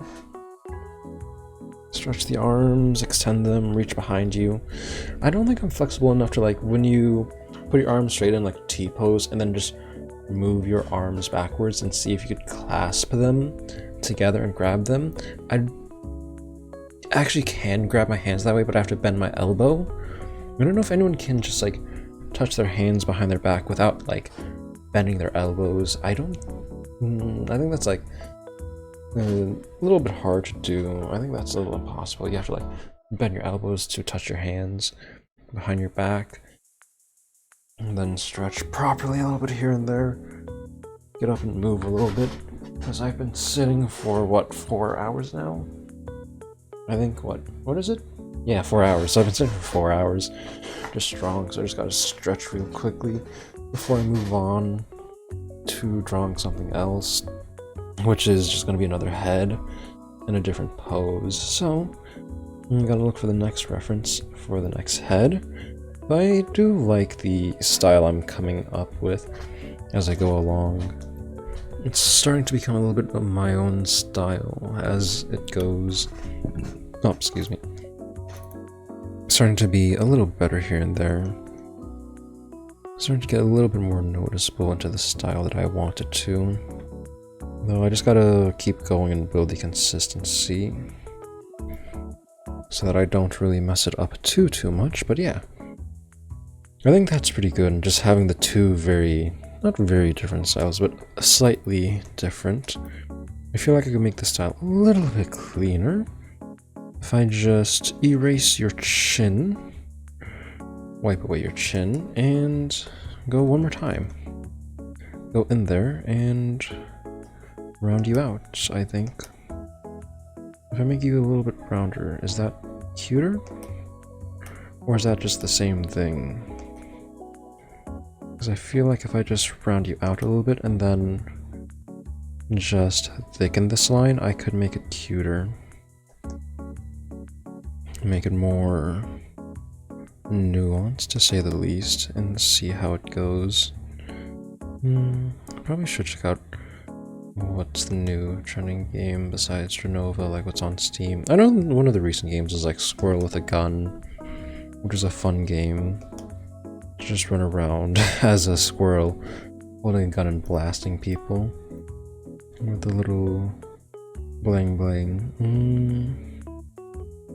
Okay, the chin looks okay, but I feel like it's a little too pointy. I feel like I could shorten it. I think the problem here is the mouth. I think the mouth looks crooked for this one. I feel like I rushed the mouth on this one and didn't do it proper justice. And like this, I think, could work a bit more. I should make this one swell swoop instead of 2 disconnected swoops, and then clean it up on the edge here. I think that's where I went wrong for this face a little bit. And I could just clean up and add a little dark edge here to give it a little more of a pop. I think this could work a little bit more in my favor. Yeah, like right here. Can do. So can do attitude, my guy. It's the 7 Habits of Highly Effective Teens and Young Adults. Man, that's an old-ass self-help book I was forced to read. I forgot all of the self-help videos, self-help lessons that taught me. But yeah, okay, I think that one looks a little cuter. I feel like I could pinch the chin up, like maybe over here instead. if I pinch the chin up like right here, that could look a little bit cuter. I don't want to make it like round like that, but I do want the points to end like right there instead. So let's just change this up a little bit so I could get the face shape I want down. It's a little bit messy, but tis will be what tis will be.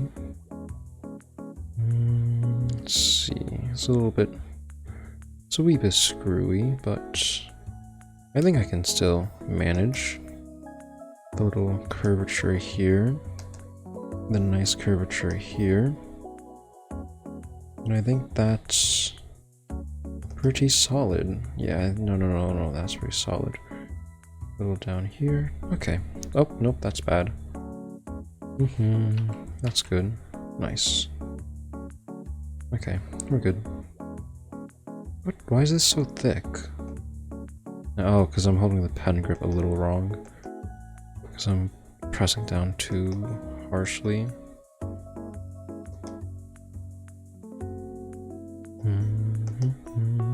Okay.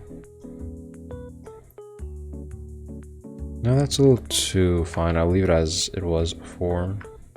That looks perfectly fine. I think I could just edit the neck a little bit and give a little more shadow like right here to showcase the little variation between the two.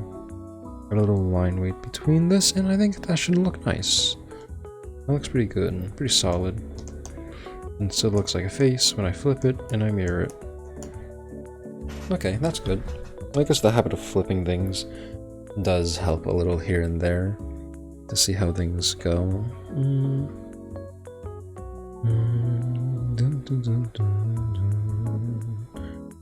It's 40 minutes already on that one. Okay, since I started that one.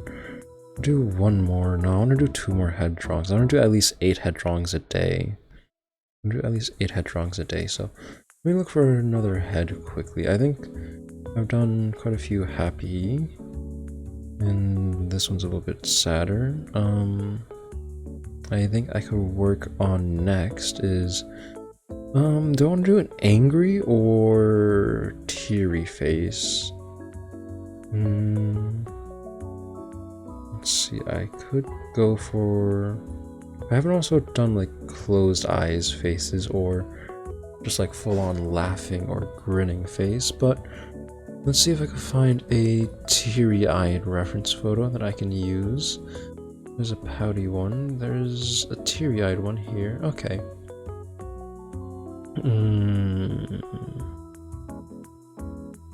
Let's go for a downcast, sad one with maybe little tears in her eyes. I think this works. What angle do I want to work that in? Let me look down to the left, or two to the right, to the left. So I could do one looking down, cast and down sullen. Down crescent, I think. Like right here. Nope, you can't see it anyways. Sorry about that. Let's see. Let's just start drawing the next face and see how that looks. That's a little bit too much zoomed in. Okay. Moving on to the next face. It's a little bit down to the left.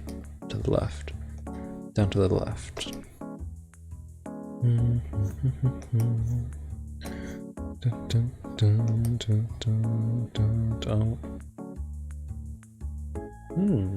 Wait, is that a plane or is that a bird? Sorry, I'm just looking out my window, seeing what's going on.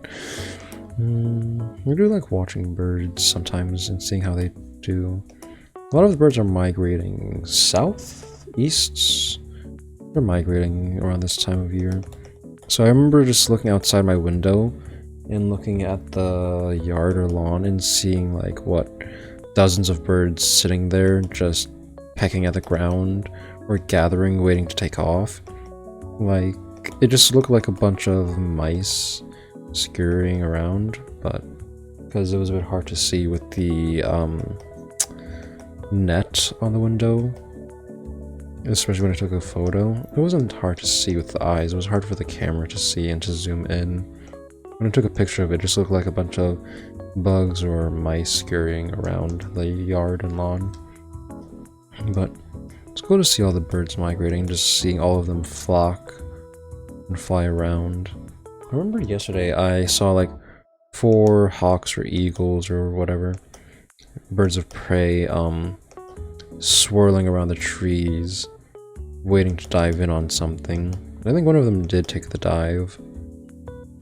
It's cool to see how birds hunt and all that, and like the different way they use their wingspans. I know like some birds are falcons. Whenever they dive down, like the head here, the beak is here, the eyes are here, like they would swoop in with their wings like back here, and then just have something like this, like a jet, or almost like a backwards heart. And oh, okay, that looks wrong. That already looks wrong. You'd have the bird here, and then you'd see like the wings come down like this and then like that for some of the birds as they swoop down to go catch their prey, which is interesting to see the different ways they swoop down to go grab.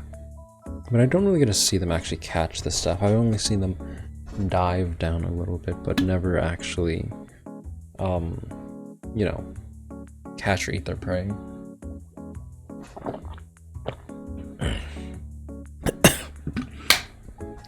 I almost took water down the wrong pipe again. That could have been bad. Let's see, the ear, and the neck. The neck. I don't even know what I want to make my theme for the VTuber model to be, because I did want to make like a bird theme, but I also maybe a hawk. But then it's like, what type of like clothing do I want to put on the character? Like, do I want to do medieval style, fantasy style, something maybe like the Sekai mangas or manhwas? And I feel like there's plenty of that design out there. If you look at like Hollow Stars, like Hololive with the, or Cover Corp with the Hollow Stars, with how they have, well, their character design is more like modern Adventures Guild type stuff, since it is called the Adventures Guild of like Tempest and Armus. But it is a pretty cool design, but I don't know if I want to like stick to like techno wear or do like old fantasy, like medieval type, or like armor or stuff. I feel like I want to do like more modern day outfit for my own character design. I feel like for my old one I was like, think of maybe like a hip hop or dancer, I guess. Someone who just does like breakdance or something. I always thought breakdancing was cool. I like watching breakdancing videos and all of that. Minus the Olympics ray gun little flop. I was gonna make a sad face. Why am I making a happy face right here? This is supposed to be a little sad. A little sad. A little shady sad right there. Okay. But I like watching some old like breakdancing videos. Akiba Kano, I think, is the name of the one that I like to watch. It's like Akiba Kano, like that. Akibakkano. Akiba Kano is a very good breakdancing competition where you could see a bunch of people breakdance and all of that other stuff to anime music, anime songs and anime openings, Vocaloids and all of that, which I found to be pretty cool to see and watch. I do want to learn a little bit on like how to breakdance and stuff. I know top rock and how to do a little bit of top rock, but when it comes down to like actually doing like the floor work and getting down there for like the five step or flares or anything else like that, I think that is like all the power moves, air flares and stuff, that gets a little harder. Never really try to do that. Would be cool though to try out doing some of that, and learning how to break dance and stuff. It's always fun to try out physical activities. Martial arts club was also a nice fun thing I used to do. I'll just like go to club and just spar with people or just do practice moves. I remember we were practicing like chokeholds and how to escape from chokeholds, and me and my friend would just like so how they taught us was like break out of the chokehold and then turn around or wrap around and grab the person who had you in a chokehold and put them in a chokehold, and you would just go in a loop of chokehold, break out, chokehold, break out, chokehold, break out, or chokehold, break out, chokehold someone else, have them break out, and then you would then be put in the chokehold and then break out again. I remember me and my friend would partner up and do that, but we'd go a wee bit too fast when we were doing the chokehold to break out practice that I accidentally for when you're doing that practice, you have to like elbow your partner in the stomach area or wherever your elbow is. And since he was a little bit taller than me, whenever I would elbow him, especially in the speed, sometimes once I accidentally elbowed him in the groin, and then he just probably he fell to his knees a little bit. But he got me back a little bit later when I think he punched or kicked me in the knees, though again by accident, or I think by accident. But it is fun to do stuff like that. It was also another fun thing to get active. I'm sad though, I love the martial arts club and, you know, learning new moves, practicing all of that, just to stay healthy, to stay fit. But then COVID struck during that year, so the club had to get not disbanded, but, you know, put off so that no one could get COVID or sick, especially since during the martial arts club practice, it is like full body contact with people sometimes, and you're in an enclosed room, especially if you're practicing again like judo or grappling techniques or how to break out of them or how to put someone in those. It's a lot of physical contact, so sadly we couldn't do that no more. And that was like right when we were about to start sparring, and COVID struck, and then we weren't able to do any of that. So afterwards the club turned into after COVID slightly came to a close, we were able to do the club again, but it turned into more of like a jogging club, where every morning they would just, not every morning, every other morning, or during the weekends, they would just go out and go jogging together, which slowly fizzled me out. So I stopped going to that club a little bit, since I didn't really join the martial arts club to go jogging every day. I went there just to learn a little bit more martial arts and have fun practicing that. I do know a little bit of Taekwondo, but that's only up to like the purple belts. Never really went further than that. Still pretty good, pretty fun to get some exercise in. Feel a little discipline here and there and everything else. I don't forget all the moves. It's like the front kick, side kick, back kick, roundhouse kick, and all of that. But then there's also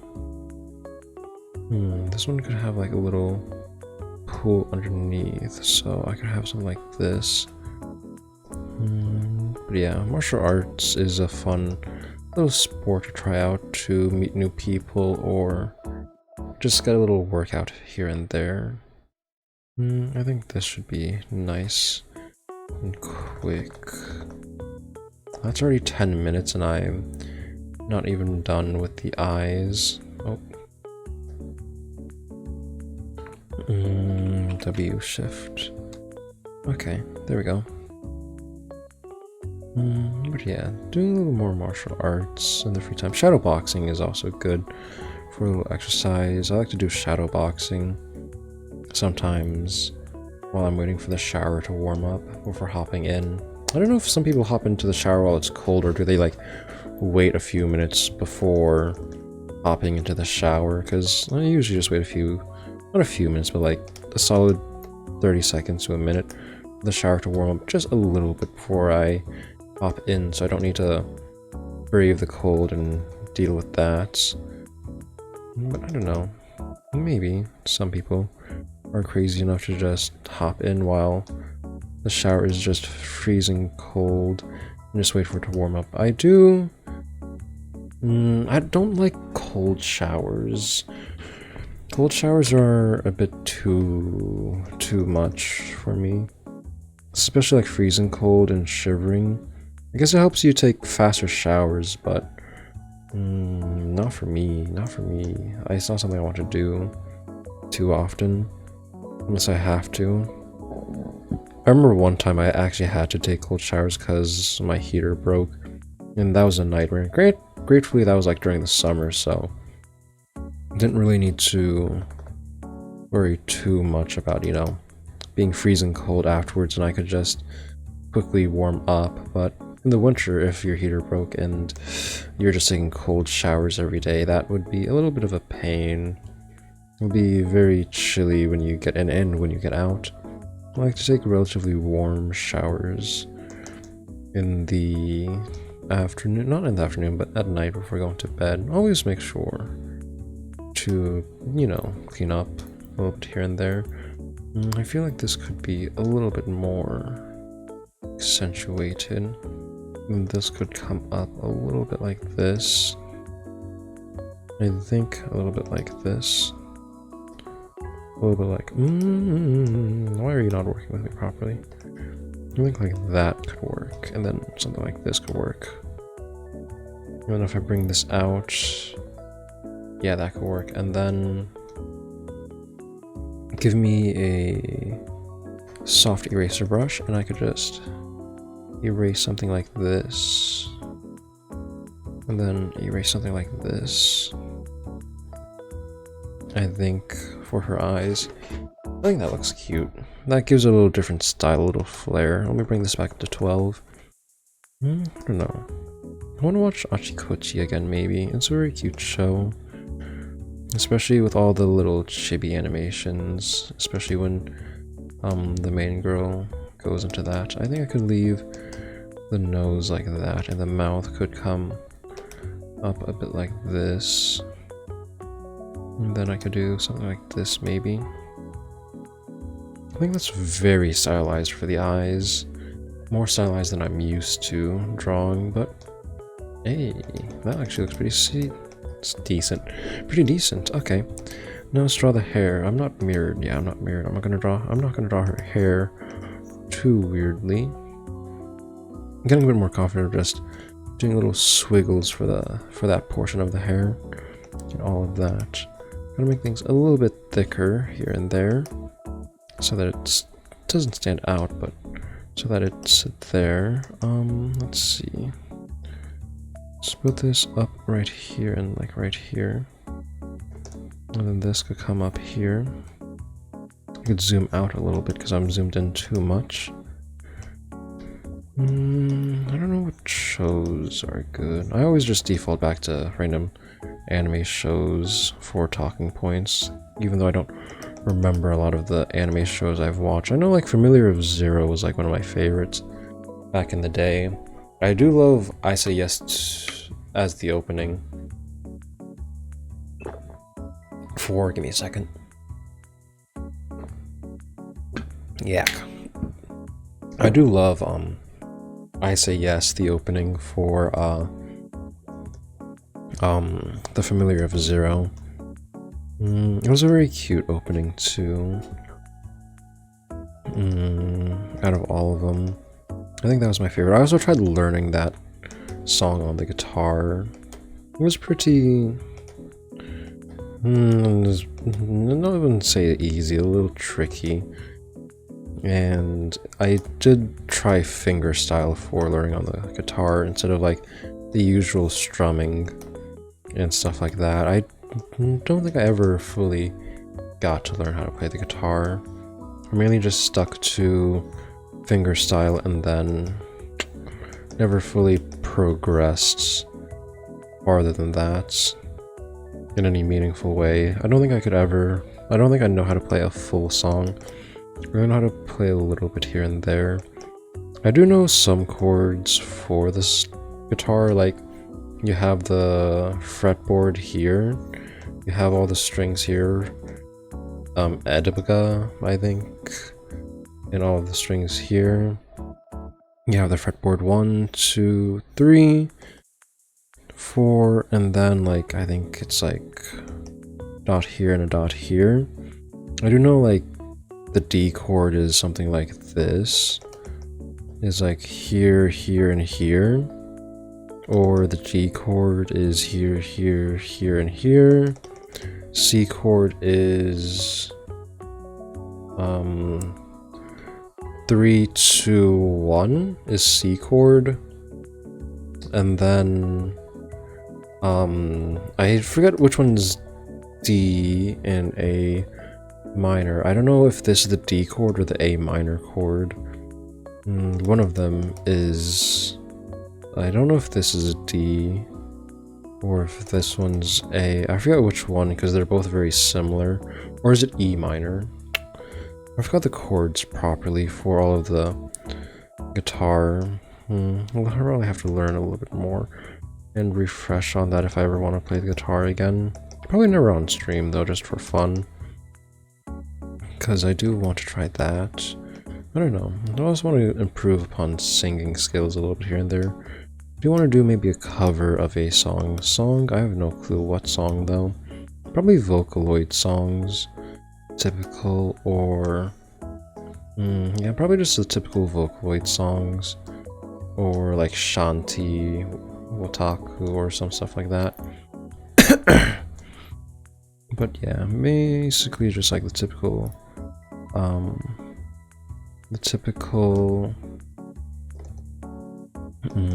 Vocaloid songs.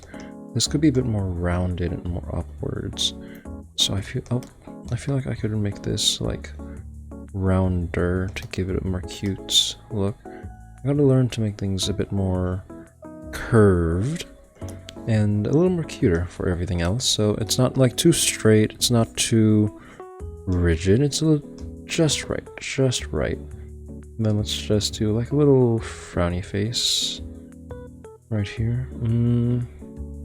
That's a little off now. That's a little off. I want her face to be a bit more... Her mouth would be around here then. Going off of all that. And this chin is too wide. How do I do this? Why did I make her face so wide? Her chin could come here instead. And go here like that. I think this would make her look a little cuter. And then I could erase her nose, because I don't think that looks too good. I think this could be replaced, I think, a little bit, something like this. And then something like this. I was trying to draw a sad face. Or a slightly sad face, because I drew one too many happy faces. So I gotta draw a sad face somewhere. I don't know if I want to draw her teary-eyed, or just a little sad, or downcast. Maybe just a little sad. Not too sad, though. Still looking pretty good. Next, gotta draw her little flappy flues. I think that is a good flap right there. Okay, yeah, I think that's nice. But yeah, maybe cover some songs in the future once I get better at singing.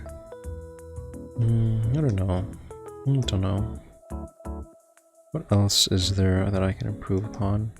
Otage is another fun Japanese dance I do want to fully learn and combo for some songs. I know basic Otage combos and how to do some of the dance, which is fun for maybe the next time I go to an anime concert, a live concert or something, or another VTuber concert in the future. Drag one of my friends and teach him how to learn how to do that shit, and then we just do that at a concert, film that or whatever. Probably post it on not on this account, maybe on another account. Ain't doing a face reveal anytime soon, but so it would be fun to learn more Otake and all of that, to practice more dances and everything else. This face, it looks cute, but I don't think it's as cute as I would want. I feel like it's a little too round. I want this to be a little bit sharper, like right here. Yeah, just a little sharper right there. And this could come up like a little bit like that, and then this could just have a little more thickness and weight right there. I think that's pretty solid.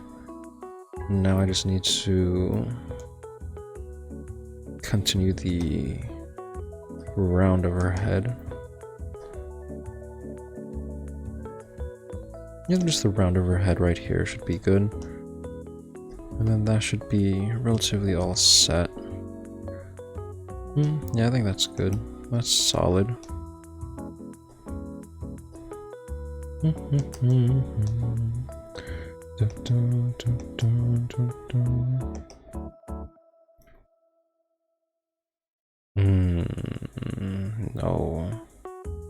No, that looks a little off, my guy. That looks a little off. That's a little too low in comparison to everything else. It should come up and follow this line a little bit more. I keep forgetting not to use that line for all of that. Okay, I think that's good.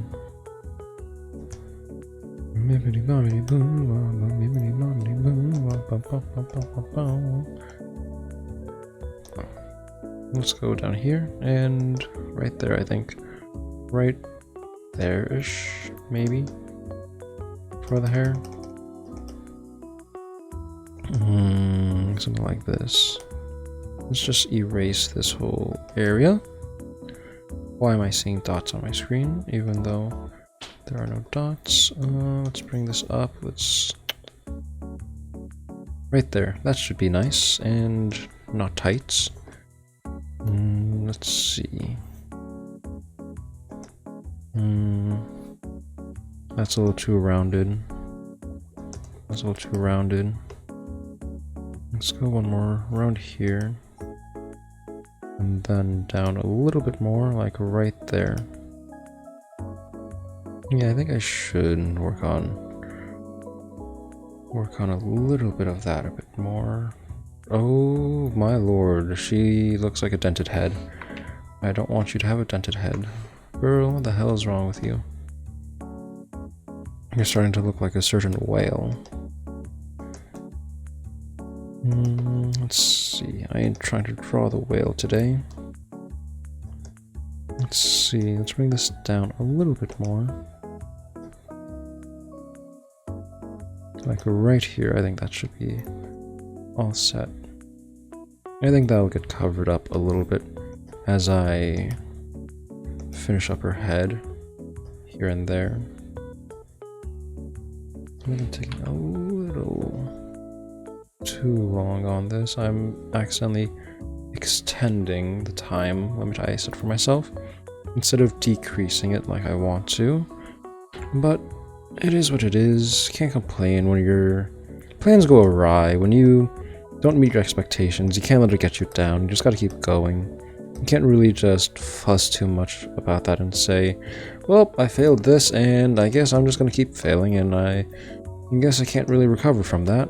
You just gotta take your failures in stride and somehow move along without getting bogged down by all of it. Because that will lead to a lot of unnecessary negativity and all of that, and will stop you from doing what you actually might want to do, what you might want to achieve, and what you plan to do. I think this could work like right here. I think like right here, like this could work. Yeah, that looks good. Okay.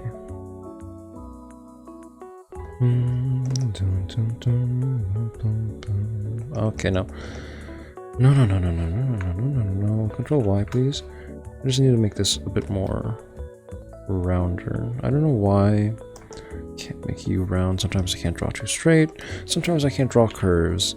Right now is the time I can't draw a curve for some reason. So let's draw this a little bit more rounded. This is not her ear. This is like a headphone headset thing she has on. So it's not an ear per se, but it is something akin to an ear, I guess, and she is a robot. She's not really human, but she can express human emotions. And then I could just erase the center of this. This goes backwards a little bit. Yeah, that actually looks pretty solid. I like that. That actually looks pretty nice. This comes back here. And then this comes back here. I think that's good. Do I want to do Zenless later today, or I might do another stream later just of gaming and see how things go. I don't know, maybe not. I'll have to see what time I will want to do that. Probably in like, what time is it? How long have I been streaming for? 5 hours? Okay, that's a wee bit long. That's a wee bit long. But not too long. I feel like this one could also come up a little bit like here. Do I want to draw her halo, or do I want to draw her little... let's draw her halo instead of the ribbon and bow. Because I like the design of the halo a lot better than the ribbon and bows that I drew on her before. I think something like that can work a lot better. Yeah, I think that works. I think I like that. That looks pretty sick. Looks pretty solid. I'll draw the neck like that a little bit. And the hair can come out like that. Like this. Then down a little bit. Curve, come up. Flick it up, flick it, flick it like that, flick it like that, and then something like this could work out in my favor. Yep, I think that works. Nope.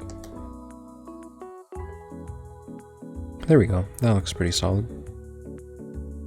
I didn't draw her eyebrows, which is getting to me, so let's do it this way and do it this way for her eyebrows, because her eyebrows is like the puffy types instead of the actual straights. So yeah, actually I like that. Her nose could just be straight line down like that. Sometimes you don't need to draw the top bridge of the nose. Sometimes just a little line can work. I gotta remember that after being so used to drawing both the top and the bottom of the nose. I think that looks pretty cute and solid. Hair comes up, hair goes here again, and this comes here. That looks pretty good. And this one comes up, like this, and then like this.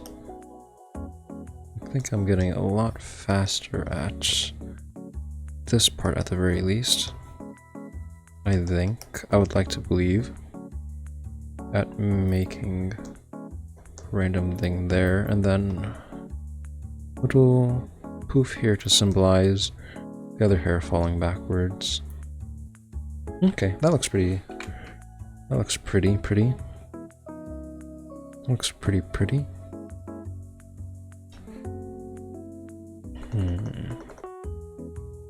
Okay.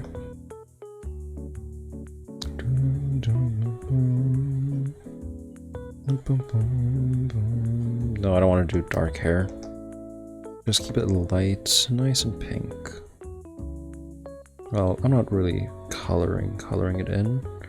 Just lightly coloring it in to what I feel. Oh no. I almost forgot this part down here.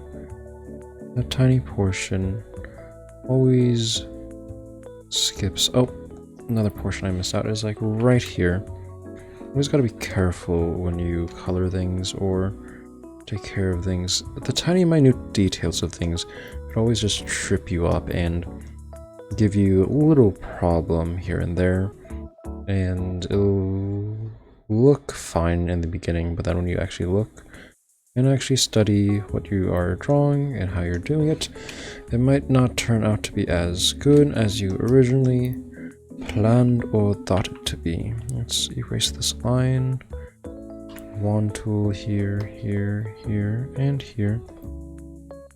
And I think that's pretty set. Set. Game, set, match. Set from League of Legends. League of Legends. I love League of Legends. Do I actually love League of Legends? Ah, that's debatable. That's debatable. That's debatable. Game is fun though. Game is fun, but Summoner's Rift. I do want to try that again. But then ADC is an annoying role to play, man. I could do blush. Let's check. The blush check. Will the blush make her look cuter, or will it ruin all of it? Blush. Blush. Blush for me. Okay, I like that. Blush for me. Thank you. Just makes me think, I don't know, old anime memes. この番組はご覧のスポンサーをお送りしますです。Or the typical harem show whenever the protagonist comes home. お帰りなさい、ご主人様。ご飯にする？お風呂にする？それとも私ね？ And then just some other random anime catchphrases like kawaii yo kon neko-chan or kawaii koto ne. There's a bunch of other funny what does it call it? Funny little anime one-liners that lives rent-free in my mind. I think that's good. I think I'll just leave it off at 7 heads today. I think lucky number 7 will do. Except while I'm ahead with all of this. So that looks pretty solid for the basic head shape of everything. I think I might call it here for today. It's already been 5 hours. I think I've made solid progress on the heads. I think I've been getting a little more constant. The heads are starting to look a bit more cuter. The style is starting to stick. And a bit more, and I should be able to keep it up, I think. So yeah, I'm going to say thank you for thank you AKs for stopping by, Ryusiv for coming by just to say hi, and then Caesar for sticking around and chatting for a little bit. I'm going to wrap this up here and call it for this stream. I'll be drawing again probably tomorrow. Not probably, but mainly tomorrow. I'll probably find more better topics to talk about later, so I could yap on about that instead of just going quiet. I just don't like going quiet sometimes on streams. It makes me feel weird, and also just because I just want to talk about something, but I'll have to find that something at one point or write down a few sticky notes of things I want to talk about. But yeah, I think this should do for the head drawings. So yep, thank you for those who came to check me out, talked with me, or lurked in the stream. I'm going to be heading off now, so goodbye, adios, sayonara, arrivederci, ciao, and all those other goodbye phrases. I'll be seeing you when I see you. Peace out. Peace.